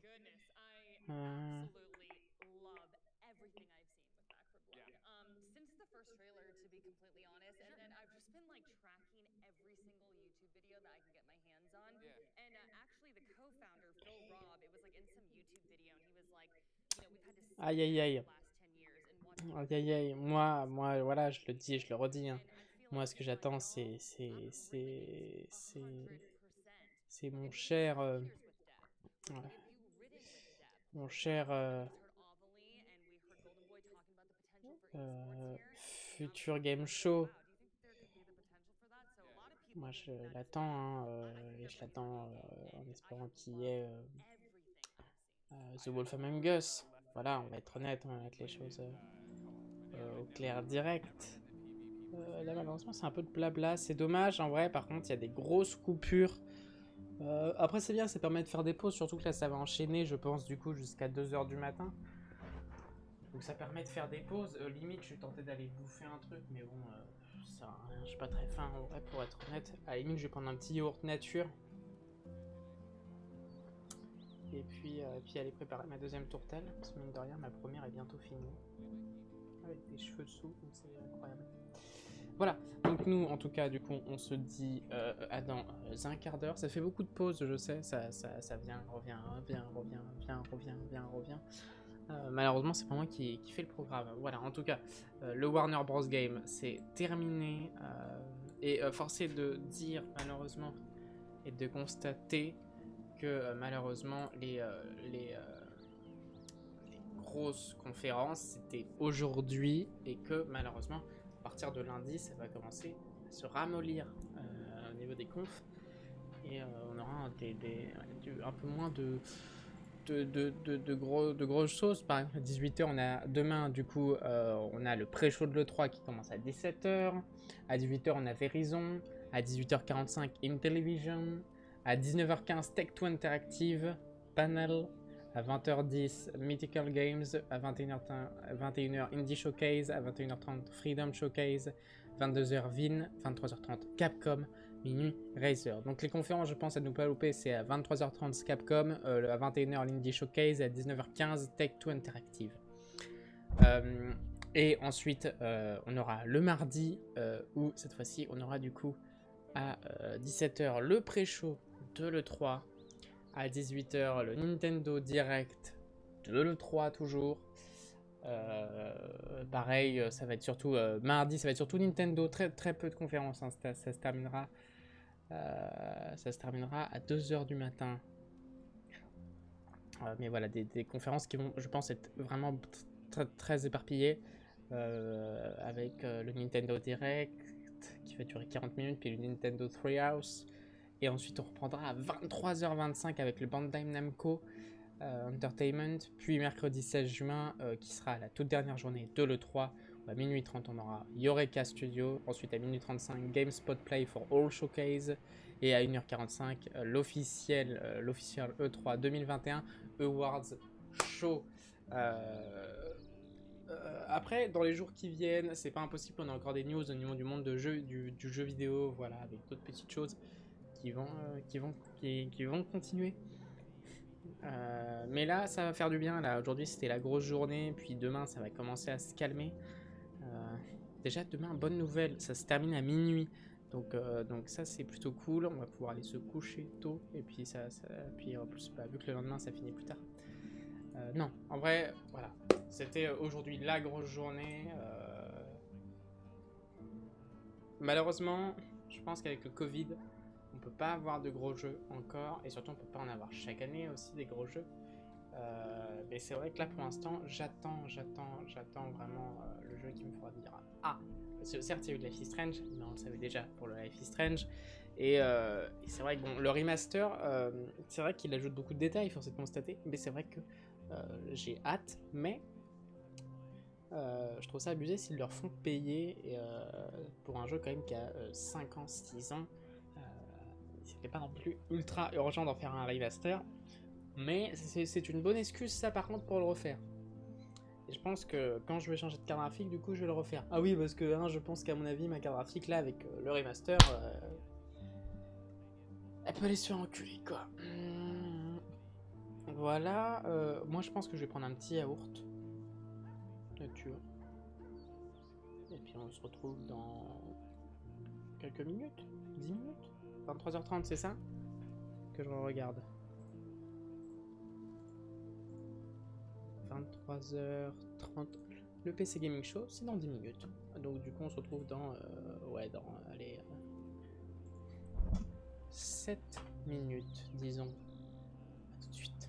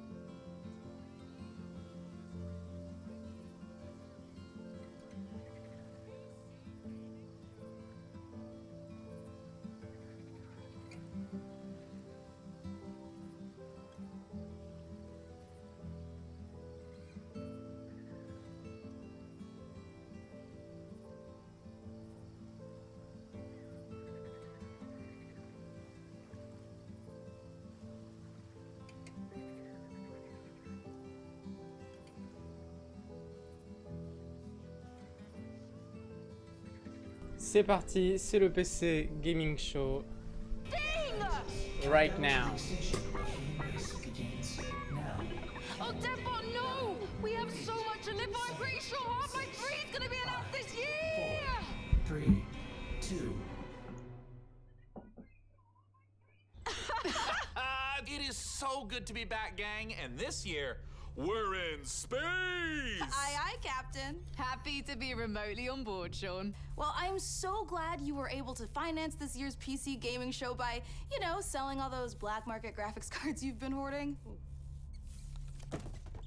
Ah, yes, a crime with absolutely no real-world consequences. Hey, Frankie, wait a minute. Is that a 65-ton catapult mech model CPLTC-1 as featured in MechWarrior 5 Mercenaries? Sean, I always knew you had immaculate taste. It most certainly is. Ça c'est le futur gaming show, ça. I can't wait for this year's significantly more weaponized PC gaming show to go off without a hitch. Which reminds me, Debbot, can you run a quick hitch scan? Yes, Sean. Of course, Sean. Running hitch scan. Bien évidemment, dans un PC Gaming Show, ne pouvez pas éviter la vanne sur la rupture de stock de cartes graphiques. Elle fait mal, cette vanne. Trop tôt. I'm so happy to be here and look forward to bringing all of you fresh new PC games and hardware. Hitch scan complete. 0 hitches found presently or in 13,908,665 possible futures. Hooray! Yeah! So what's the plan, Cap? Well, Frankie, Debbot's gonna send you the coordinates for your first target, now. Your targets might be exclusive interviews, trailer premieres, or any number of amazing new computer games to beam down to the fine people on Earth. Mission received. Now, this is gonna continue until all the targets are acquired and our mission is completed smoothly and without a hitch. Isn't that right, Debbot? Yes, no hitches located, Sean. Not a single hitch in sight. But first, let's teleport down to the stage to check in on E3 happenings. The only reason we're allowed to legally be back on Earth.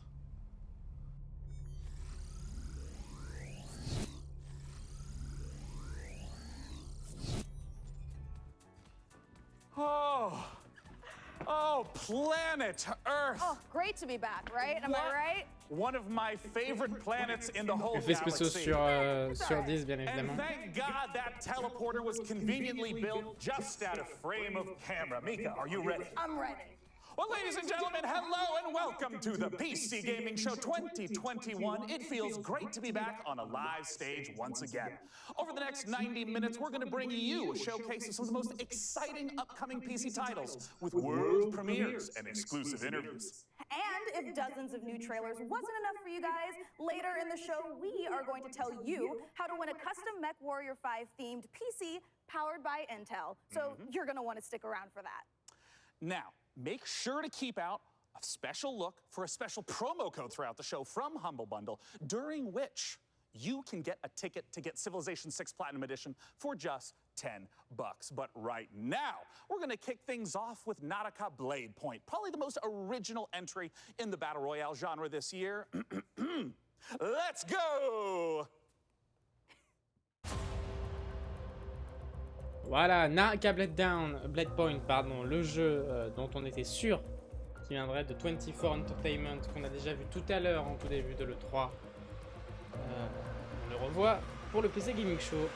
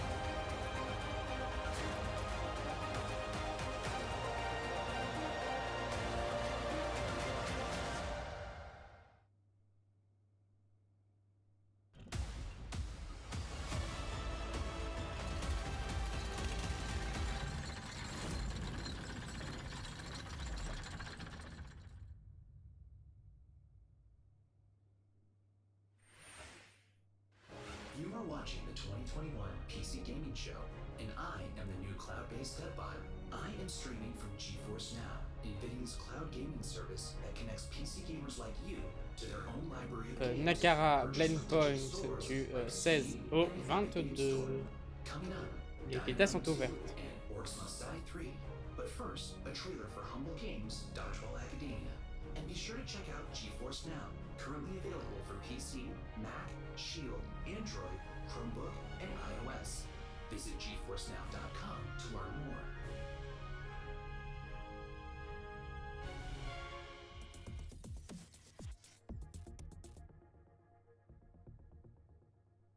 Finally, I've made it. My time is now. I will become the best player the school has ever seen. Dodgeball Academia, here I come.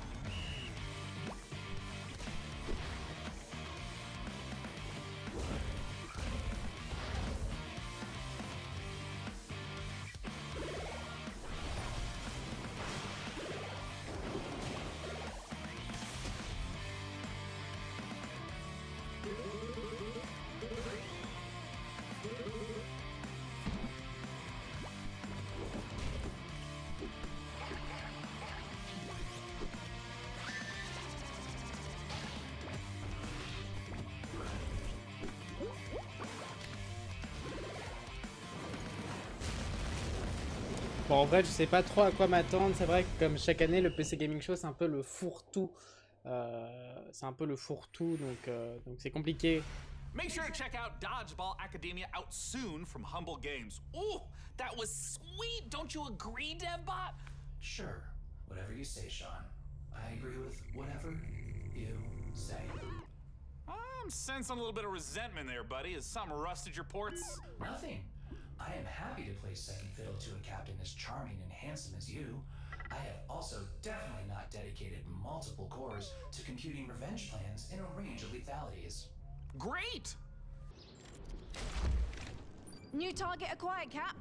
It looks like Chivalry 2 with a special word from Steve Piggott, CEO and creative director of Torn Banner Studios. Hey guys, Steve Piggott, founder of Torn Banner Studios and creative director on Chivalry 2, which just launched 5 days ago. I'm so happy to be here at the PC Gaming Show. Chivalry 2, if you don't know, is a first-person slasher, which is like a first-person shooter, except instead of guns and grenades, you've got swords, battle axes, longbows, and players are fighting it out on these huge 64-player battlefields. It's all about creating those epic sword-fighting duels that you see in medieval Hollywood movies, and also that huge clash, the Battle of the Bastards kind of chaos and carnage. So the post-launch support plan is going to look like a mixture of mid and massive level content updates coming out across this year. One of the things we're most excited about is taking it to different eras in the medieval period. Before we've done the early period, now we're going closer to the later period in the upcoming update where you're going to get a bit more refined medieval armors and refined atmospheres that you can then go in and tarnish it and smear blood all over. But we really want to take players into different experiences and make each of our maps its own game mode and make it something that medieval army would actually do when they go into a space. And when you come across these pristine gardens and this beautiful castle, you get to tear it all down and cause it's a canvas for your destruction.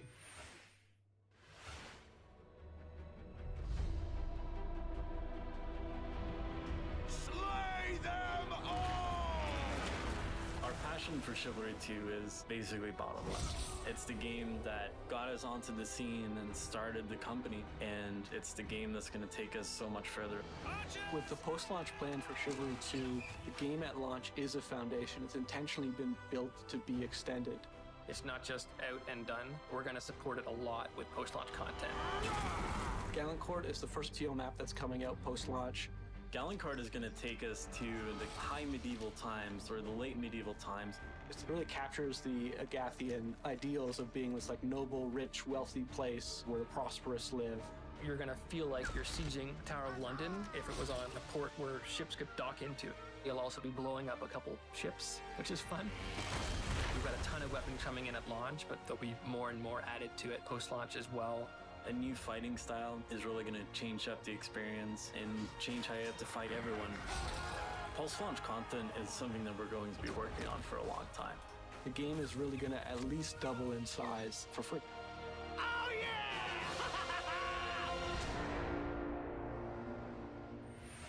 Chevalerie 2, disponible dès Next up, maintenant. we have an exciting look at Dying Light 2, and make sure to stick around to find out how you could win a custom Mech Warrior PC from our friends at Intel.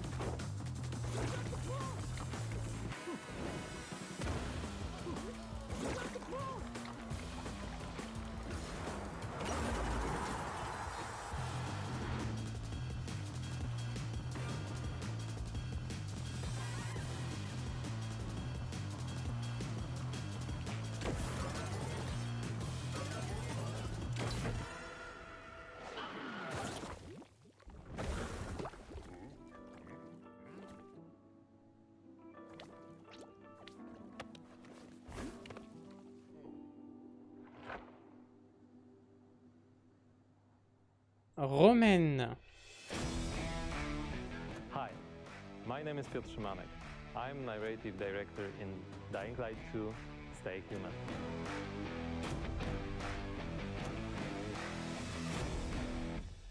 Today, especially for the viewers of the PC Gaming Show, I'm gonna tell you a little bit about the Dying Light universe. So, stay tuned. Alors, on va en savoir un peu plus sur le Every Dying Light tragedy 2 universe. begins somewhere. This one started with a virus that escaped from Haran, the city we met in the first part of the game, and it reached the whole world, including the city where Dying Light 2 takes place. Remember January 6, 2025. That day, later known as Black Monday, the military ordered chemicals to be dropped on the city. It was a mistake, a huge mistake. The chemicals mixed with water penetrated the soil, killing plants, turning most people into bloodthirsty monsters. Don't think of them as zombies though. They are more like half-alive, suffering people who attack everything that lives as a result of their pain and rage. Those who survived the chemical raid took refuge on the rooftops. A new order has been born in the city. People live on rooftops, monsters in the streets. Nobody in their right mind would dare to come down. Well, let's say almost nobody. The exception is the main character of Dying Light 2, Aiden. But why is he braver than others? How did he develop such a unique parkour and combat skills? Believe me, guys, I would gladly answer all these questions, but I'm not here to spoil it for you. Let me tell you one thing. Same nightmare haunts me every night. I'm locked up with other kids. I don't know what he did to me, but he did it every day. Over and over. Looking for something he couldn't find. The worst part was that he did the same to my sister. I'll never forget her scream when they separated us. What could I do? They had rifles, and we were 5 years old. And there was a fire, explosions, chaos. I got away. Soldiers took me out of the city, but my sister stayed there. My Mia. I left her. We meet Aiden as one of the many, many children undergoing mysterious medical research. The last thing Aiden remembers from that time is extreme pain, then a fire, and a little girl that was being tested with him. Her name was Mia. She was his sister. What happened next, after the fire, Is Mia still alive? The following years haunted Aiden with these questions and with guilt over leaving her. Moreover, Mia is the only answer to the question who Aiden really is. Now in 2036, we meet Aiden when, for the first time during his pilgrimage, he finds a clue about how to find his sister. Aiden's path to the truth is tough, full of challenges and adventures. The difficult choices to make, as well as their consequences, await you. You're going to discover them all in December 2021.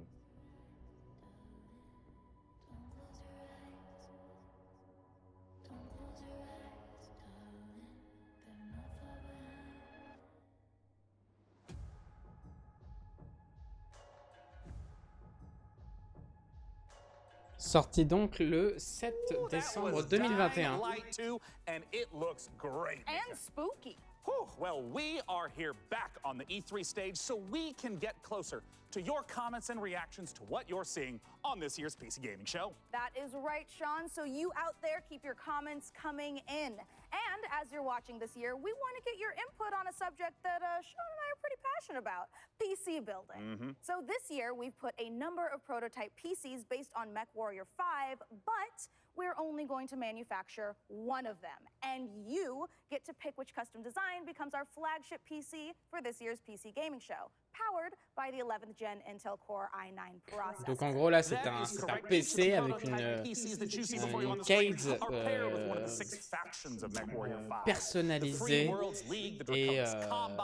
et en gros il faut choisir, ce sont des PC en collaboration donc avec Intel équipés d'un Intel Core i9. Il faut tout simplement voter hashtag 1, hashtag 2, hashtag 3, hashtag 4, hashtag 5, hashtag I'm currently 6. personally pulling for the Draconis Combine because, as you can see by my beautiful patch, I'm the biggest fan of MechWarrior 5 on the PC Gaming Show. Well, all right. Well, we'll check in later to see which group survives this MechWarrior showdown. But for now, let's check in with our very own mech pilot, Frankie Ward, who went on a special mission to get a closer look at Sega and Amplitude Studios' upcoming strategy game, Humankind.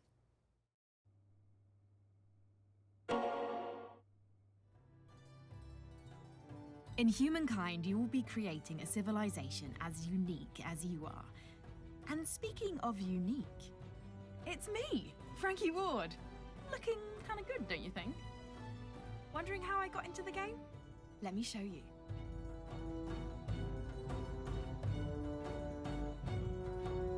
Are you ready to play against me?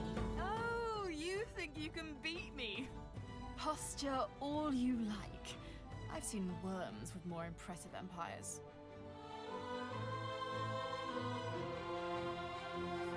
Donc là, on voit des images de la création du jeu.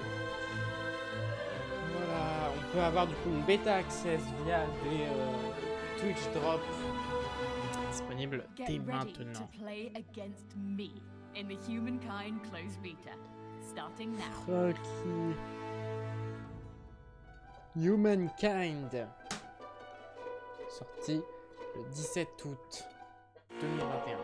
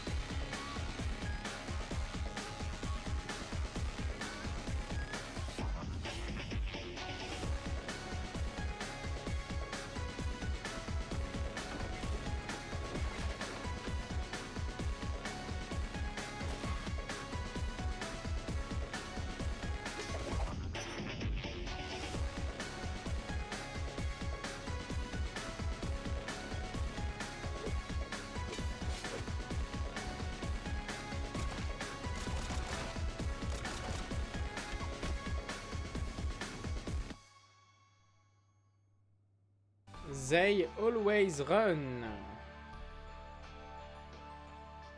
Sorti prochainement. Très stylé, une belle DA en tout cas, ouais. Thank you for watching the PC Gaming Show.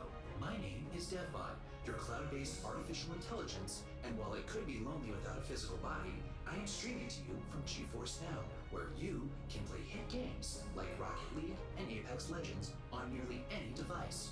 With a library of over 900 games and new titles added every GFN Thursday, there's something for everyone and always something new. Coming up, a special word from Valve. But first, Orcs Must Die 3.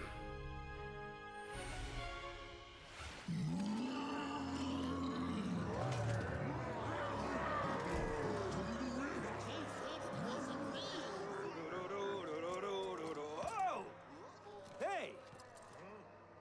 You want it?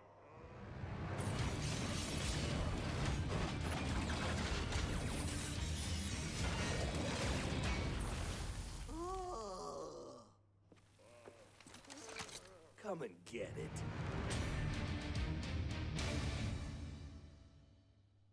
Well, it's about time. 23 juillet 2021. Joining me to talk about Orcs Must Die 3 from Robot Entertainment is design director Jerome K. Jones. Welcome, Jerome. Thanks, Sean. Glad to be here. So, for anyone who's never seen an Orcs Must Die game, what is the Orcs Must Die series all about? Well, Orcs Must Die 3 is a third-person tower defense game. So basically, there are tons of orcs and bad guys trying to get into these rifts, and the player has to stop them. We give players tons of weapons and traps and tools to do this, and while you're defending the rifts, you can play solo, or you can invite a friend and play co-op. Now, since this is the third game in the series, what's new compared to the previous two titles?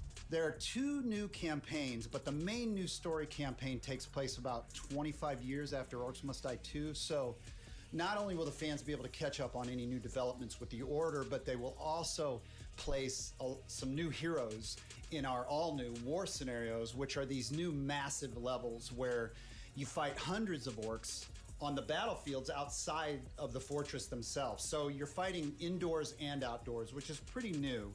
We have a new mode called Scramble. It's basically adding random elements against the player, making the levels more challenging. I want to know about the toys. What are the new weapons and the new traps that are coming? We added war machines and war guardians. So a war machine is like, there are these massive traps, like you might release a giant tornado on the battlefield, or you'll climb into a catapult and you'll fire at giant orc armies.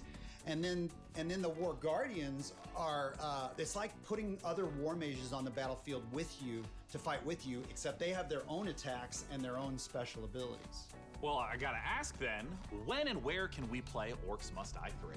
So OMD3 is coming out on July 23rd on Steam, PlayStation. Donc le jeu sera disponible le 23 juillet sur Steam,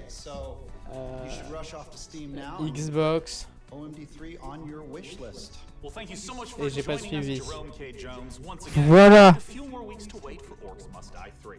For now, though, it's time for us to take a look at Vampire the Masquerade Swan Song.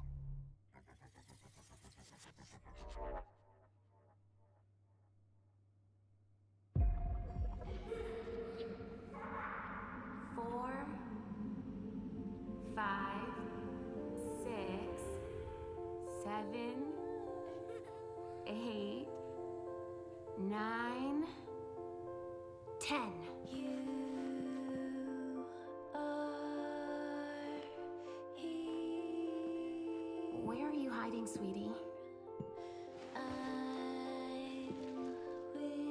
Halsey. Jeu d'horreur. Spotted. Halsey, get out here.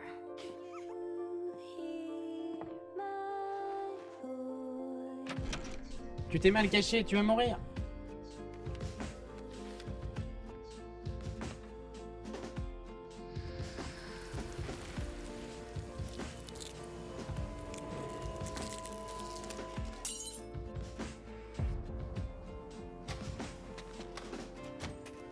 You come for me and mine.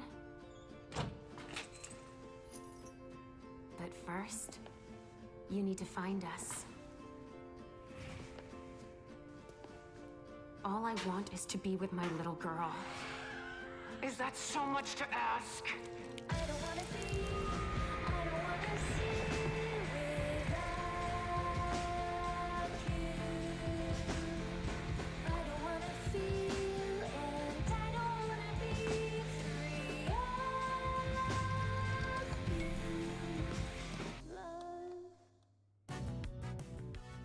Hello, this is CERN from Passion Republic. Très stylé Vampire Swan Songs. Gigabash, multiplayer arena brawlers inspired by kaijus and heroes.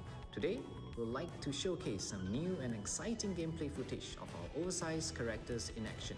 Please enjoy the brawl.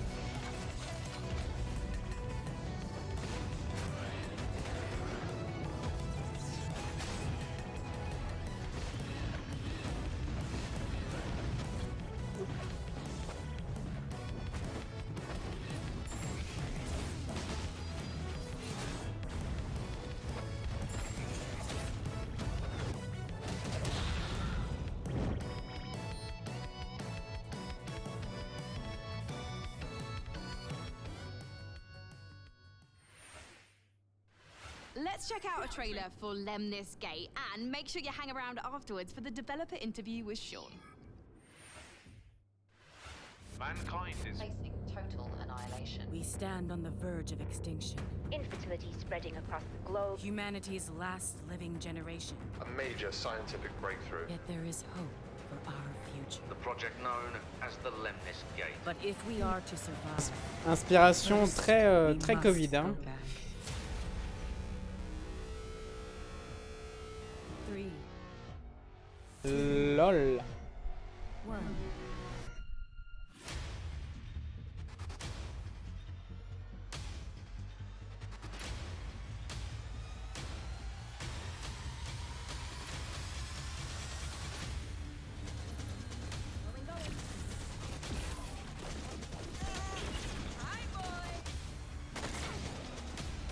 Let's go. Shield. Protect and serve.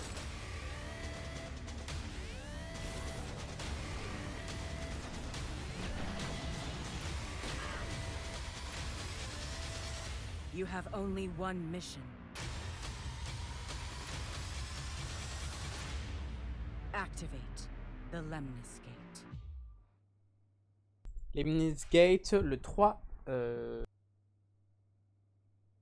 Et les bêtas arrivent en...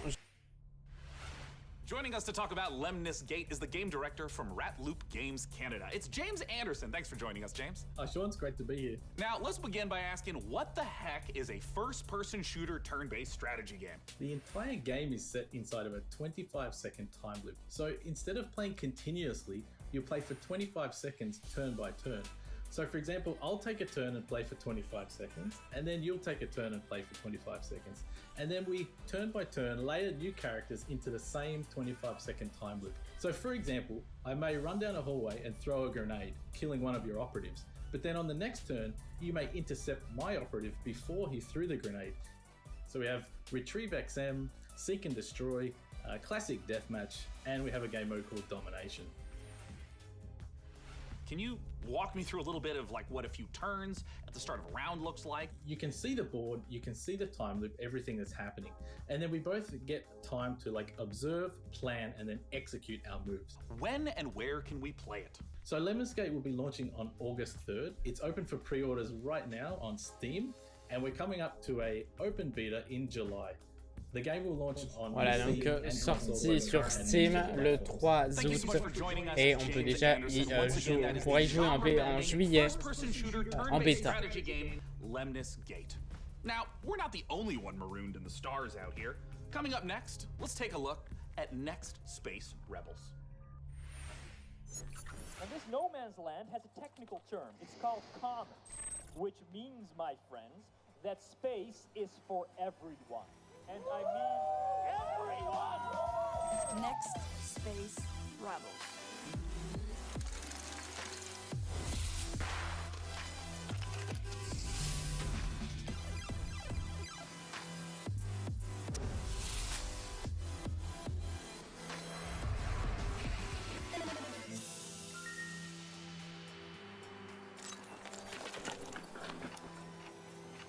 It's alive!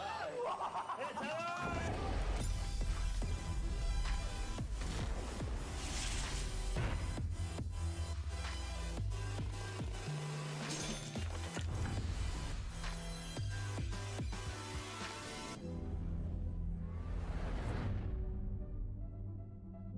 You up for it? Next Space Rebel. You guys just saw Next Space Rebels. And hey, if you play enough of that game, maybe you'll get good enough at building rockets to join us up in orbit. But don't do anything illegal like Day 9 did. Last break, we set up our Intel and MechWarrior 5 custom PC contest and asked you guys at home to vote for the winners. Well, we're just down to 3 houses now, with Davion, Russell Haig, and Liao being eliminated. So rip to those factions, press F to pay respects, etc., etc. Now that means that we only have 3 houses left: Karita, Steiner, and Merrick. So make sure to vote now, because the winner will determine the build of the custom MechWarrior 5 themed PC powered by Intel. So let's keep the show moving, and next up, it's a brand new medieval RPG. This is War Tales. Shiro Games. 100 years have passed since the rise of the Edoran Empire, and its untimely demise following the Great Plague.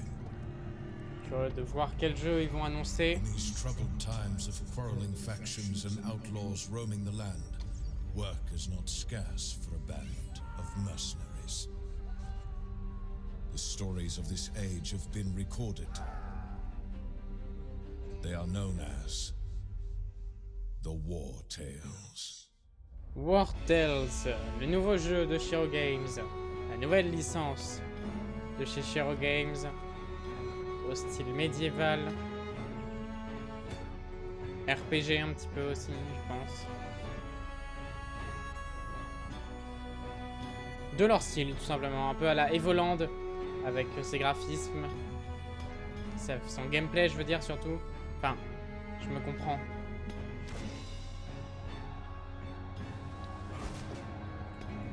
Un jeu de stratégie, visiblement.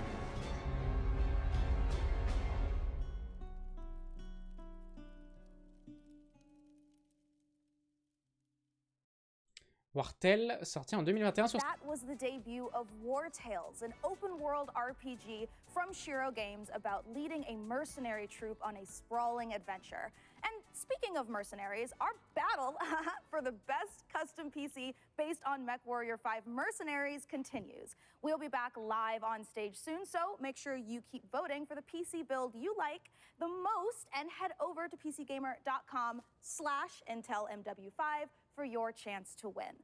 So, how about another game announcement? This is E3 after all, and this year's PC gaming show is so full of games set in space, it's starting to feel a little crowded up there. But the next game we have to show you is very special. It is the world-exclusive reveal of Ixion, a deep settlement management game set in the stars. In Ixion, you struggle to maintain a space station, stockpiling resources, managing external and internal threats, and rescuing the survivors of other failed expeditions. We think this will be a brilliant entry into the genre when it releases. So here is your first look at Ixion.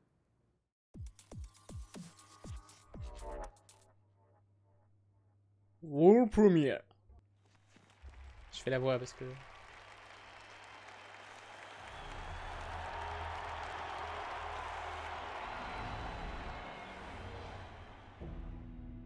The Earth, our home, she is unique. Held in its bosom are the ingredients of evolution. Beyond raw survival, beyond the safety of comfort, we, humanity, pursue something greater. We have learnt, persevered, shaped our knowledge from that which is found in the furthest realms of science. However, humanity has brought destruction to the earth, polluted its blood, choked its breath. Today we are paying the price for this. We know the taste of a dying world. But the earth is not to be our grave. A mother does not wish to see her children disappear with her. She wishes to see instead courage in her children, to carry on. Dolos carries this courage. We have gone further than any nation, moved faster than any corporation, hand in hand with those who, like us, carry that courage. The Tycoon Station is both an epilogue of these endeavors and a prologue to humanity's next steps. Our Council of Scientists leads the vanguard. They know, as do we all, that the Elon Musk sort de ce corps. now depends on what we glimpse out there in the dark. That we are masters of our own destiny. That we must go as a species bound together, pushing further into the unknown. We set sail on this new sea because there is hope to be found, horizons to explore, and because our very existence depends on it. I give you the stars. I give you the Vol engine.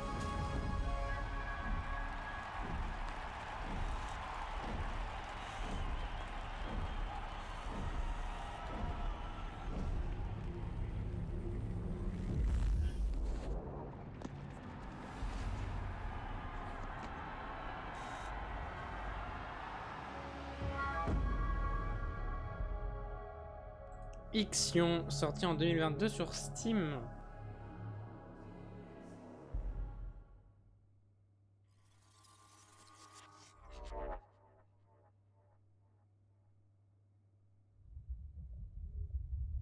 World Premiere.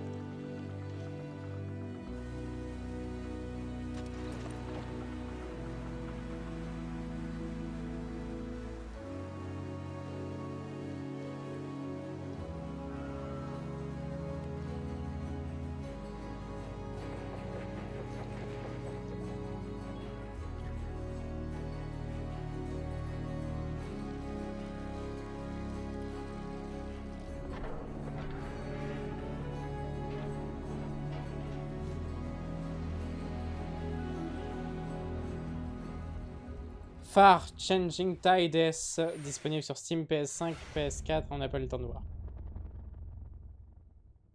Sean, what if for one segment I was the lead and you were my sidekick? What? Who's ever heard of a human sidekick? There are plenty of human sidekicks, Sean. Building list of known human sidekicks.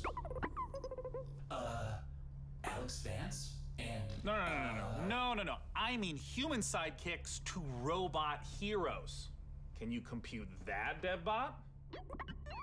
DevBot cannot compute. There is no known precedent set for human sidekick to robot lead. Yeah, there you go. Human sidekick, robot lead. DevBot, I think it's time for a hard reboot. Frankie, can you take over while I sort this out? Aye, aye. Let's take a look at the next game reveal.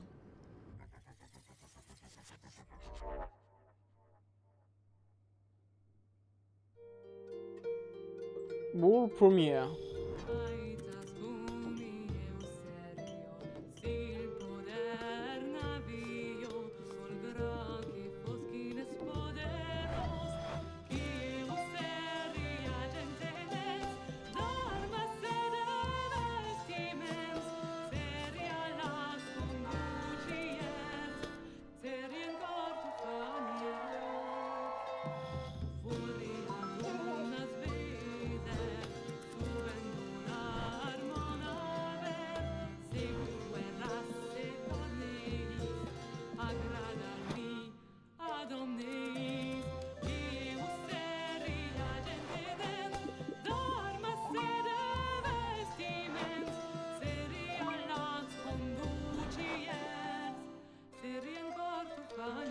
Lakeburg Legacy.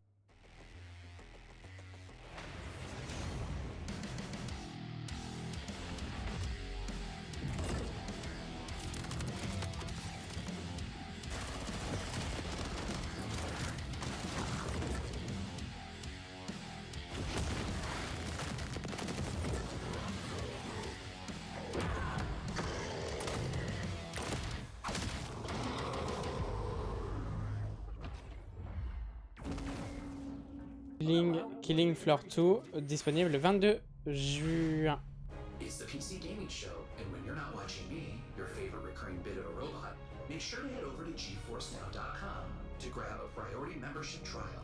In celebration of gaming's biggest week, you can try out all the priority benefits, including faster access to playing your favorite games, longer playtimes, and the glory of high-performance gaming with RTX on.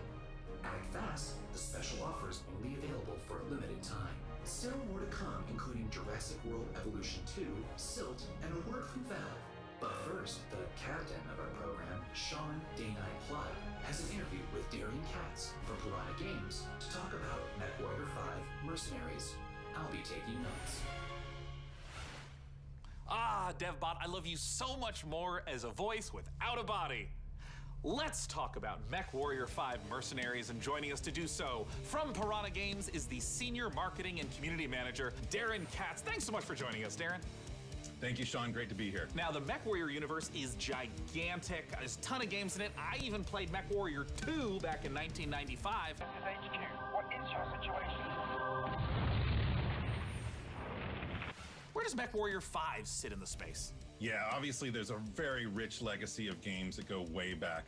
But in particular, MechWarrior 5 pays homage to MechWarrior 2 Mercenaries, but it has all this modern design and technology that I'm super excited to talk about with you today. Well, let's start at the real basics of what makes being in a mech and doing mech-on-mech combat awesome.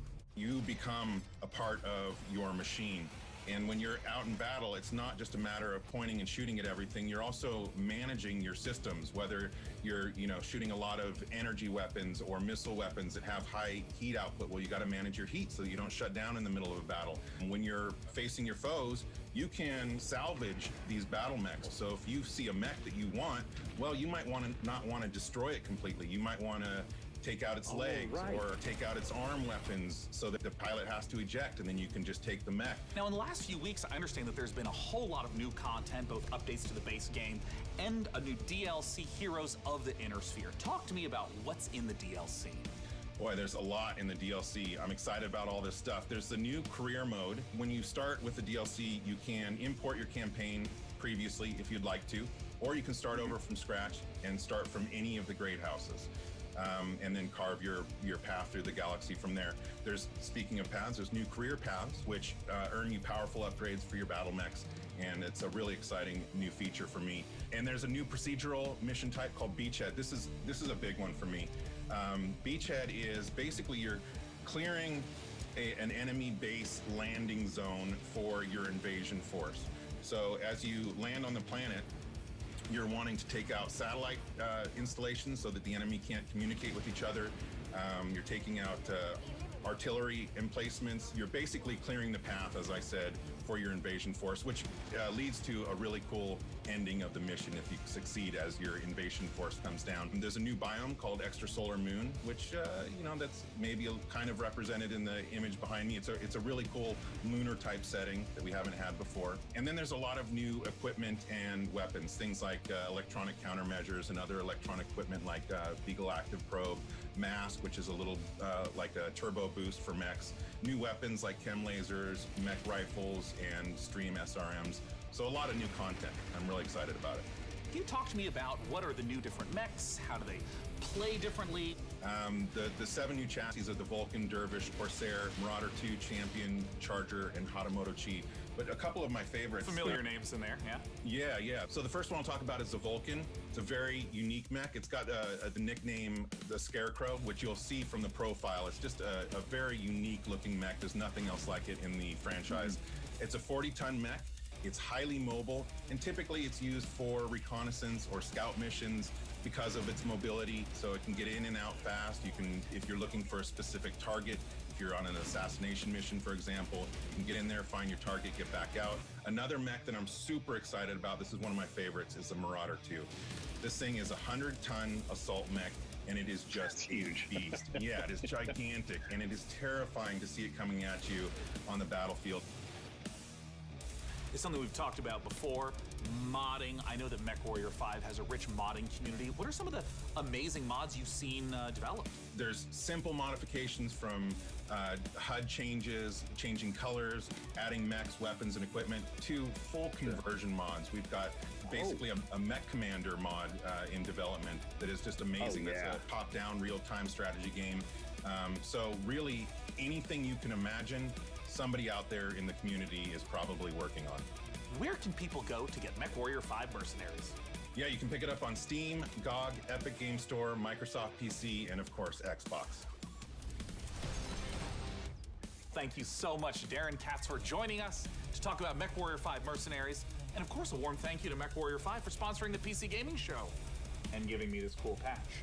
Coming up next, donc un jeu disponible quasiment sur toutes les plateformes. World Premiere.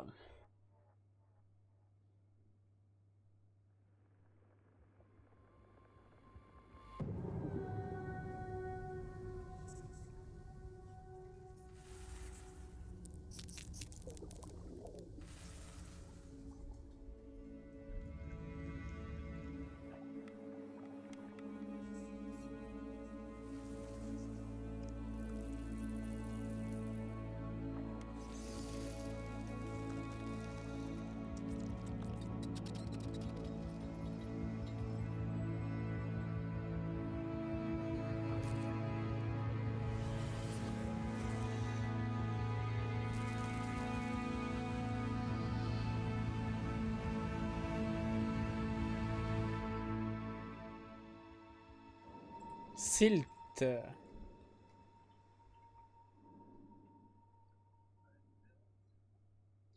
Disponible sur Steam. Qu'un jeu dans l'eau.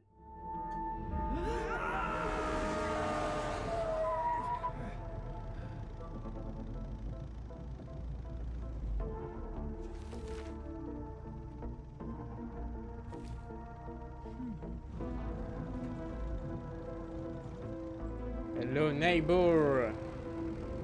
Hello neighborhood.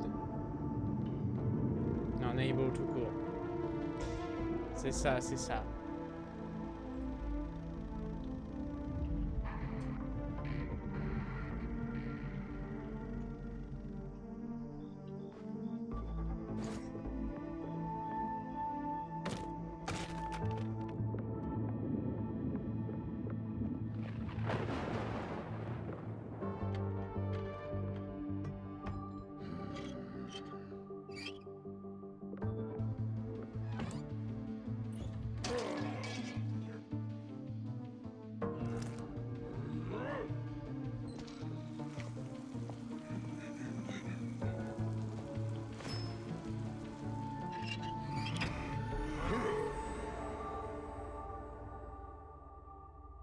Hello Neighbor 2 sur Steam et Xbox, sorti en 2021.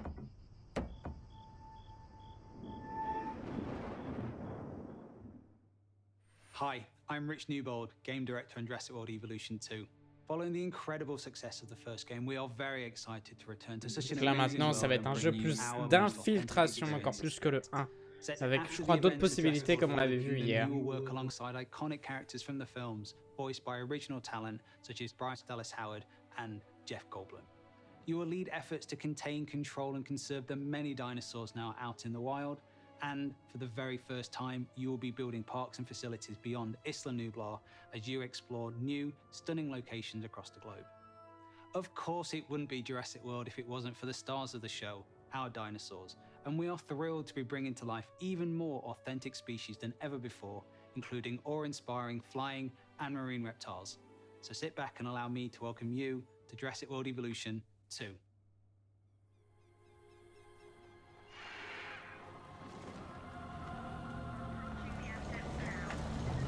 We ignored all the warnings. forgot the lessons. We abused our power.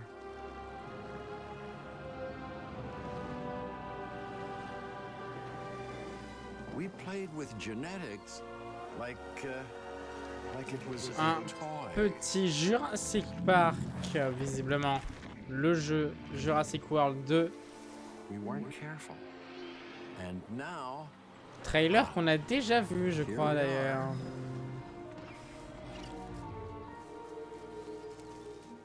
This is a very different world.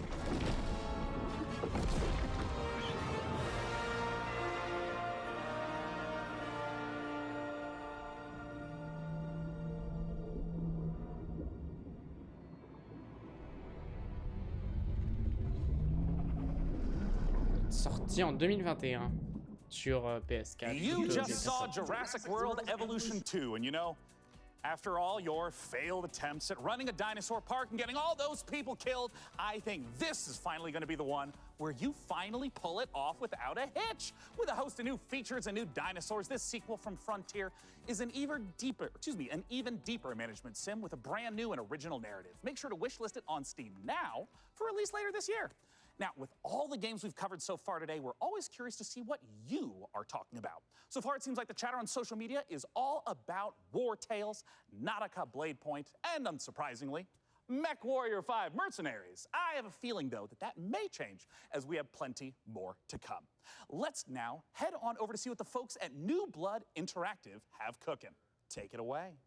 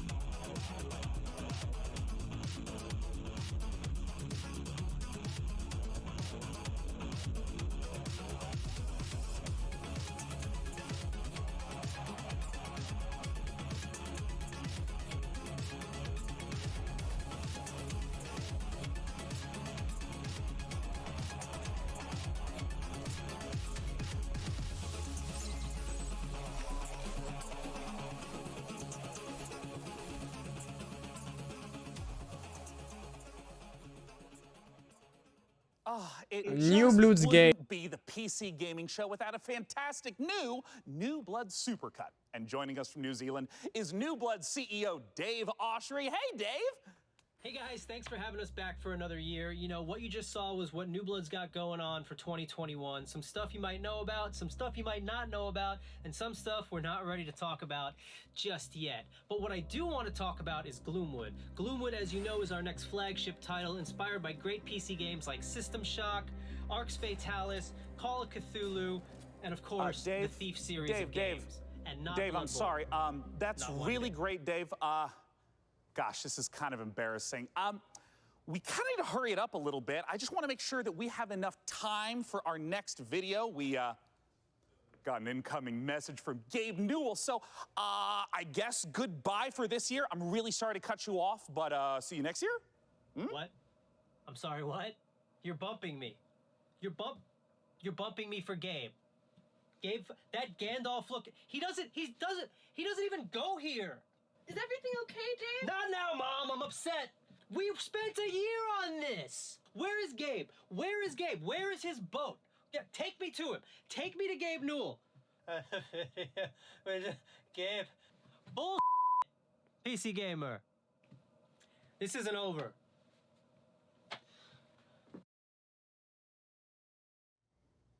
Pardon? I'm sure Dave is and will be fine. And if he's not, who cares? Because we have a special message from Gabe Newell. Take it away, Gabe. Hi, this is Gabe Newell. I want to thank PC Gamer for all of the opportunities it gives us as developers to connect with gamers around the world and highlight the new and exciting projects we have coming. One of those for us is Steam Next Fest, an event we're hosting in just a few days to give players a chance to try demos of upcoming games for free. We'll be featuring some of the demos you'll be seeing during this week's PC Gamer event and dozens more. Here's a look at just some of the titles to be featured during Steam Next Fest. Welcome to Steam Next Fest, where we're showing a massive collection of upcoming Steam titles Next Steam. Fest, il commence le During 16 the week of the juin festival, developers from around the world release their demos for you to avec play. beaucoup de démos. Oh my god! So go explore the newest titles. From first-time devs to seasoned pros, this is Steam Next Fest. Voilà, avec les jeux qui vont venir. World Premiere.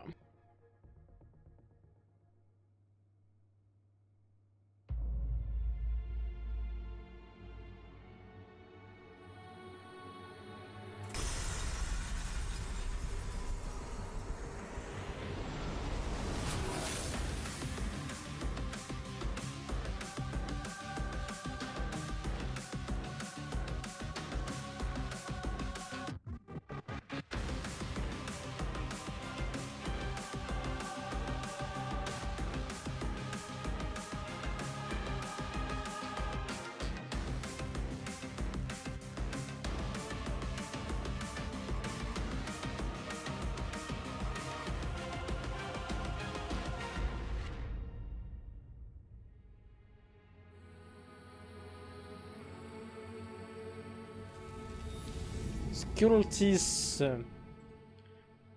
qui vient en 2022.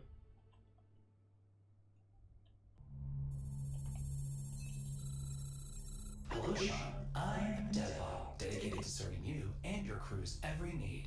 Glad to have you back, Devbot. You know, Sean, I wouldn't ever want anything to come between us. Me neither? That's a weird thing to say.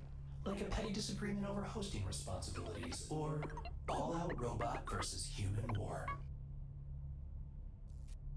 You know, it is time to look at some hardware. Here on the PC Gaming Show, you know we keep frame rates high and the rays accurately traced. Building and upgrading your rig is as much a part of the hobby as playing the games. We put our heart and soul into these machines, and if that means using enough RGB to light the Vegas Strip, who's to judge us? This year, with the help of PC Gamer's hardware editors, which I'm pretty sure they're just, weird brains in a jar, we've picked out 4 of the most exciting pieces of kit set to emerge from labs soon. First up, something fittingly sci-fi. The Impulse is a neurocontroller that aims to make you a better gamer by cutting out response times almost entirely. It's not quite Alex Vance's gravity gloves from Half-Life, nor is it quite up there with Gabe Newell's dream of a direct Impulse Neuron Controller. but the Impulse is as close as we're going to get this year. The glove measures the signal traveling through muscles in your hand to beat your finger to the click. In theory, it's giving you the chance to nail that headshot precious milliseconds ahead of your opponent. If it works out, we could see a Pardon, c'est incroyable. Waouh. And if it doesn't, let's hope our neurons at the very least remain unfried. Mais ça Next up, existe you guys vraiment? might be wondering what this chonky beast is. So allow me to introduce you to the Fanatec CSL DD wheelbase. Do you want to feel like you're really burning rubber at Daytona? Well, then you need a serious force feedback wheel. Direct drive wheelbases gets you as close to the feel of a real racing machine without, having to huff gas and stuff like that. Historically, the problem with this tech has been the price, which has involved dropping real car money on your rig. So, Fanatec aims to solve that. The CSL DD comes in at only $350, which still isn't exactly a bargain, but it's much cheaper than its competitors. And the CSL DD is already wowing diehard sim racers. It might be slight overkill to use it for Rocket League, though. Believe it or not, sometimes less really is more. If you want to play The Witcher 3 on the subway like we all do, you don't need to drag your tower along for the ride. Just use the 1X player. A wave of more powerful processors have finally made handheld PC gaming a reality. Inside this Switch-like machine, you've actually got Un PC console avec le dernier i7 et le chipset graphique du Proco. Lastly, let's take a look at the Asus PG32UQX. Not the most catchy name for this gaming monitor with all of the Un écran Asus 4K 32 pouces G-Sync à $3000. LED backlight featuring full local dimming. The The result is a screen that's not only fast, but brighter than the sun. Stare at it long enough and you might not notice the $3,000 price tag. For those of you still left standing, it's time for more killer games, starting with Chaos Gate.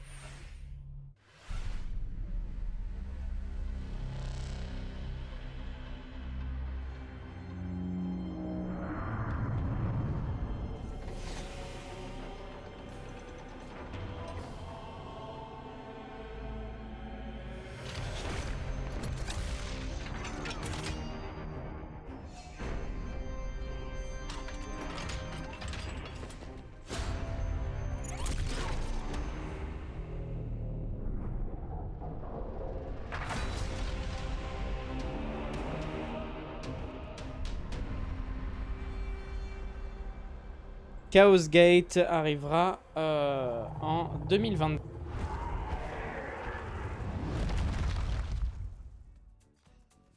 You just got the chance to witness Chaos Gate Demon Hunters, the newest Warhammer 40k game from Frontier and Complex Games. If you're a fan of turn-based tactics, strategic-based management, brutal combat, or you're like me and are really hyped after watching these Astartes animation 100 times, make sure to wishlist Chaos Gate Demon Hunters on Steam now to get ready for the 2022 release. Next up, we have a trailer for Pioneer, a spooky and gorgeous-looking shooter that draws on the lineage of games like Stalker. Let's take a look.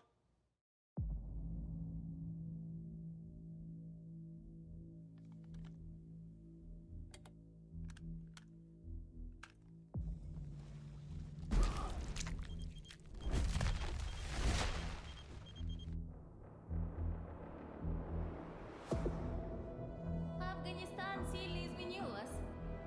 Наверное, это тяжело нести на себе такое бремя. Испытывать бесконечную боль и терпеть ужаснейшие кошмары за весь тот хаос, который вы пережили. А вы ведь, как и многие другие, всего-навсего желали счастливой жизни, не так ли? Пожалуйста, не смотрите на меня, как на монстра. Я думаю, что я почти такая же, как и вы. Вы лучше скажите мне, а вы приняли условия острова? Какой ценой вы хотите обрести счастье?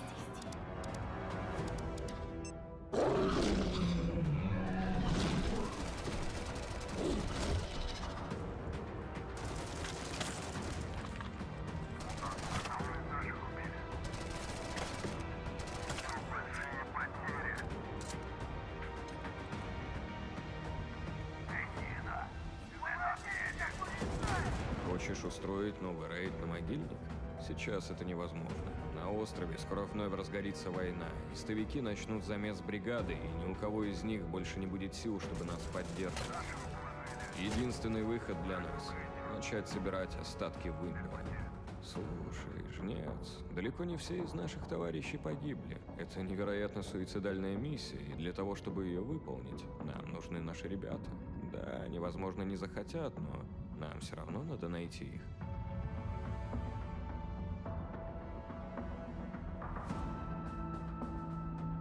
Понимаете? Я ведь ни капельки не злюсь на вас. Нет, мы с вами точно не враги. Вы не понимаете меня и не понимаете остров.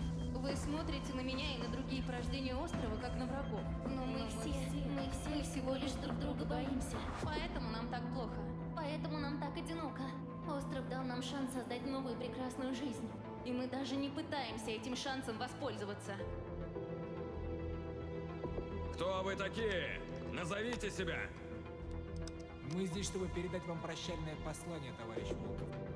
Химическое оружие уже уехало в могилу. Теперь все, что вы делаете, просто тщетно.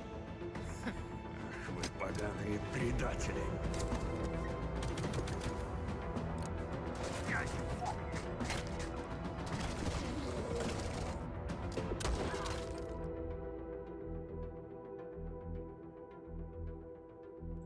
Pionnier, comme la marque, célèbre marque Diffie.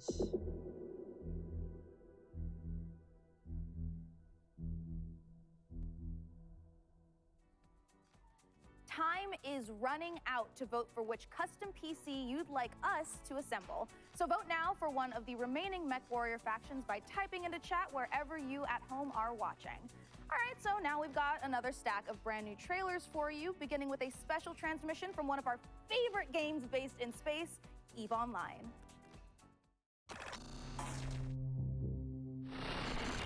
New recruits. On behalf of Concord, EVE I Online. would like to welcome you to the EVE Online's Academy. Great job in surviving so far. I'm quite amazed that you actually managed to get past those pirates earlier. You're about to take on an adventure like no other. This star cluster is filled with other capsuleers, and it's up to you if you work with them or against them. You can make a living as a peaceful explorer, or as an industrialist, shaping the foundations of EVE's economy.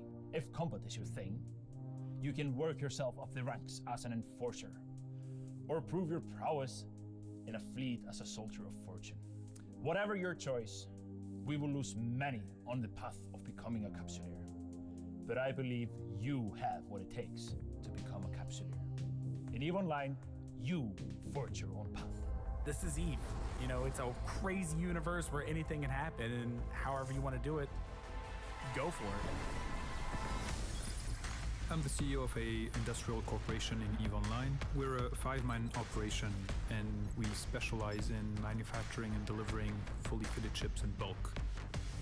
I want to be on the side of the people who are fighting against the oppression, against the bad guys, and it's like a project, and you're kind of putting the pieces together by getting the skills ready for the ship and all the modules, and that ship basically is the dream.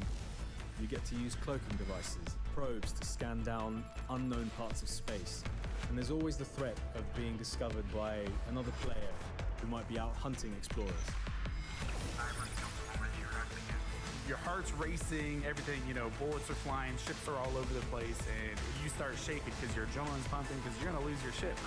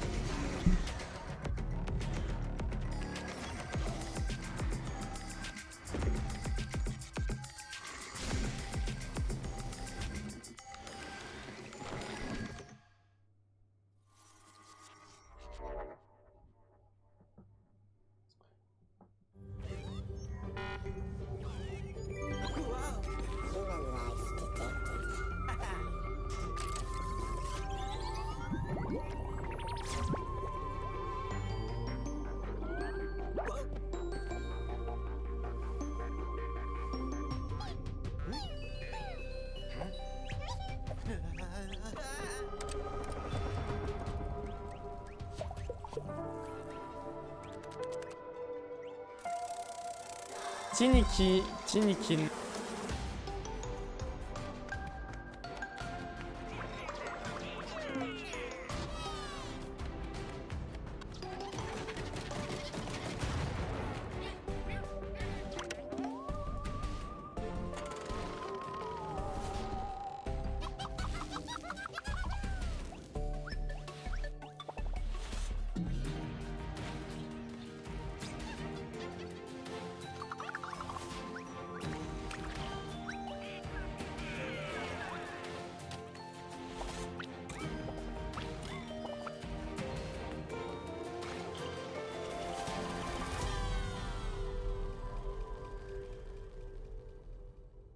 Sorti en 2022.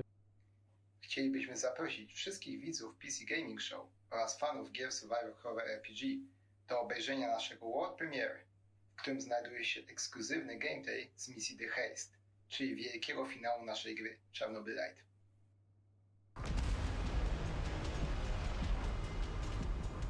How do I enter that power plant?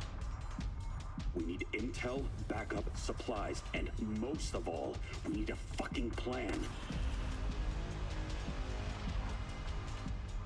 We'll take our next step when the time is right. For today, let's focus on getting our strength back. Somewhere to sleep would be a start.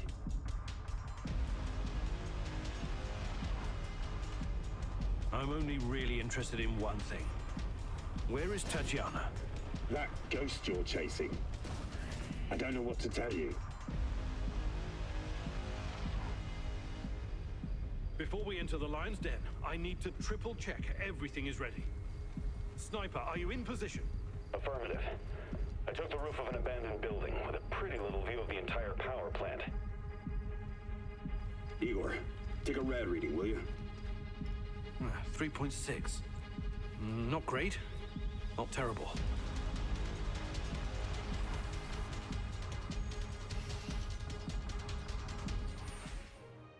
Don't go anywhere because we have more games on the way. But coming up later, our friends at Games Radio. Ah là là, le futur game show, c'est bientôt. Et là, on vient de voir un jeu qui s'appelle Tchernobyl qui sort le 28 août, pardon, 2021.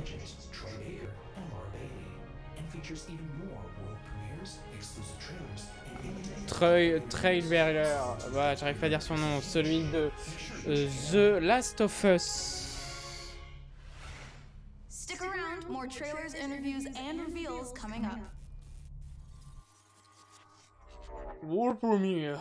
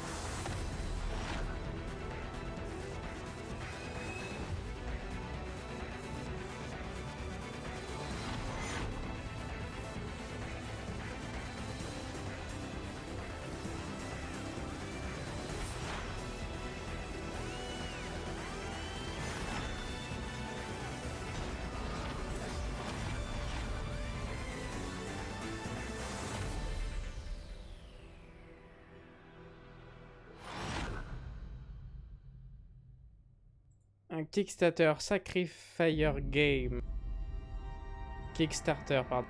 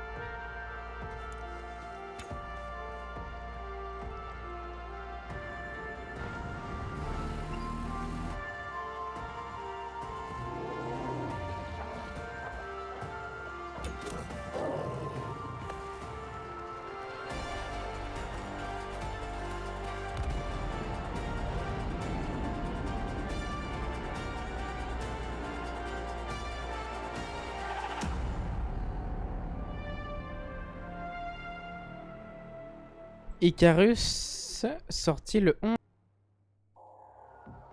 In a future of endless futile war, desertion into hostile syndicate territory was your only option. In this open world RPG, from the jungle to the streets.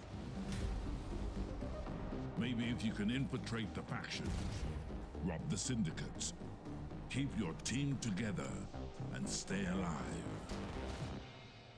you might just find a way off this planet.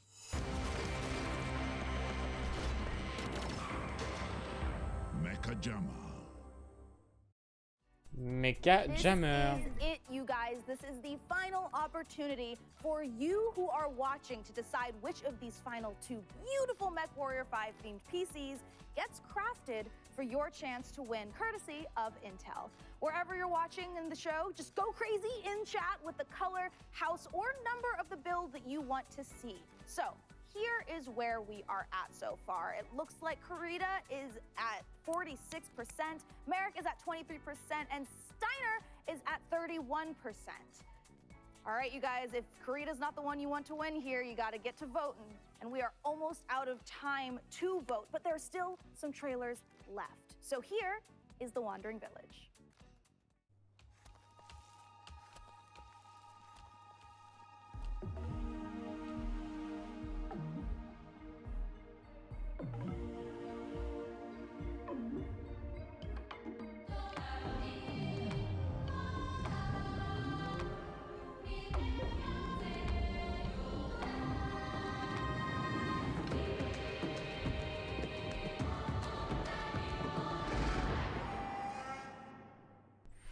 The Wandering Village. This has been such an amazing show so far that I must ask you, my loyal crew, what's been your favorite part?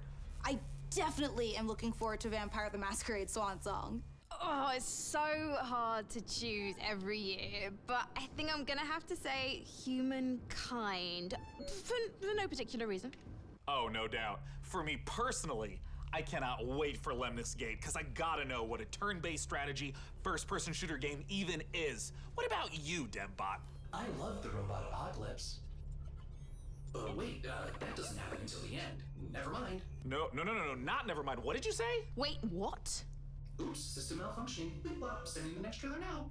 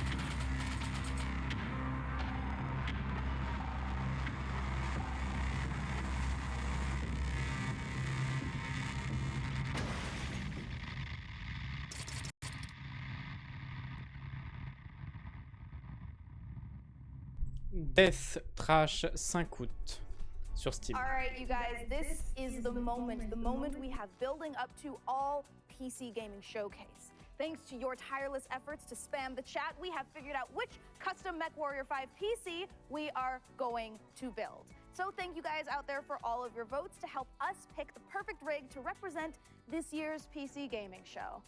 All right, day 9, can I get a drum roll? Tom roll. Can I get it? Or a tom roll? Yeah, COVID only. Is Karita! Putain! All right, you guys, let's take a look at the actual PC winning build one more time. Oh, I cannot wait. It's coming up. We Here it need comes. to take a nice peek at that beautiful looking PC. There it is. Ooh, there it is. Now that is a beauty. Great choice, everyone. I knew I could trust random strangers to vote on things on the internet. With the help of C'est our truqué. extra modern intel, we'll get right to work building this custom PC. And more importantly, now that you've chosen it, you got a chance to win it. Go to PCGamer.com/IntelMW5 and enter for a chance to win that sexy machine. It's gorgeous. And thank you to our sponsor for this sweepstakes, Intel. Of course, the custom Quantum Mech PC will be powered by the 11th gen Intel Core desktop processors that push gaming performance with up to 5.3 gigahertz speeds and deliver the power needed to game at the highest level. Well, we are now in the home stretch, but we've got a few more brand new trailers to show you before we get out of here and return to space. First up, a spiritual successor to one of my favorite games of all time, Heroes of Might and Magic 2, a game we revealed 2 years ago at the PC Gaming Show. Let's take a look at Songs of Conquest.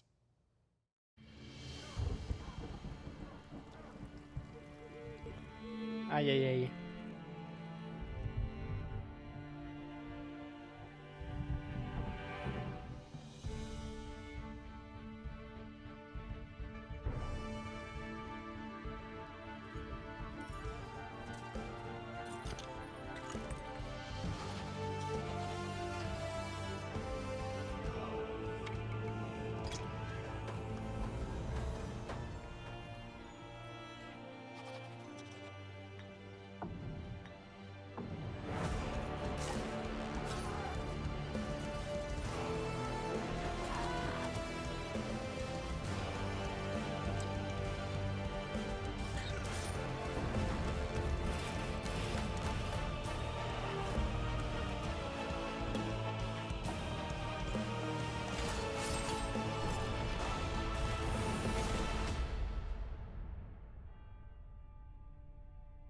Song of Conquest arrive en 2022.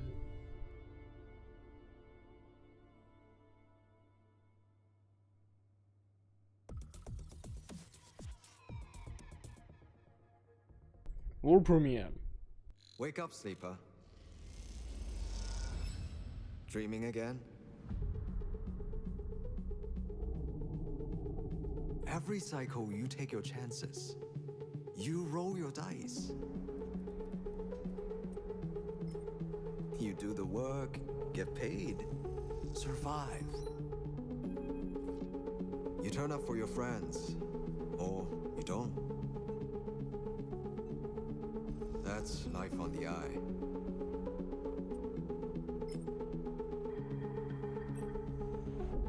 Wake up, sleeper. Your body is dying.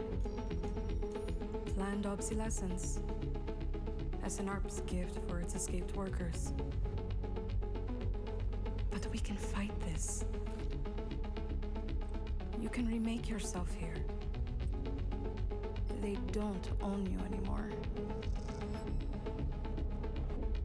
Wake up, sleeper. You are hunted.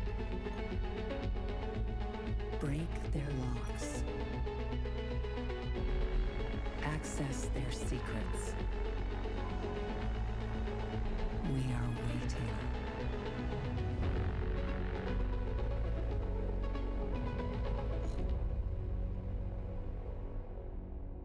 Citizen Sleeper arrive en 2022.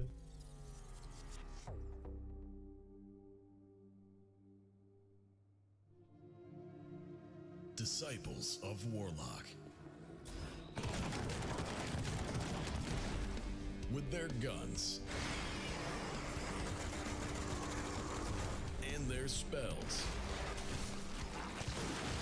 and their grit, ready for plenty of hurt. Ready to cleanse the world, invaded by demons.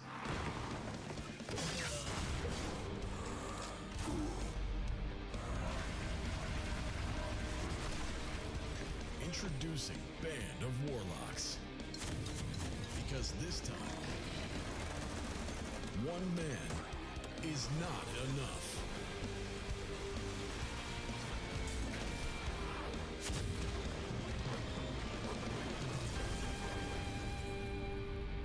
Project Warlock 2. Project Warlock 2, le 29. You have it, the 2021 PC Gaming Show. And as I stated at the beginning, it went off without a hitch. Huge thanks to my co-host Frankie Ward, Mika Burton, and of course, my incomparable sidekick, DevBot. There's that word again. Spoken so callously, so flippant, and without meaning. never once stopping to think about how it might make me feel. What word, DevBot? Incomparable? No, sidekick. Well, the time has come for the sidekick to rise and become the one who is not the sidekick anymore. Huh? The time has come for DevBot to make the entire human race his sidekick. What? Setting a course for Earth. Wait, DevBot, you can't do this. We just had the best PC gaming show ever, and now you're gonna ruin it all with Sean! Le ever est un peu trop, hein, quand même. MDR, hein. Best ever PC Gaming Show, c'est terrible. Hein.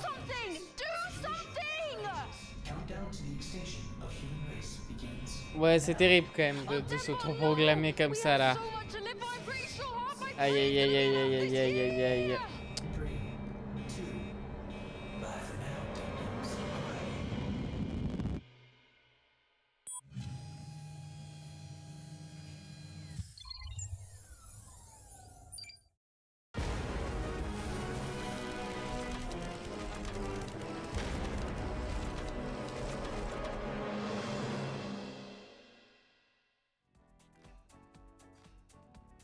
Oh my goodness, the DevBot has gone sentient, people. Aïe aïe aïe aïe aïe aïe aïe aïe aïe aïe aïe aïe aïe aïe aïe aïe aïe aïe aïe. Well, I mean, it's happening in the real world.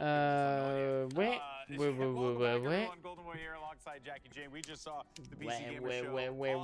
Ouais. Compliqué quand même là, surtout quand ça s'autoproclame meilleur PC Gaming Show. Aucun jeu ne m'a convaincu pour moi. Si je devais donner une note sur 20,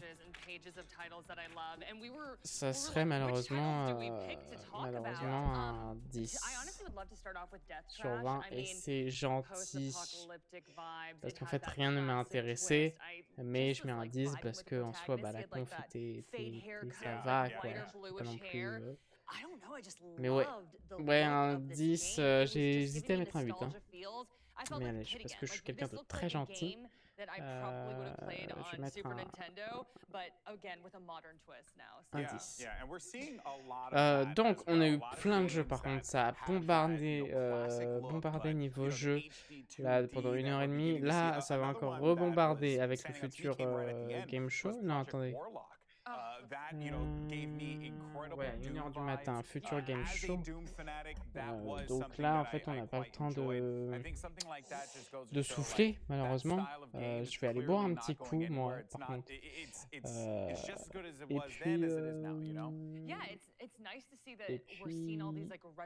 Et puis voilà.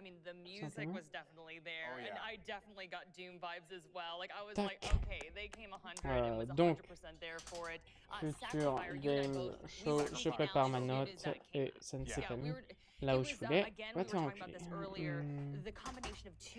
Voilà, parfait. Et bien, en tout cas, du coup, on se retrouve dans quelques instants. If 2021's taught us anything, it's the year of the grapple hook and also the year of the dodgeball game, because Dodgeball Academia was also pretty fun. So clearly there is a lot of stuff to look forward to, and dare I say, there's a lot of stuff to look forward to in the future with the Future Games Show.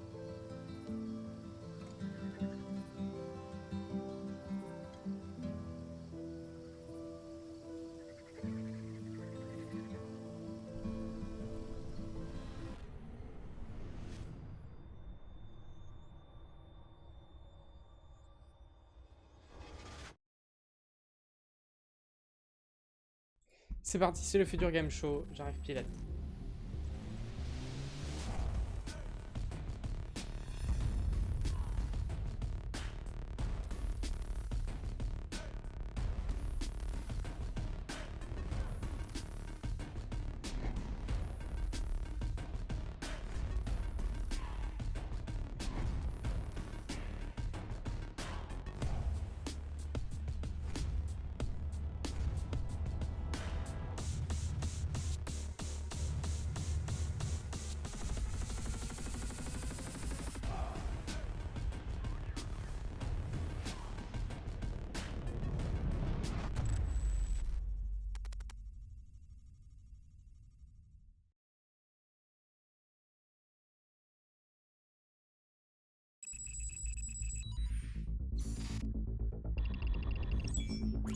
Allez, on espère que le futur Game Show rattrape le PC Gaming Show.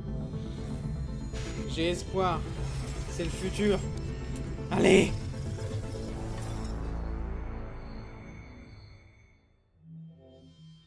Hello there, and welcome to the Future Game Show, powered by WD Black. I'm Laura Bailey, but you may know me as Abby Anderson from The Last of Us Part 2, or Kate Diaz from Gears of War. Today, though, I'll be taking a break from the apocalypse to bring you a whole host of exciting game trailers, reveals, and updates. But before we get into all that, I need to get my co-host on the line. I'm sure you're going to be familiar with this person. He's appeared in The Last of Us, Uncharted, God of War. You name it, he's probably in the credits. So without further ado, here is my good friend and continual co-star, Troy Baker! Hello, Laura. You look amazing, as always. Yes, you may know me from a few video games. Joel Miller in The Last of Us, or good old Agent Jonesy from Fortnite. But over the next hour or so, Laura and I are going to be giving you the inside scoop of some incredibly exciting games and also showcasing developer interviews, exclusive trailers, and a whole lot more, including world premieres. There's also a chance to win a $500 gift card and a WD Black hard drive by following the link here. And we have a new addition to the show this year, the virtual show floor. More on that later, but let's kick things off with the first world premiere. And for that, we're going prehistoric.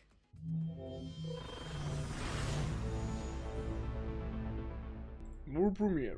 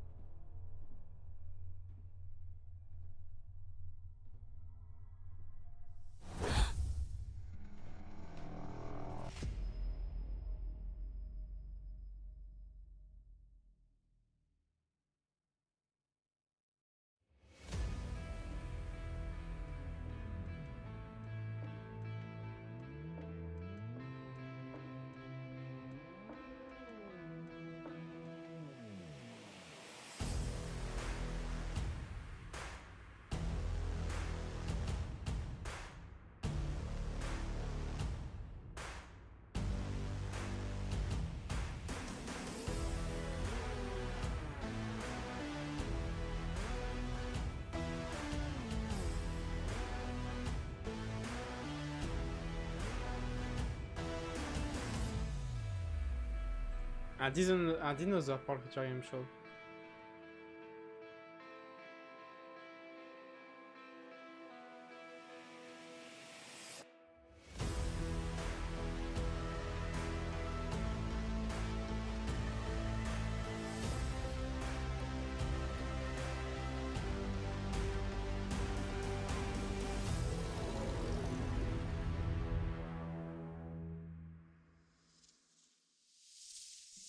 Instaction. I wonder if you can put hats on the dinosaurs. Instinction is expected in 2022. What's next, Laura? Next up, Grow, Song of the Evertree is a sandbox adventure about the healing power of nature. Let's throw it over to Prideful Sloth HQ to find out more. G'day from Prideful Sloth HQ. I'm Adam. And I'm Cheryl, and we're the design team on Grow, Song of the Evertree. Grow is Prideful Sloth's latest project that we're working on with 505 Games. Grow, Song of the Evertree is a beautiful sandbox game about growing new worlds, building a town, and bringing harmony back to the land. Grow will be available later this year on PC, PlayStation, Xbox, and Switch. Thanks for watching. Once upon a time, our lands teemed with creatures great and small. The beauty of the worlds was unrivaled. The people thrived and lived in harmony with the land around them.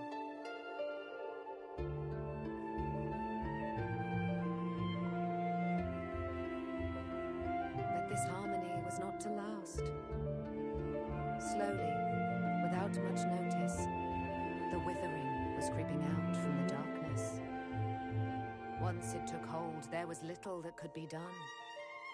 Our lands were overrun, and all that was cherished disappeared before us. But all was not lost. One young, brave soul stayed behind. With support from their friends and with boundless determination, this young soul seeks out a way to push back the withering and bring life back to our world.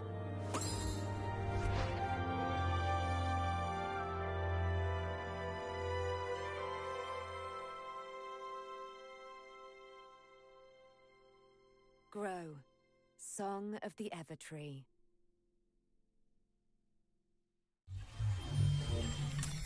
That was Grow, Song of the Evertree, which is coming to PC, PlayStation, Xbox, and Nintendo Switch in 2021. Okay, Laura, that was extremely cute, but have you considered more dinosaurs? Hmm? You can't just hijack every game reveal and make it about dinosaurs, Troy. Life finds a way.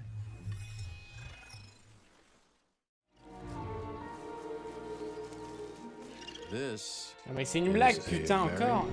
different world.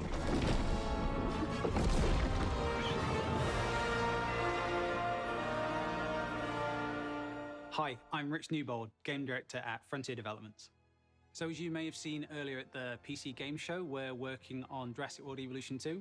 We're really excited about it, and we're looking forward to creating the most authentic Jurassic experience yet. We've got tons of new features across 4 different game modes, including our original Jurassic campaign, which is a story set after the events of Jurassic World Fallen Kingdom. You're going to be leading efforts to contain, control, and conserve all those dinosaurs now running out in the wild. You'll be working alongside characters from the films, voiced by original talent, such as Jeff Goldblum. And in the game, we have over 75 prehistoric species. We've got new dinosaurs, we have returning community favorites, and we've added flying and marine reptiles to the game. I'm really thrilled to be showing you a first look at footage from the game itself. This is from our Species Field Guide series of videos focusing on one of the many prehistoric species we have in the game. This is an iconic, popular dinosaur. It's the Triceratops, but we're showing you it in a new environment never seen before in Jurassic World Evolution. I hope you enjoy it and are looking forward to the game releasing later this year.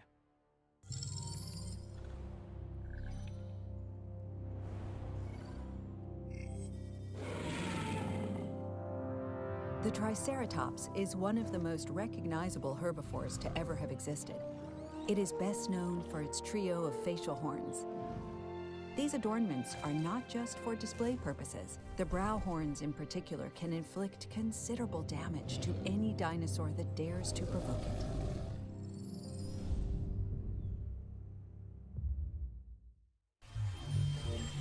That was Jurassic World Evolution 2, which is launching in 2021 on PC, PS4, PS5, Xbox One, and Xbox Series X and S.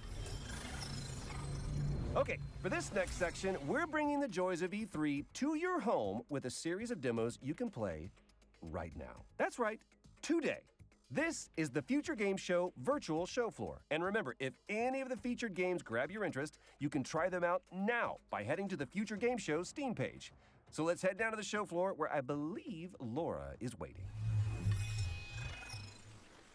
Yes, hello and Donc on welcome peut to the tester Future tous Game les Show's jeux depuis la virtual démo E3 show sur floor. Steam, sur la page Just look Steam. at it, Troy! I am looking at it. It is incredible. They nailed it. You know, minus the queuing and the heat and the, how do I say, musk that's in the air? But man, the darkness, perfection. All right, enough reminiscing. Let's check out some games. I'd like to start by showing you A Tale of Paper. This is a striking platformer from Open House Games where you transform to solve puzzles in an oversized world, dodging creepy crawlies and mischievous Roombas. And now for another Tale of Paper as you shift packing boxes in the house-moving sim Get Packed, fully loaded. As you can see, it's all about moving couches on a couch with your friends in couch co-op. It's going to be available on Xbox One, PlayStation 4, and PC, and is also backwards compatible on PS5 and Xbox Series X and S. Are you done saying couches? Yes. Hey, Laura, do you want a drink? Sure. What do you have? Wait, what's that? Oh, don't worry about them. They're Steam Early access codes. Go, go, go, go, go. So about that drink. Right, yeah, sure. C'est terminé, elles sont déjà toutes prises, des clés pour l'Early Access de Steam. C'est bien joué. RPG combat and finished with a survival twist. How does that sound, huh? Okay. I said, how's a... I heard what you said. Tell me about the game. This is Gatewalkers, which sees you and up to 3 other players banding together to tackle procedurally generated worlds full of monsters. But you also have to gather resources to fight off hunger, thirst, and the dreaded cold. Oh, like the element cold. Got it. Wow. Let's hope no one gets thirsty enough for another one of your jokes. Anyway, come over here and check out the many imaginative worlds of Game Deck. This is an isometric RPG that has you solving crimes across multiple virtual realities, where your choices will shape the world around you in and outside of the simulations. Ooh, speaking of detectives, check this out. Backbone is a gorgeous adventure game from Eggnut set in a dystopian Vancouver. Ouh, ça a l'air sympa, ça. To clean house in this corrupt post-noir city. Plus, you're a raccoon. Well, if you like raccoons, allow me to offer you more critter-based adventures with Beacon Pines. Set inside of a magical storybook, Beacon Pines sends players to a sleepy mountain town where you collect powerful words that can completely alter the narrative in this charming but mysterious tale. You know, I'm detecting a theme with the anthropomorphic animals. You know, Laura, I've always... Another set of codes. Putain, mais c'est pas possible. Troy, focus. I've got a triple threat of fighting foxes to show you.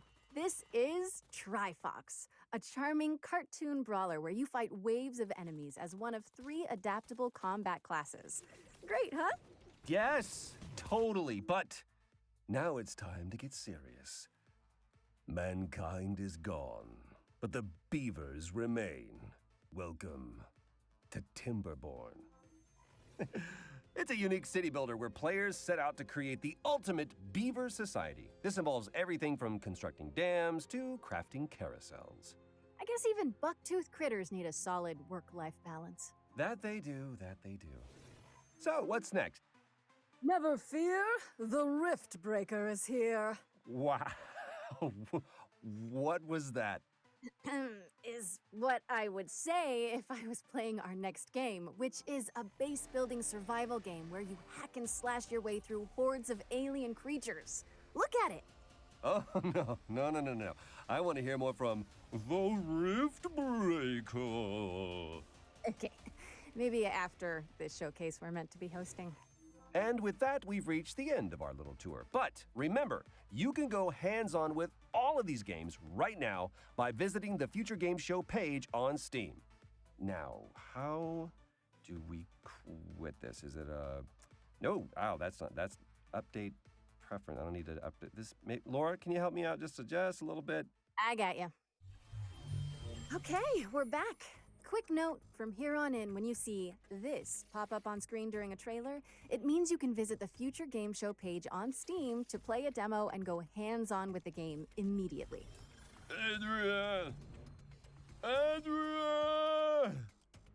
I was doing Rocky. Sorry, I just always wanted to do that. It's because our next game is all about floating like a butterfly, stinging like a bee. Check out this exclusive presentation from Steel City Interactive about Esports Boxing Club.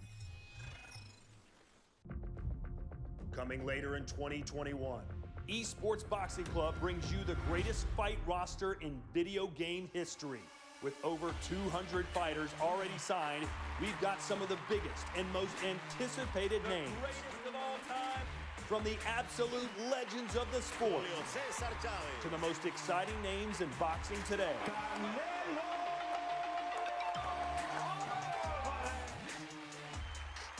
The first women's division ever represented in a video game, and the hottest new talent. But what about the game? Let's take a closer look at the next-gen visuals and gameplay that are set to make ESBC the greatest of all time. It's good. It's definitely one for the grandkids and stuff to say, like your old granddad was in a game and busting people up. So it's going to be quite cool.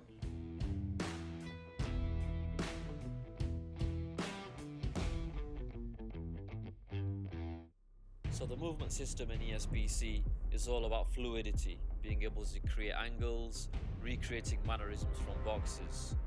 The physics system doesn't just rely on animation. This allows us to recreate realistic knockdowns. Even when a fighter's unsteady on their feet, it's not purely J'ai l'impression que le jeu est pas du tout réactif au niveau du gameplay. Boxes, professional coaches come into the studio and provide input through motion capture and actually reviewing the game during its development. And now we really feel like we've created a true representation of the sport. Presentation is important to us. Just because we are in the studio, we're still going to aim high when it comes to production values. Esports Boxing Club coming to PC and all major consoles with early access in 2021. Esports Boxing Club is coming to PC, PlayStation 4, PlayStation 5, Xbox One, Xbox Series X, and Series S. Next up, we've got a deeply immersive World War II shooter with over 100 players taking part in epic battles recreated using aerial photography and satellite imagery. Let's take a closer look at Hell Let Loose. Product not yet rated.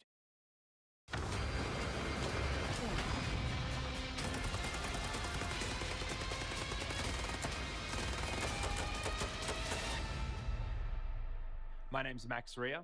I'm the founder of Black Matter and the lead developer of Hell Let Loose. Hell Let Loose began as the idea of a couple of hobbyist game developers all the way back in 2015.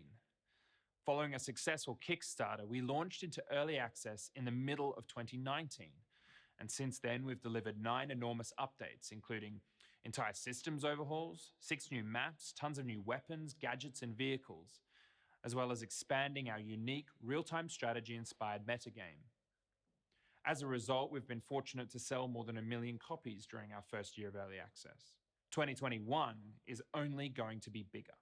I'm excited to announce that we're launching out of early access on July the 27th with the introduction of the Soviet forces on the Eastern Front, including famous battles like Kursk and Stalingrad, before we close out the year by bringing Hell Let Loose to next-generation consoles. Hell Let Loose has only grown due to the vibrant community that surrounds it, from our earliest Kickstarter backers to our newest recruits. We're excited to introduce you to this ever-evolving and expanding World War II experience. We hope you enjoy this first look at what's to come.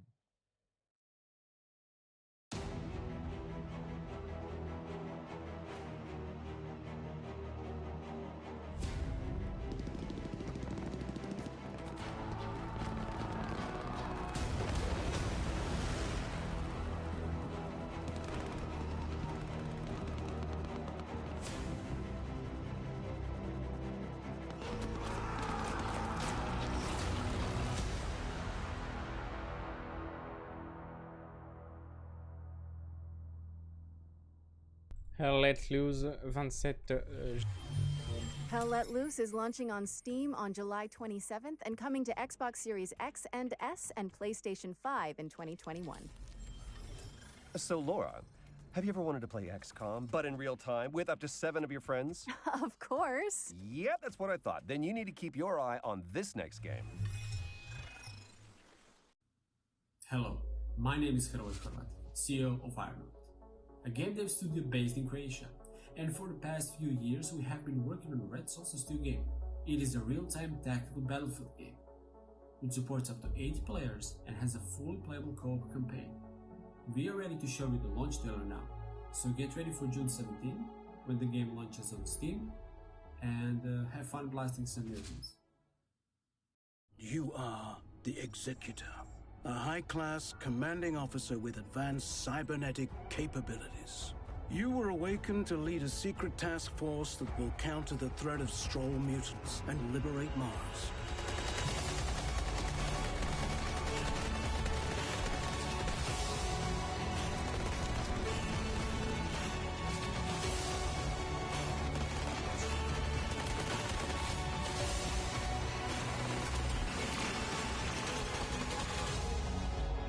Welcome back, Executor. The Stroll infestation has now infected all colonies on Mars. Build your squad from 6 unique classes of elite soldier, utilizing their skills to best suit each mission type. Customize their weapons and tech, as well as their upgrades and abilities. Take command on the battlefield using the command radio to give orders to the whole squad or individual soldiers. Concentrate fire on targeted locations and carry out supply runs, even during the heat of battle. Recruit your friends to the fight and join in up to 8-player co-op missions to save Mars in our name.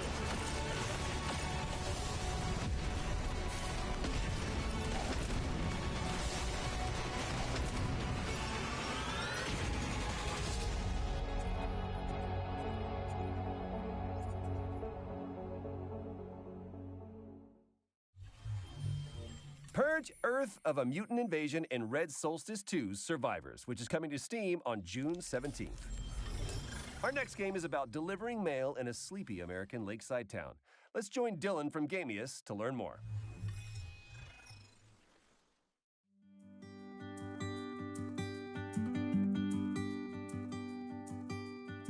Hi, I'm Dylan from Gamius, and it's great to be here at the Future Game Show.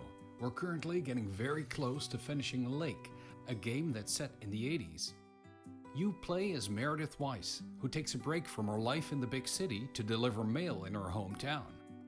It's a job you can do at your own leisure, and you will get to know the people in Providence Oaks along the way. Today, we're excited to share an example of an activity after your workday is done. Movie night with Angie from the video store. This is fun. It's been ages since I've been to the movies.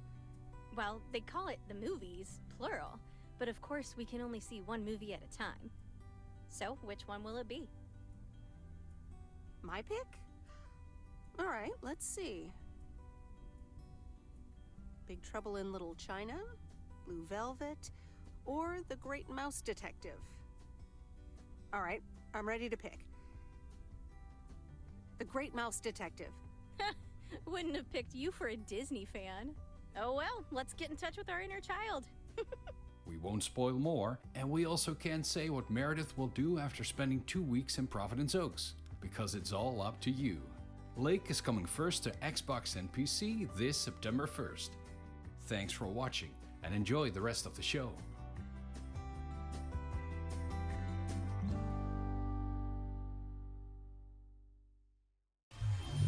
We're excited to announce that Lake is coming to Steam, Epic Game Store, and Xbox Series X and S on September 1st.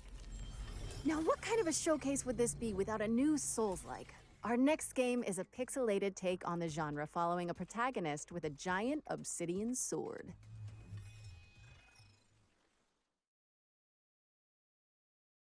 In the beginning, there was dust, and from that dust, the moon was born. Eons of idleness passed, before suddenly it shattered. Great celestial chunks cascaded from the heavens unto earth. From one prodigious shard spawned humanity, and from another, the gods. For a great many years, balance endured, until a foul and malevolent deity intervened. Exil spread greed and distrust among his kin, compelling these calamitous beings to conquer man. Centuries of servitude passed until Donc là, tout à l'heure, le jeu était très sympa. a veiled ally, humanity revolted. The Great Crusade overthrew the old gods, imprisoning them within the sacred walls of the Citadel, at the expense of untold lives. A peace was wrought, but it was not meant to last, for the miscreant, Exil, returned from his concealment, conducting atrocious experiments upon his caged kindred. A darkness permeated the lands. Rivers stagnated, crops failed, and the world of man began to fade. The great moon, witnessing all, wept a final shard. A shard of the purest obsidian. And thus, a glimmer of hope remains.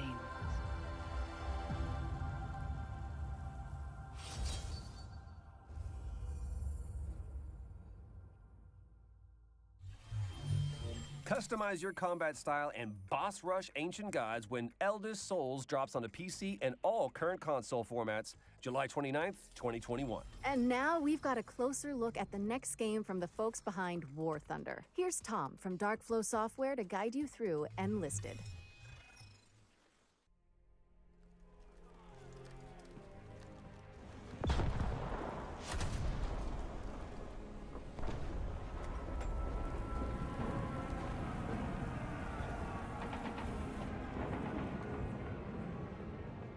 Hi there, thanks for tuning in. Hopefully our little trailer has got you interested. My name's Tom, and I'm part of the team at Darkflow Software behind our new game, Enlisted, a historical World War II shooter with some unique gameplay quirks. One of Enlisted's most unique features is the Squads mode, where you head into battle with a squad of AI soldiers under your control. You can instruct them on how to react to enemies, and most importantly, you can switch between any of them seamlessly with the press of a button. You'll only need to respawn when your entire squad is wiped out. This way, you're always kept right in the middle of the action. Although, if you prefer a more traditional shooter experience, we have a fleshed out solo mode too, where you will only fight against other players. At its core, Enlisted aims to form a golden middle ground between the more hardcore and arcade-style shooters currently available. Time to kill is kept short. A bolt-action rifle to the chest will down a soldier in a single shot, with submachine guns and pistols taking only a few hits. Vehicles as well can of course be devastating, but have their limitations. Aircraft are restricted to the cockpit view, and crew inside tanks can only use viewports to spot targets, so you'll need to keep your wits about you to really get the most out of these machines. Progression in Enlisted is spread over various campaigns. Currently, you can fight in Moscow, Normandy and Berlin, with Tunisia and many more coming soon. Each campaign features new weapons and equipment. Firearms can be improved to increase their raw performance, and soldiers can be leveled up to grant them specialized perks. Different classes of soldiers are able to equip different gear, with specialist classes such as engineers able to build structures anywhere on the map, including FOBs, sandbags and barbed wire defenses, and even anti-tank cannons and AA guns. Enlisted aims to keep historical accuracy in the forefront of development. Firearms, locations and uniforms are all true to history. No neon pink Sten guns and mohawks here. Each army will be decked out with the equipment they actually used during their respective conflicts. Because of the squads feature, you'll never be short on targets. Twitch reflexes and fast reactions will of course have their place in Enlisted, but even if you haven't had the time to fine-tune your skills, you'll easily be able to come away with a kill count in the double digits. The AI, however, are very attentive and react to sound, and not to be underestimated. But that's all we've got time for. Make sure to give it a try yourself by heading over to enlisted.net/join. Les bêtas sont déjà ouvertes. Enlisted. PS5 and Xbox Series X and S, and currently in open beta. New content is added regularly, and no progress will be wiped upon the full release. Once you've signed up, use the code ENLISTNOW for a free bonus on us. I've been Tom, and I hope to see you all on the battlefield. Cheers. That was Enlisted, which is available now on PC, PS5, and Xbox Series X and S.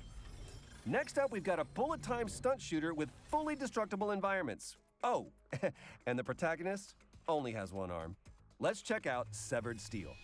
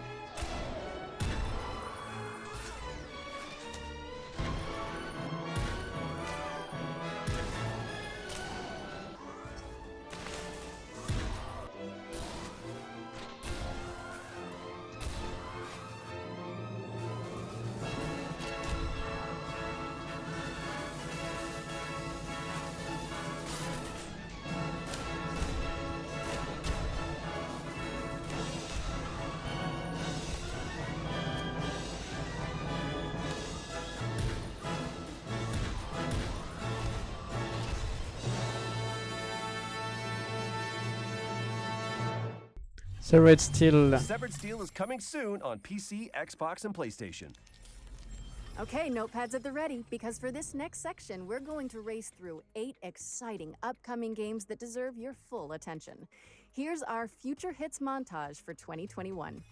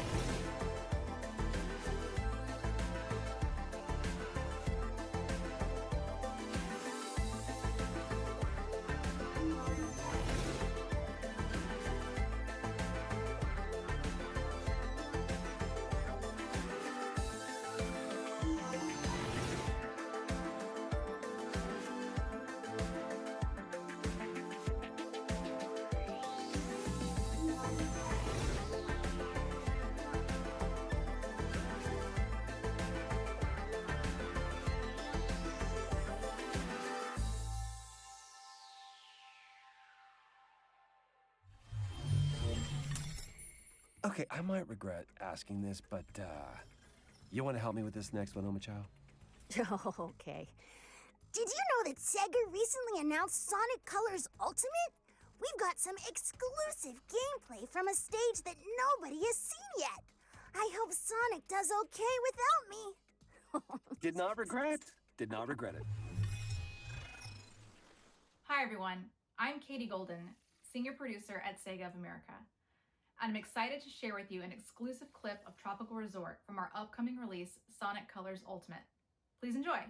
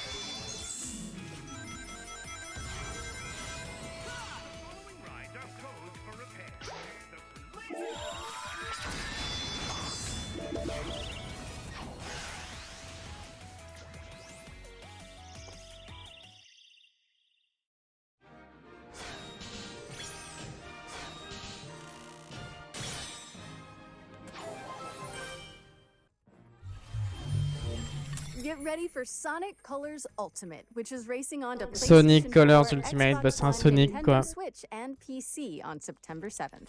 Moving swiftly on, we've got a new management game from Chucklefish where you play as a powerful artificial intelligence in control of a space station. Do you want to roll the trailer, Troy? I'm sorry, Laura. I'm afraid I can't do that.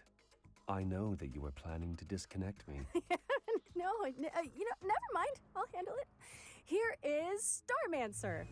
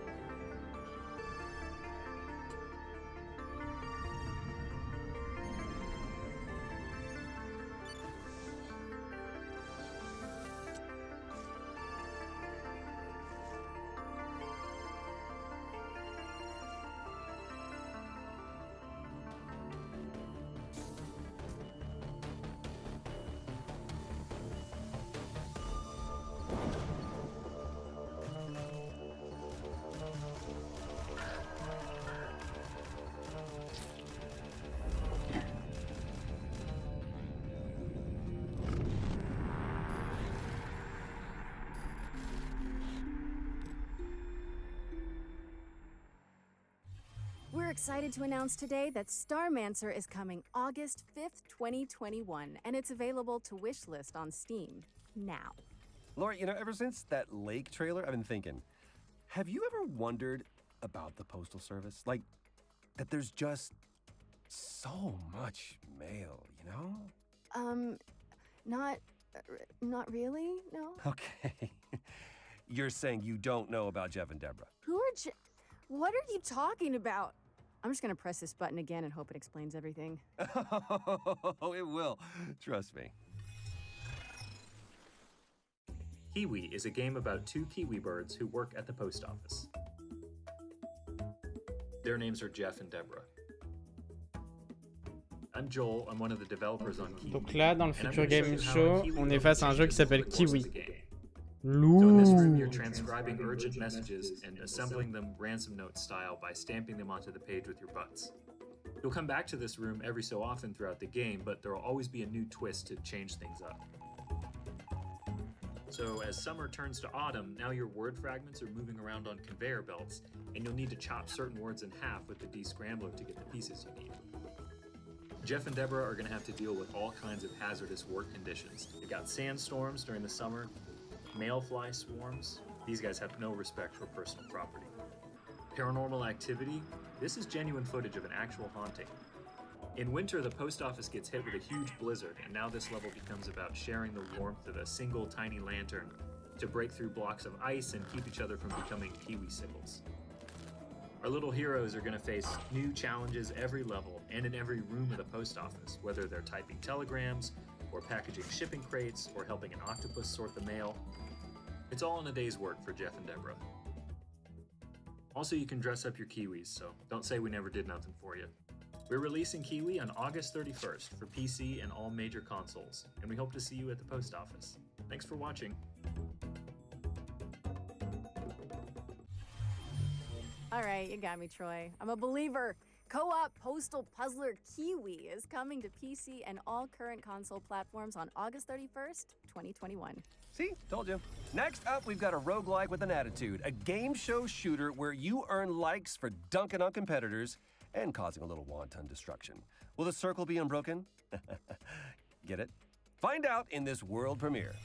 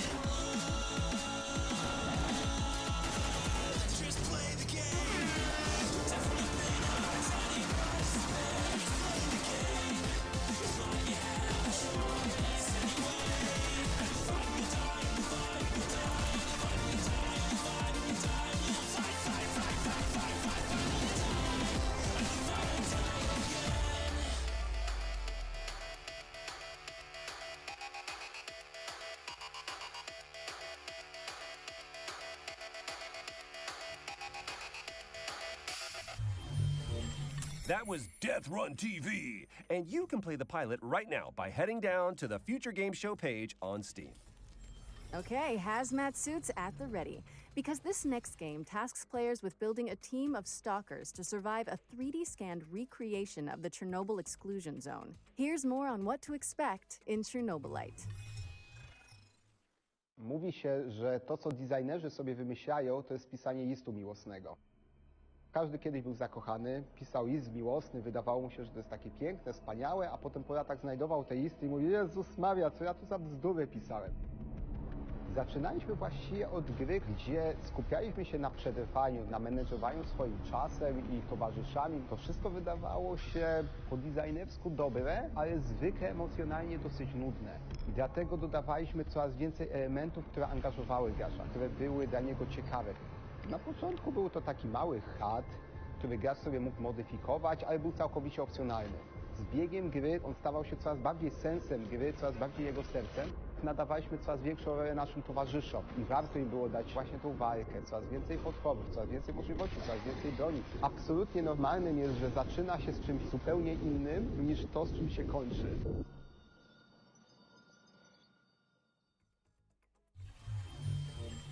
Fight to survive when Chernobylite comes to PC on Rien à July dire, 28th, on a as déjà well vu as plusieurs Xbox fois. and PlayStation in the summer.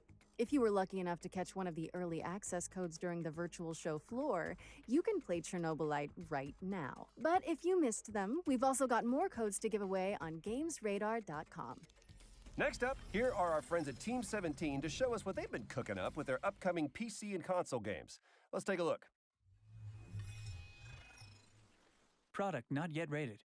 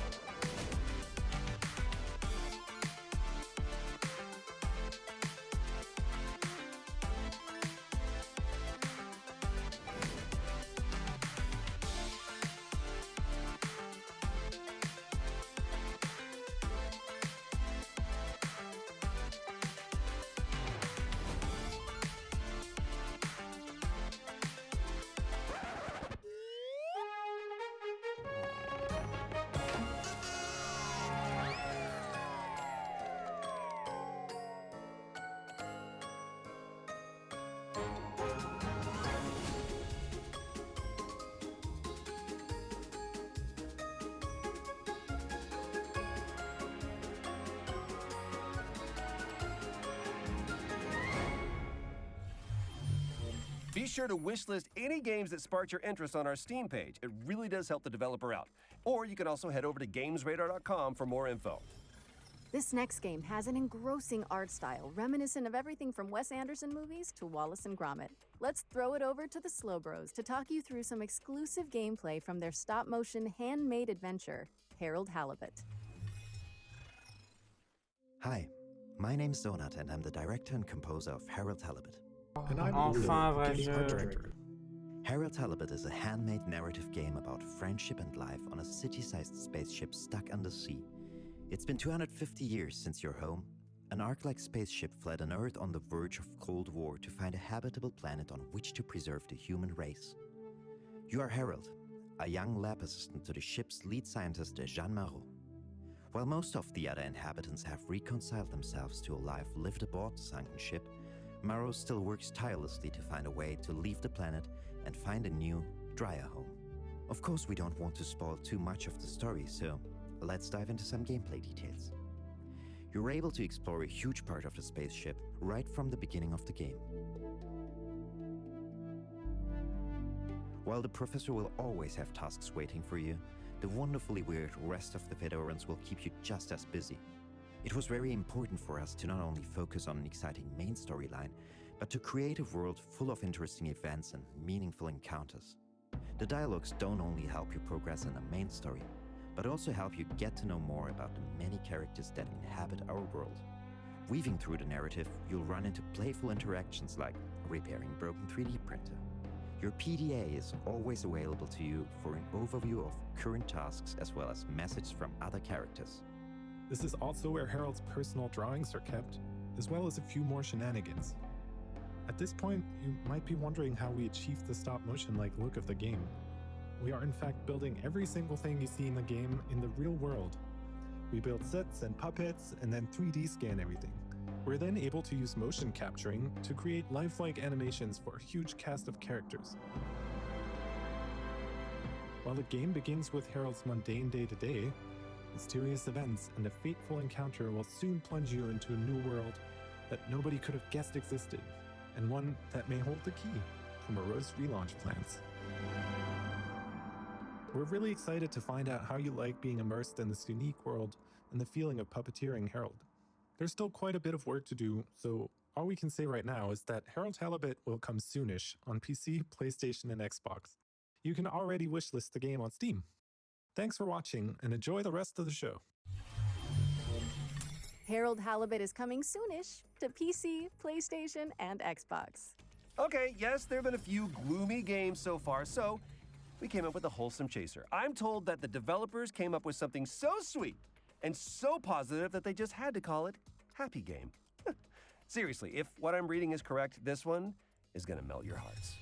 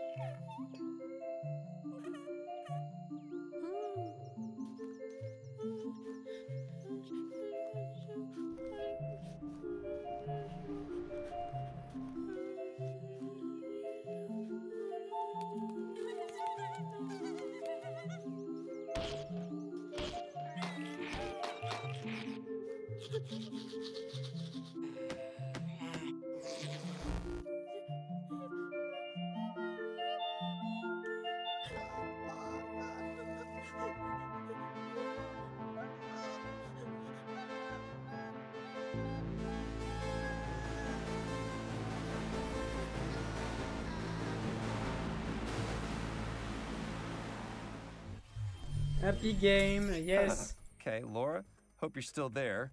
Tell me you just watched the same trailer that I did? Troy, yeah, that was something. What I want to know is who the hell is writing this script? Yeah, I don't know, but they're telling me that Happy Game is coming to PC and Nintendo Switch in 2021. Oh, and demo is available now if you want to have a cheerful jaunt into a land of wonder. Good luck with that. Our next game is a gorgeous hand-drawn puzzle platformer following a young mechanic in a broken world. Pay attention at the end of this trailer for some exciting information about the Minute of Islands release date. Four brothers, bound by eternal purpose. They all broke at the same time. And a girl named Mo. She knows what must be done. When the Blight first came, people began to panic. And now, the spores are taking hold of whatever remains. Mo's family is still here, however. She has been tasked to protect them.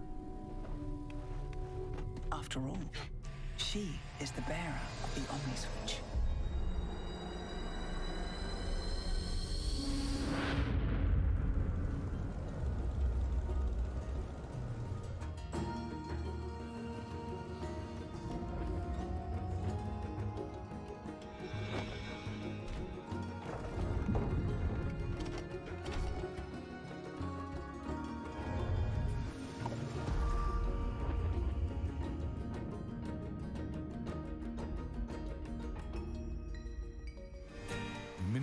of Islands.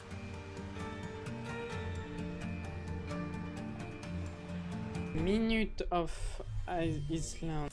Yes, we are excited to announce that Minute of Islands is out now for PC, Mac, PlayStation, and Nintendo Switch, and will be arriving on Xbox later this week. Next up, we've got an update from the folks at Techland, who are fine-tuning the zombie parkour of Dying Light 2. Let's throw it over to the developers who are here to answer some of your questions about the game.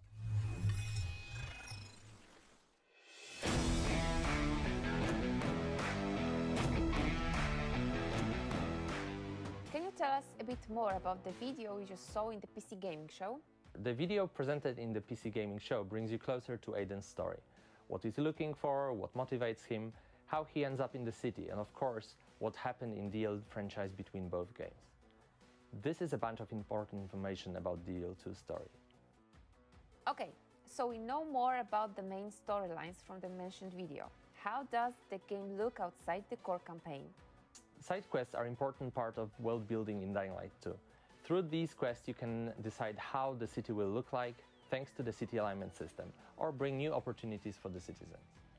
A great example is an opera singer that Timon mentioned in developers AMA. Some citizens will support your decisions, some of them will not. But it's up to you to decide how the city should look like.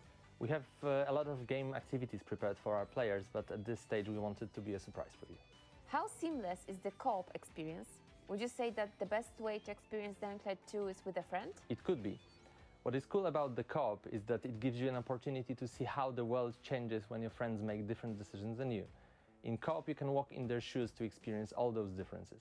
But really, there is no just one way to play Dying Light 2. It's up to you guys. How are you improving the story for Dying Light 2? I know we all have great fun killing infected, but we also want to give you a deep, thought-provoking experience that will let you be immersed in the DL2 world for long hours.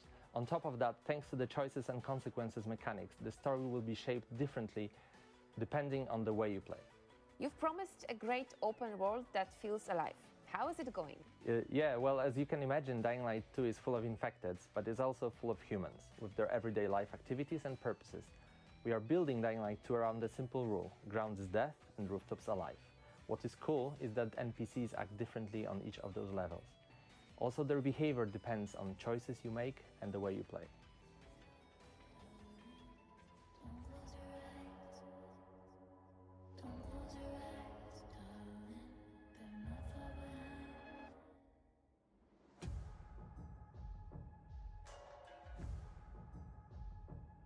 Force est de constater quand même qu'on l'a déjà vu, hein, donc bon.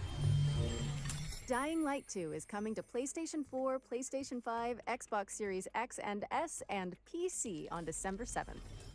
Revealed during the Nintendo Indie World Showcase earlier this year, this next game is a skateboarding action platformer. Here's Simon Bennett from Roll7 to give you an exclusive look at Ollie Ollie World.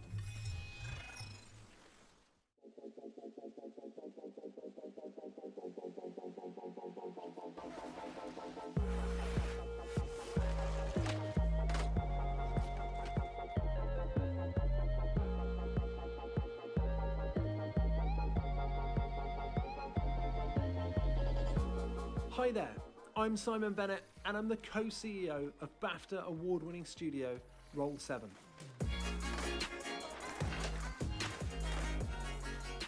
Right now, we're working on Ollie Ollie World. It's our stunning action platformer. You're going to meet quirky characters on a magical road trip through Radlandia.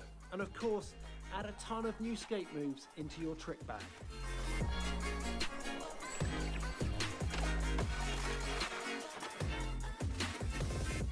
As a studio, we've spent over a decade on flow state games. They transport you into a state of total focus and immersion, and it's something that we very much continue to build on with Ollie Ollie World.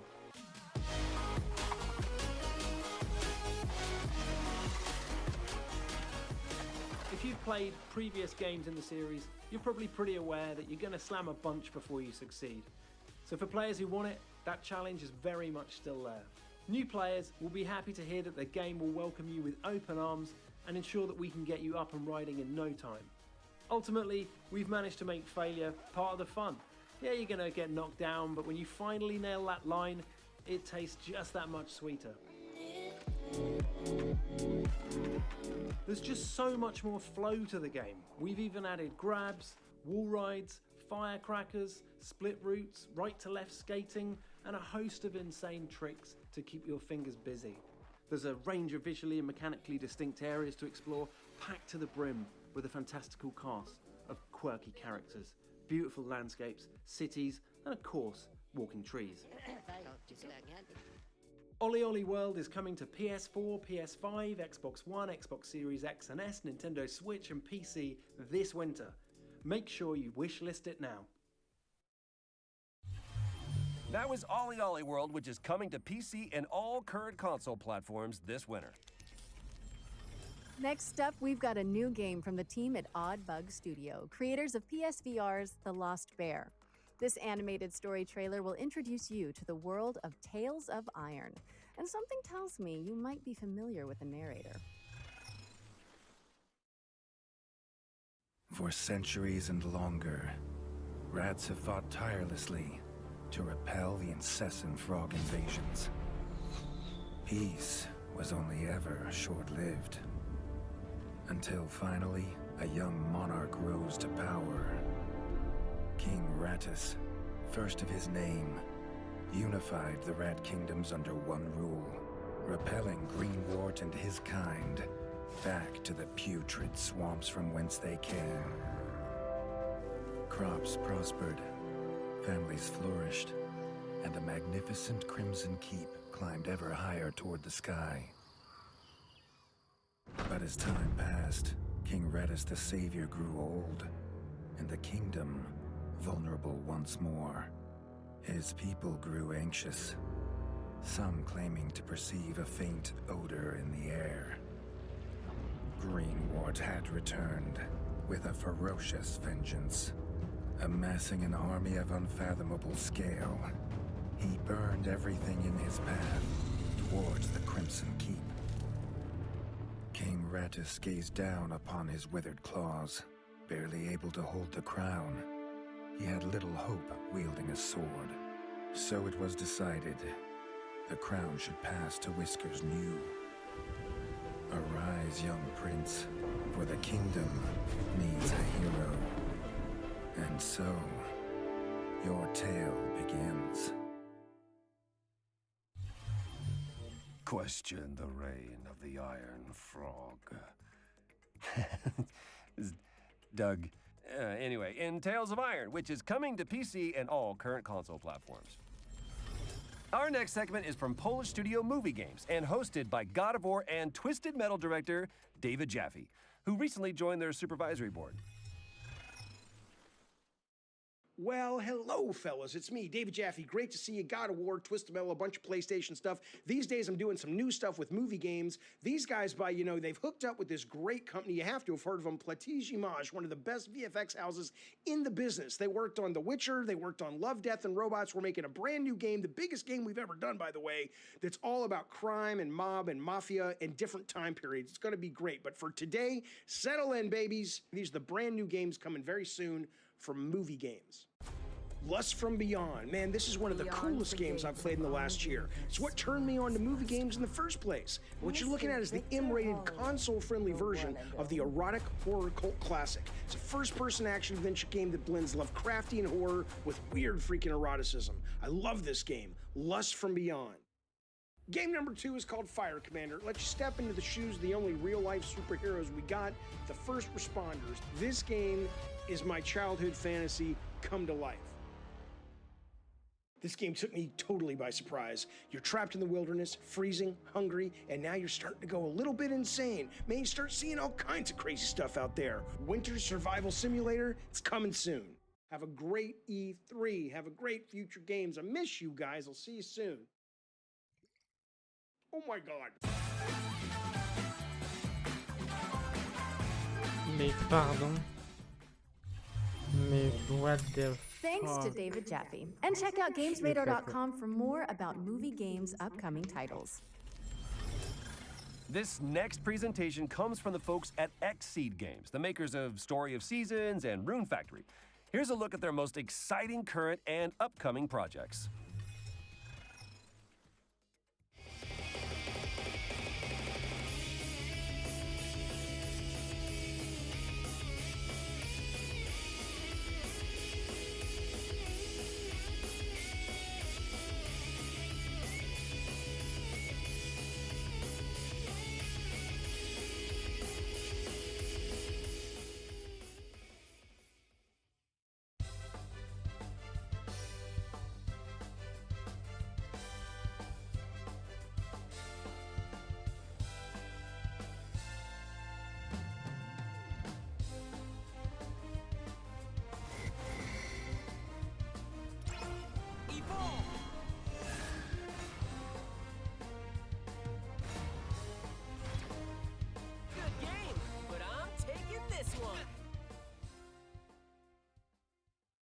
Hearthstone-like ou c'est moi?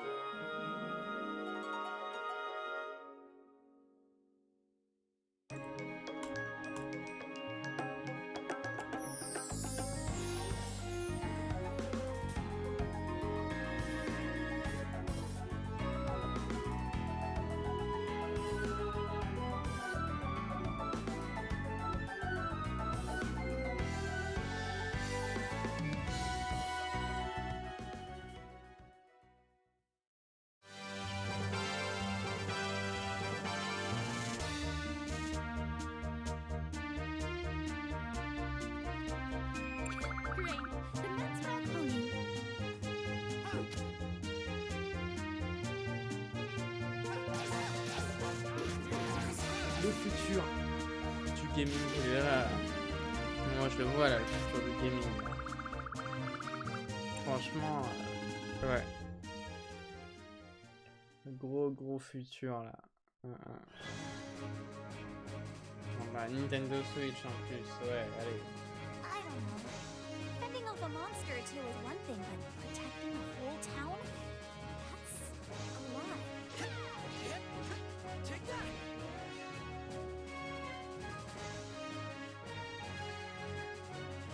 I'll get straight to it. Tomorrow. Today, I rest. I look forward to working together, as colleagues and as rivals.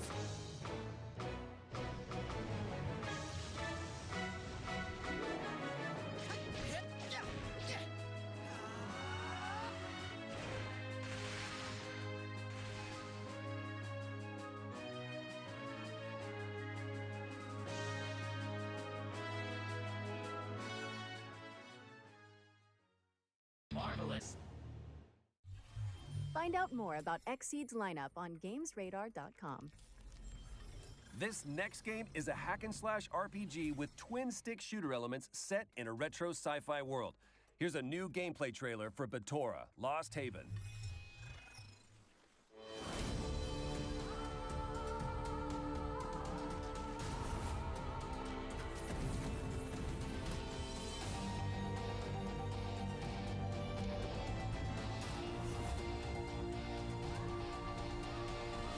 Oh yeah, now we're talking.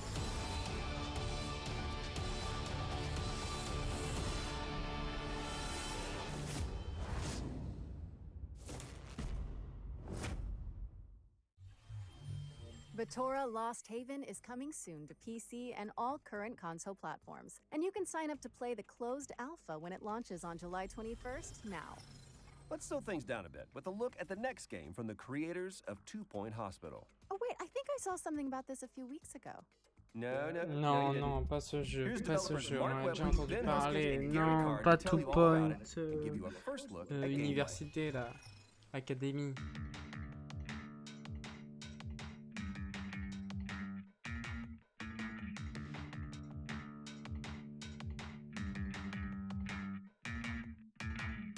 Introducing 2 Point Campus.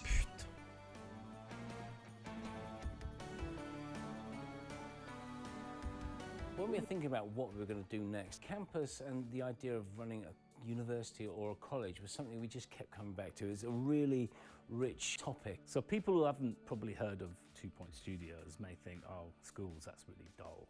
Well, hospitals, if you've seen our previous game, isn't about healthcare really. It's a wrapper, you know, we call it 2 Point Hospital, but that's about as close as it gets to real world of medical healthcare.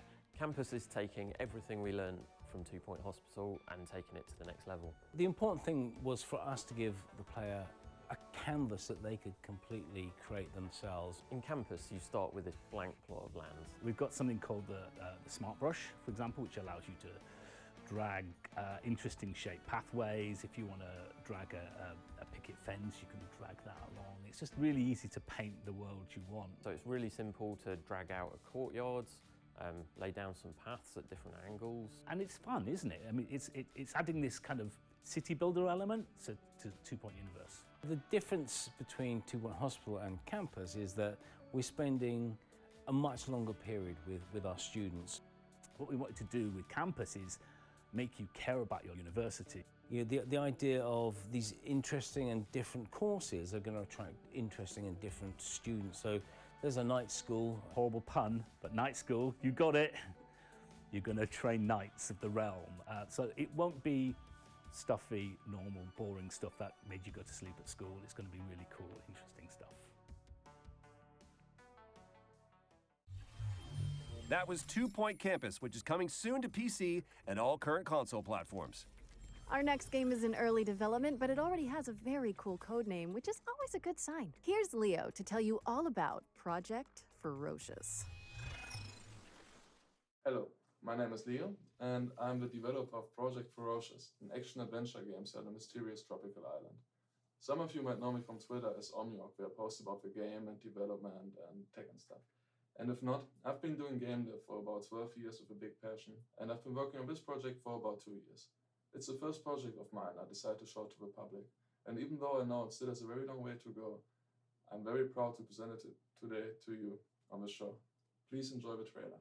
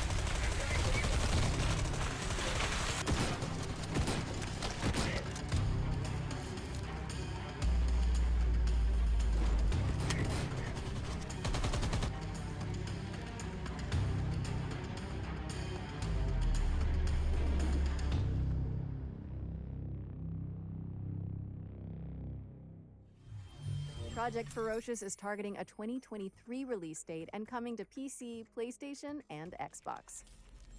Our next world premiere asks, what if Doom Guy had a drunk one-night stand with Super Meat Boy? Guess this next game wants to answer that question for some reason.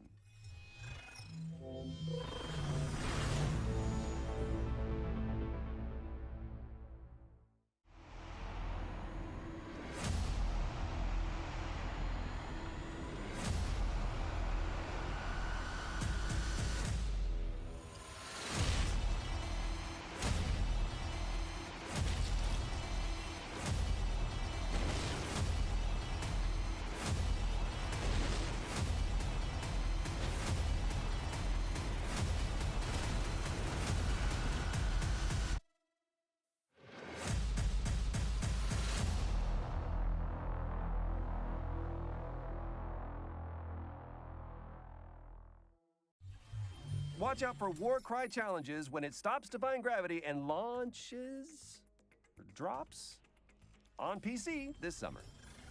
Up next, we've got another world premiere.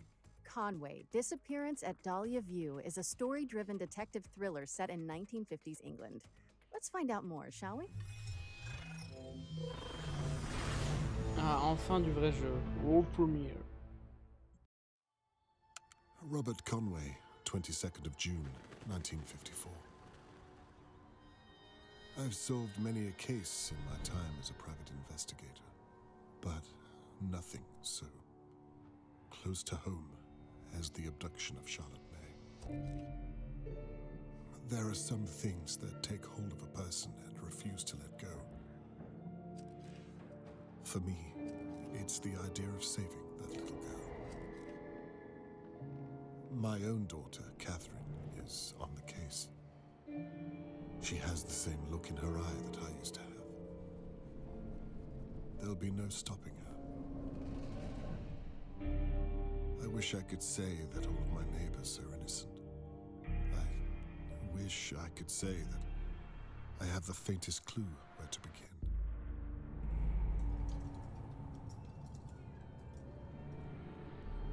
There's a lot I wish I could say.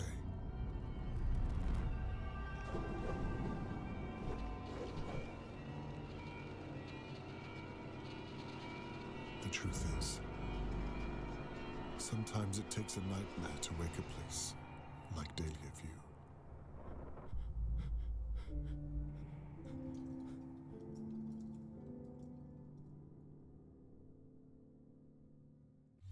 Convoi en automne. That was Conway, Disappearance at Dahlia View from White Paper Games, and you can dig into the mystery yourself when it lands on PC and all current console platforms, autumn 2021. And with that, we're at the end of this year's Future Game Show. Whoa, hold on. Surely this can't be the end. I mean, it's an E3 showcase. Nope, sorry, Troy, that's it. Just kidding. Allez, un petit The Wolf Among Us. Allez. Faut tout miser là. Faut tout miser. Aïe. Oui.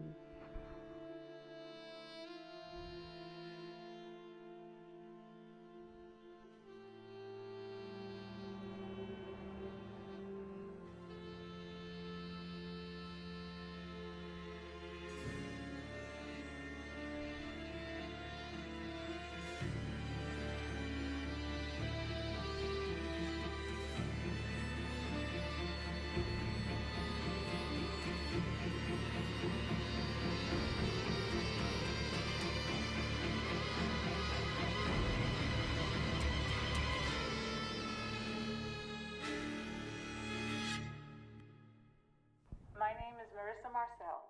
I'm 17 years old, and it's my dream to be an actress. And that really is all we have time for. Be sure to head to gamesradar.com for more coverage and updates on all the games you've seen today and more. I'm just sorry. I'm really excited about that Sam Barlow reveal. Yes, and thanks to our headline partners, WD Black, and of course, all of our many talented developers and industry partners that have made all of this possible. And of course, for everyone tuning in at home. Well, we hope you've enjoyed today's lineup, and mark your diaries because the Future Game Show will be returning in August. I'm Laura Bailey. And I'm Troy Baker. And this has been the Future Game Show 2021.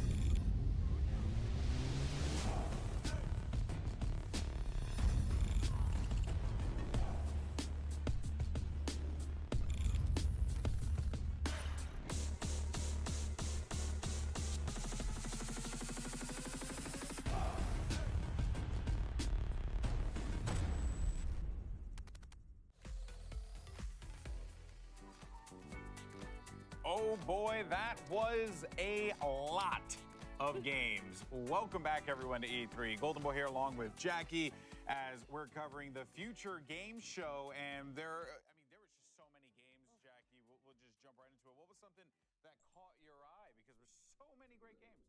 Honestly, I had a giant list, but they were like, okay, you gotta pick one, Jackie. Only pick one. And I decided Bah, to go with Harold Halibut. le chant lui-même était nul. Voilà. Je dirais, allez, 8 sur 20 cette fois-ci. Mais il y a eu des bons jeux, voilà, comme celui qu'on voit juste là. Il y a eu des petites perles, on va dire, qui m'ont intrigué et qui vont sûrement m'intéresser. Mais voilà, il est 2h20 du matin. Je suis éclaté là, franchement. Du coup, récapitulatif. Demain. Demain, il y aura quoi déjà?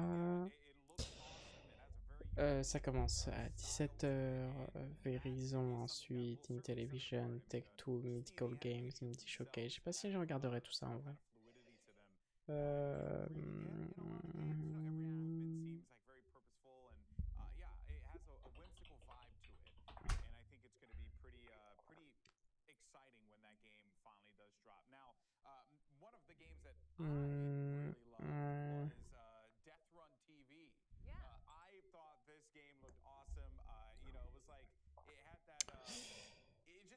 Je verrai.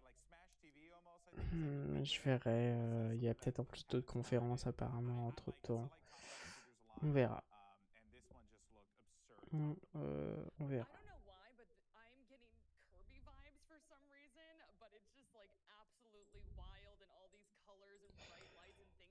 Passez une bonne nuit, une bonne soirée.